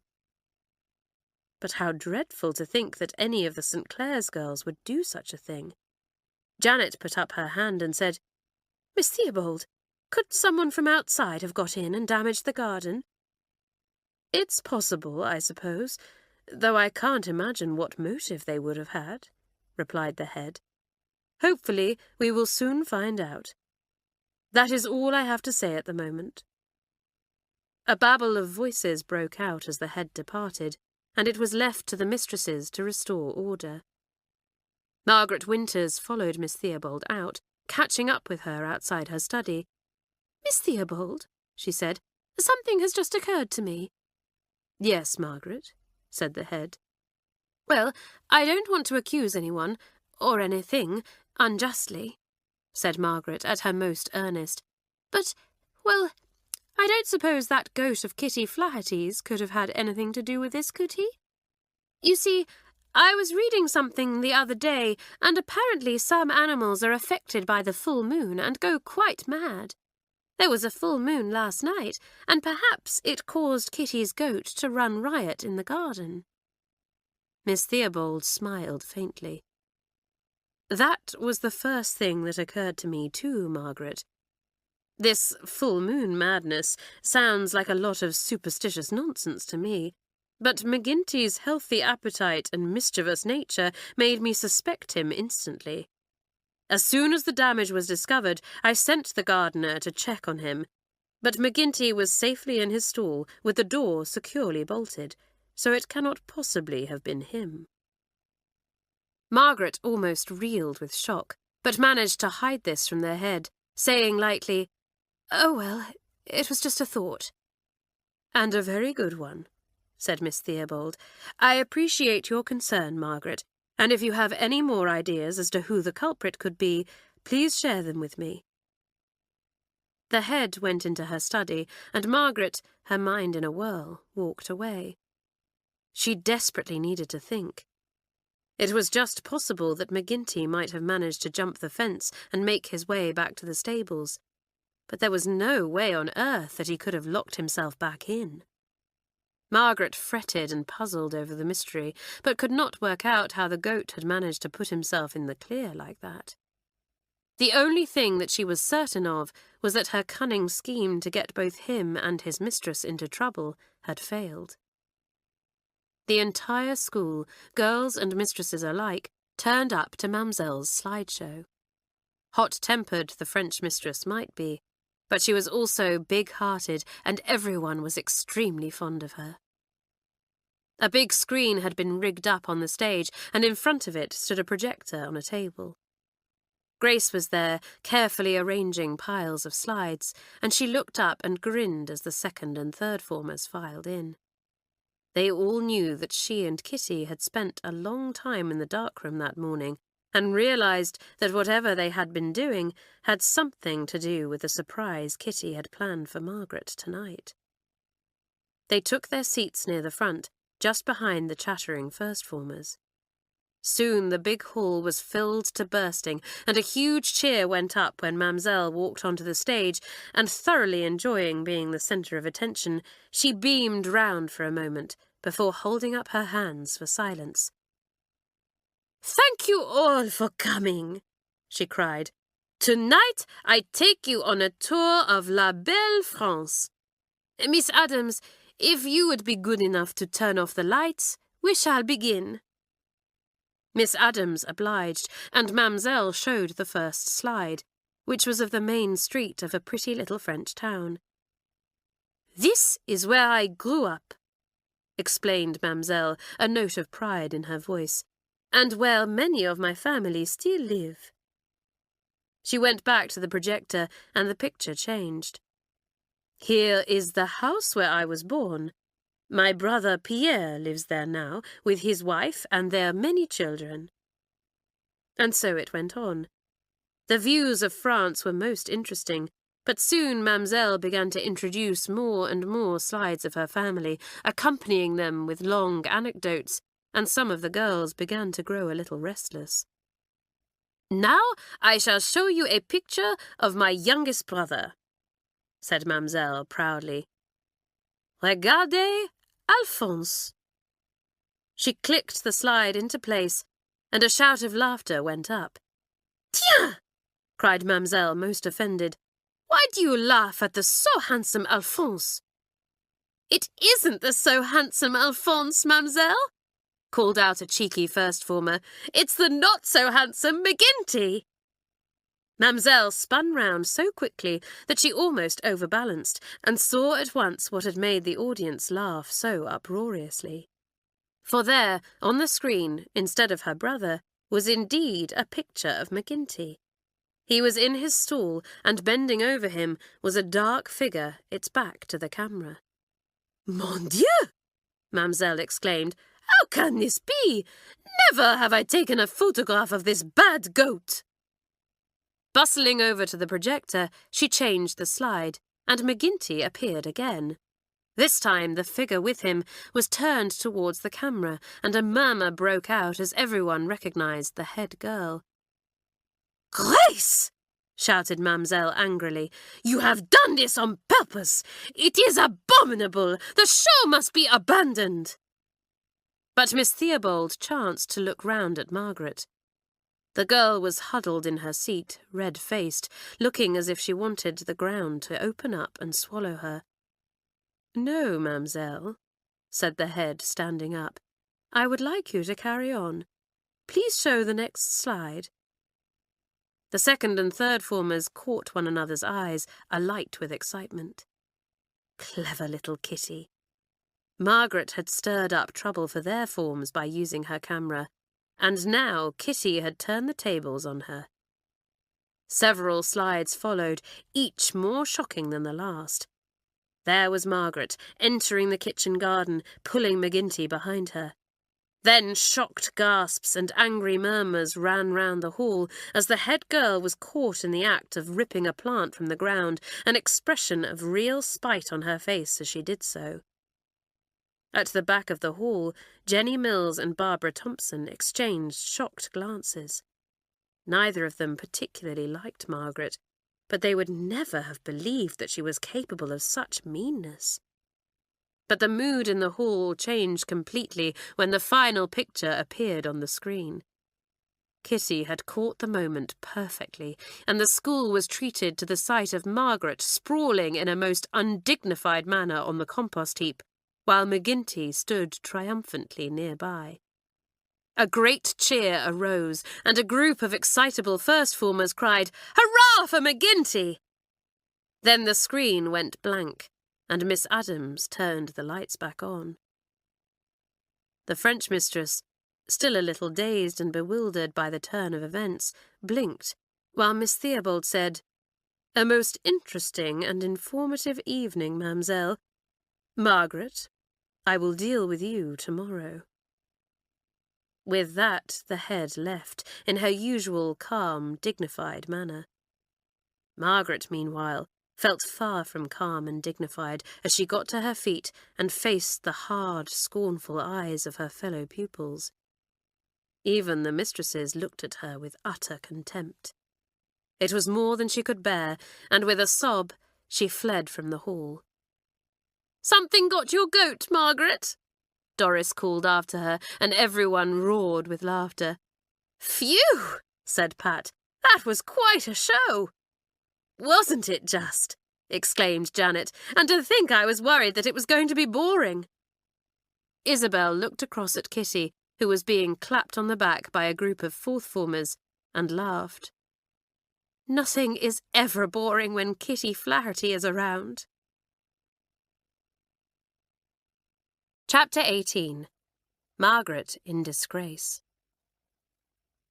Kitty was the heroine of the hour. Word had soon spread that she was responsible for Margaret's disgrace, and as the girls gathered in the dining room for cocoa and biscuits before bedtime, many of them came up to congratulate her. "It's about time that someone showed Margaret up for the sly creature that she is. Well done, Kitty. How I wish I could have been there when McGinty butted her into the compost heap. Priceless, Kitty.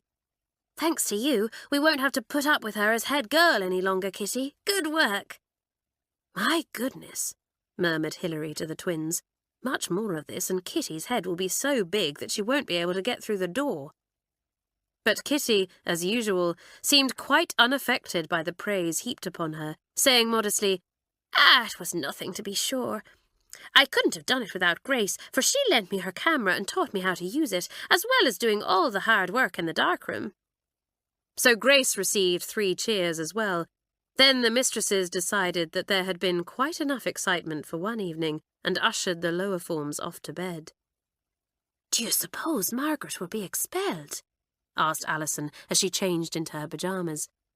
"It will serve her right if she is," said Mirabel. "I've seen some rotten tricks, but my word, that one takes the biscuit." "Yes, to destroy the garden was downright wicked, and then to try and blame it on poor McGinty. Horrible," said Gladys, wrinkling her nose in distaste. "Well, poor McGinty certainly stuck up for himself all right," said Bobby with a grin. "He did that," agreed Kitty. "I was proud of him." "Come on, everybody, into bed," called Janet. "Lights out in a minute." There was some grumbling, but everyone obeyed, secretly quite glad to settle down after all the fun and games. What an evening it had been. Margaret did not appear at breakfast the next morning, and no one was very surprised. "I wouldn't want to face the whole school if I'd behaved as she has," said Hilary. "Just imagine how humiliated she must feel." Margaret did indeed feel most humiliated, and frightened as well.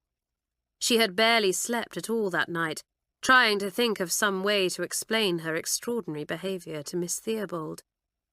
At last, she had realised that it was pointless to try and talk her way out of it. She would just have to accept whatever punishment the head decided to give her. And it was certain to be a big punishment. And all because of that wretched Kitty Flaherty. Margaret could not see that she had brought everything on herself, thanks to her own spite. For that would have meant admitting to a fault, something Margaret would never do. This was the end of her brief career as head girl, she knew. Never again would Miss Theobald trust her. She might even be expelled. That thought caused a chill to run down Margaret's spine. The disgrace would be simply unbearable, and her parents would be so angry and so bitterly disappointed in her. She was not looking forward to her interview with Miss Theobald at all. But before the head dealt with Margaret, she sent for Kitty. "Good morning, ma'am." The Irish girl greeted Miss Theobald politely as she entered the study. "Good morning, Kitty," replied the head. "Please sit down." Kitty did so, and Miss Theobald looked at her thoughtfully for a moment before saying, "I am going to ask you something, Kitty, and I would like a truthful answer. Were those slides last night your work?" "Indeed they were, ma'am," answered Kitty at once, looking the headmistress straight in the eye. "And as you'll have guessed, I wasn't in my bed when I should have been. I know I'll probably be punished for that, but you see, I knew Margaret was going to try and have McGinty sent away, and I had to save him. What's more, ma'am, I wanted you and everyone else to know what kind of person Margaret is. I'm awful sorry about the garden, and if I'd known she meant to damage it like that, then perhaps I would have come up with another plan. But there, she started pulling the plants up and throwing them around, and there was no stopping her." And there was no stopping Kitty when she had a tale to tell, thought Miss Theobald, amused despite the seriousness of the situation. Now that the girl had paused to take a breath, the head opened her mouth. But before she could utter a word, Kitty was off again. "And there's something else you should know, ma'am. Margaret was the one who caused all that trouble for Jenny Mills in the second form, though, of course, the second formers didn't get punished in the end, for we third formers owned up and—" "Kitty!" "Yes, ma'am?" said Kitty, looking a little surprised at the interruption. "Do stop for a moment, my dear, for my head is quite in a whirl," said Miss Theobald. "Now please explain everything to me calmly and clearly." Kitty did her best, though Miss Theobald had to interrupt once or twice when she got carried away. But at last the head knew the whole story. "Well," she said at last, sitting back in her chair and looking quite astonished, "it seems that Margaret has been behind quite a lot of the unpleasantness that has occurred at St Clare's this term." Kitty nodded, then said impulsively, "Ma'am, will you make Jenny head girl again now?" "I would like to very much, Kitty," answered the head, looking thoughtful. "But I must bear in mind that she, too, did wrong." "Yes," said Kitty, "but what Jenny did was a good wrong." "A good wrong?" repeated Miss Theobald, puzzled. "Well, you see, although Jenny broke the rules, she did it with good intentions," explained Kitty. "She only wanted to protect the second formers and keep them out of trouble, whereas everything Margaret did—" "Was intended to deliberately cause trouble for others," the head finished for her. "Exactly." Kitty leaned forward and said confidingly, "You know, ma'am, I think that here at St Clare's we need a head girl that everyone likes and trusts and can look up to, and in Jenny that's exactly what we had." "I can see that you have given the matter a lot of thought, Kitty," said Miss Theobald, smiling, but thinking privately that there was a great deal of wisdom and truth in the girl's words. "And I shall give it some thought too. I shall let the heads of form know what I decide." Kitty stood up, but before she left the room she said, "Am I to be punished for being out in the grounds the other night, ma'am?" Miss Theobald looked hard at the girl for a moment. At last she said, "No, Kitty, for what you did was also a good wrong, as you like to call it. Without your intervention, I would probably never have seen Margaret's true character." Exactly what passed between the head and Margaret, no one ever found out. But one of the fourth formers reported seeing the girl coming out of Miss Theobald's room in tears later that morning. That afternoon, her parents were sent for, prompting rumours that Margaret had been expelled. But after a long talk with Miss Theobald, Mr. and Mrs. Winters left alone, both of them pale and grim-faced. "As Margaret only has one more term left at St Clare's, she is being allowed to stay," announced Janet in the common room that evening. She and Grace, along with the other form heads, had been summoned to Miss Theobald's study earlier and had just returned with the news. "I rather think she has her parents to thank for that. They are going to pay for the damage to the garden, and Mr. Winters has promised to try and talk some sense into her during the holidays." "Well, let's hope he succeeds," said Hilary. "Perhaps Margaret can learn something from this and become a nicer person as a result." "I saw her outside earlier," said Alison. "She looked awfully pale, and so red-eyed that I almost felt sorry for her. "Alison!" shouted everyone, exasperated. "I said almost," huffed Alison.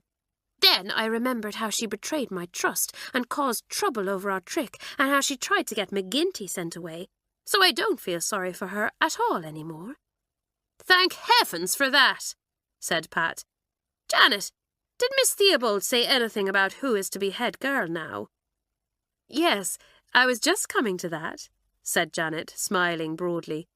"Jenny Mills is to be head girl for the rest of this term and next term, and Barbara Thompson is going to be her deputy." "That's marvellous," cried Doris. "It will be wonderful to have Jenny back again, and Barbara's a good sort too."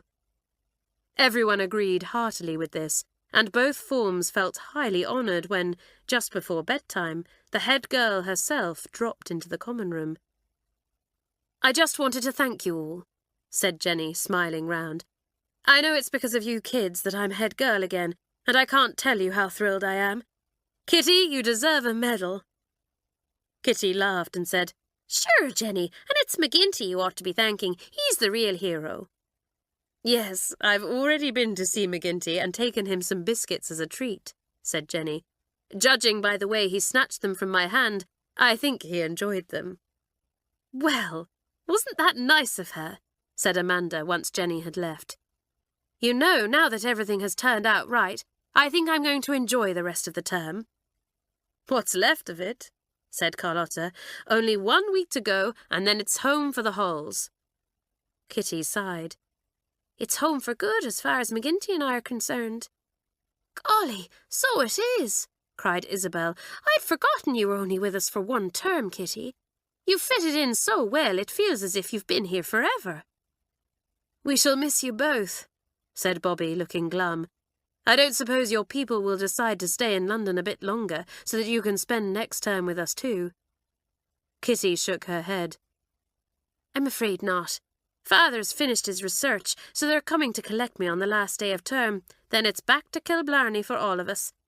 I'm looking forward to going home and seeing my old friends, of course, but McGinty and I will really hate saying goodbye to St Clare's."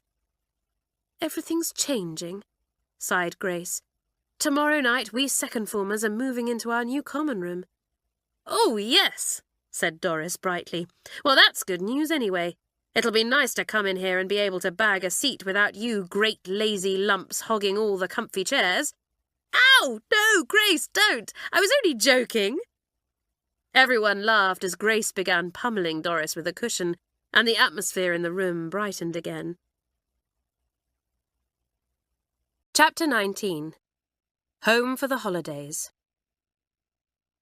"Peace, perfect peace," sighed Hilary happily, putting her feet up on a sofa and stretching out. "Yes, isn't it grand?" said Pat, gazing round the common room, which seemed very much bigger now that it was only occupied by 1 form. "Although, I must admit, I got to like most of the second-formers very much in the end." "Me too," agreed Janet. "Who would have thought that we'd actually grow quite fond of the little beasts?" "I say, has anyone seen Amanda?" asked Isabel. "She promised to lend me a book to read, but I haven't seen her in simply ages." "She's probably in the second form's common room," said Carlotta. "I saw her arm in arm with Helen a little while ago. Those two are almost inseparable these days." "Oh, well, I'll just have to come and chat to you, Pat," said Isabel cheerfully, going to sit by her twin. "You know, Isabel, it's only natural that Amanda should want to spend more time with the second form and get to know them better, as she's going to be joining them next term," said Pat, watching her twin closely. "And it's a very good thing that she and Helen have become such good friends." "Absolutely," agreed Isabel at once. "The news about the baby has worked wonders on both of them." "Well, I must say you're taking it awfully well," said Pat. Isabel looked puzzled for a moment. Then her brow cleared and she laughed. "Pat, I like Amanda enormously, and I'm pleased to have her as a friend, but I don't mind at all that she's spending more time with the second form." "Really?" said Pat. "Really," said Isabel.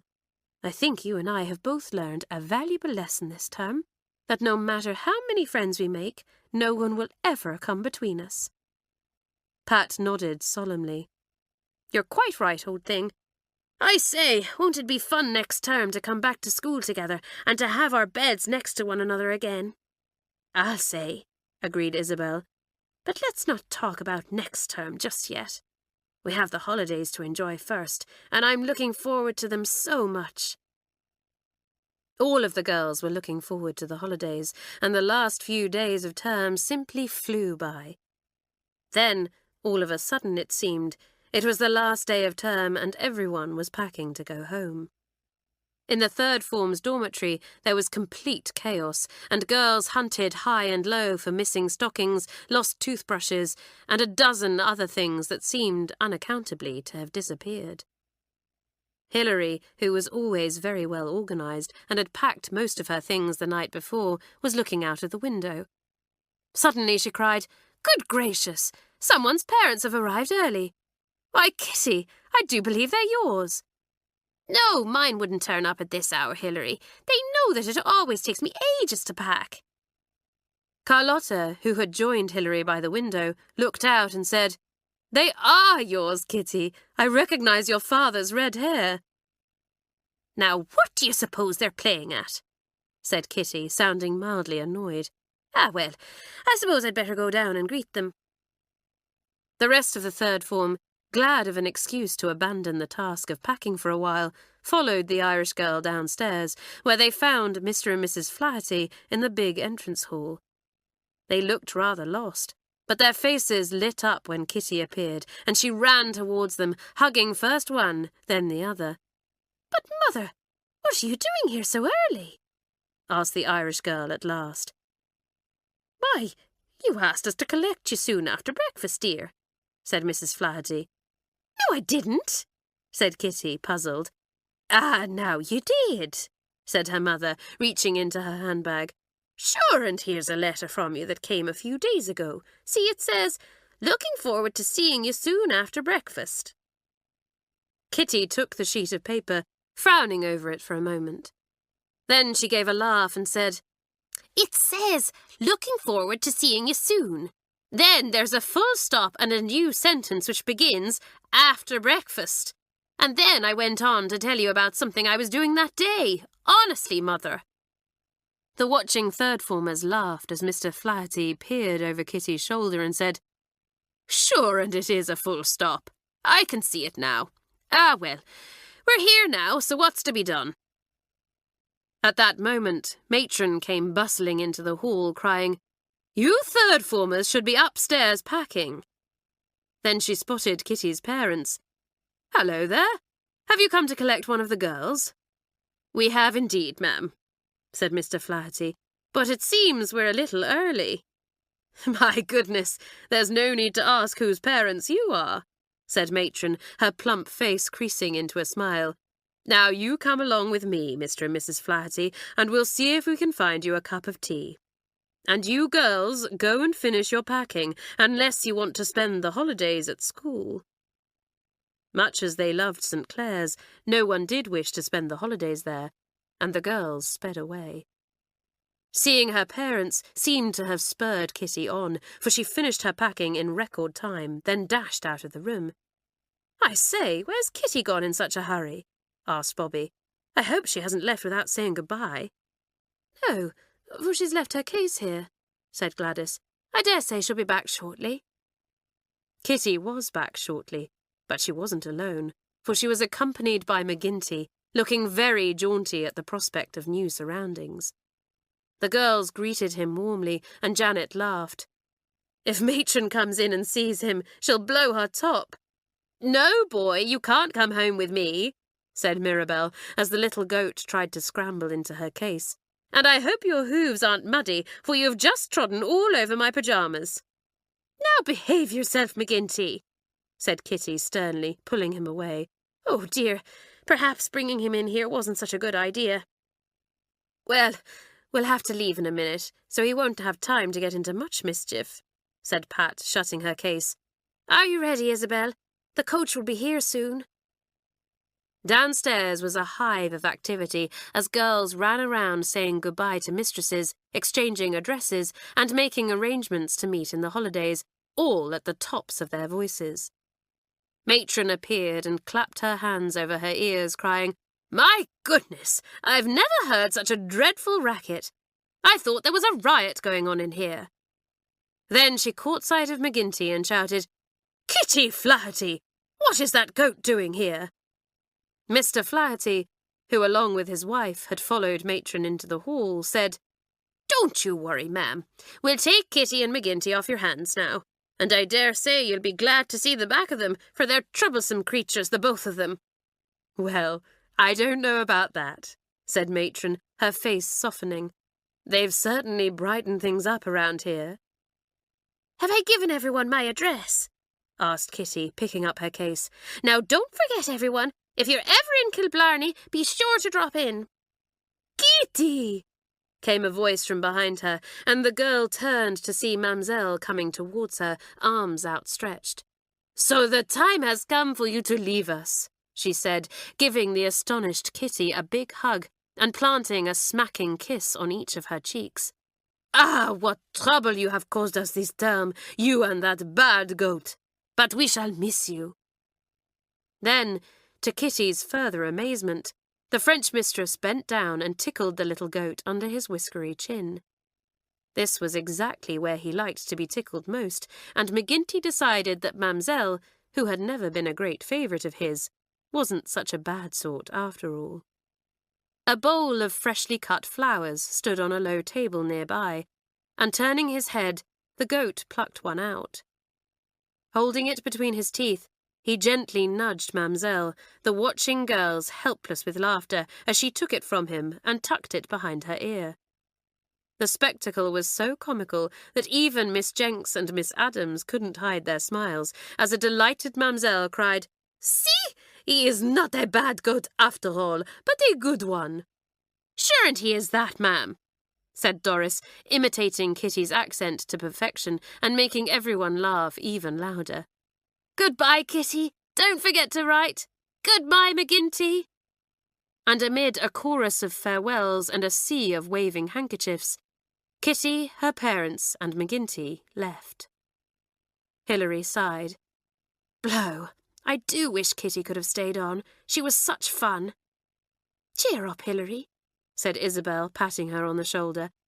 "I know it's not going to be quite the same without her, but I dare say there will be more new girls to meet next term." "Pat! Isabel!" said Amanda. "You will write to me in the halls, won't you?" "Of course we will," Isabel assured her. "Well, I certainly will, and Pat will, as long as she doesn't go falling out of any more trees and breaking her arm again." "No fear of that," said Pat.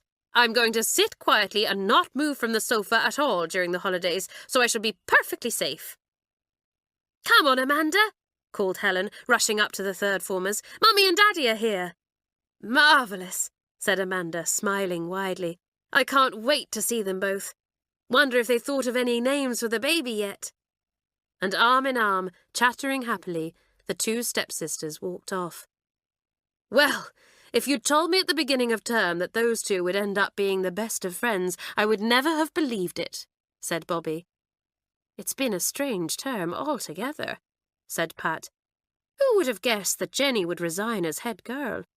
Or that Margaret would get up to such mean, underhand tricks? Or that you and Isabel would fall out?" put in Carlotta. "Thank goodness everything turned out all right in the end," said Isabel, "and Pat and I are never going to quarrel again." "Come along, train girls," came Matron's booming voice. "The coach has arrived to take you to the station." And with a flurry of last-minute goodbyes, the girls left St Clare's to go home for the holidays. "Let's hope that we don't have as much trouble as we have had this term when we come back," said Isabel as the coach moved away. "I could do with a nice, peaceful term." "I don't expect you'll get one," laughed Pat. "I don't know why, but there always seems to be something happening at St Clare's."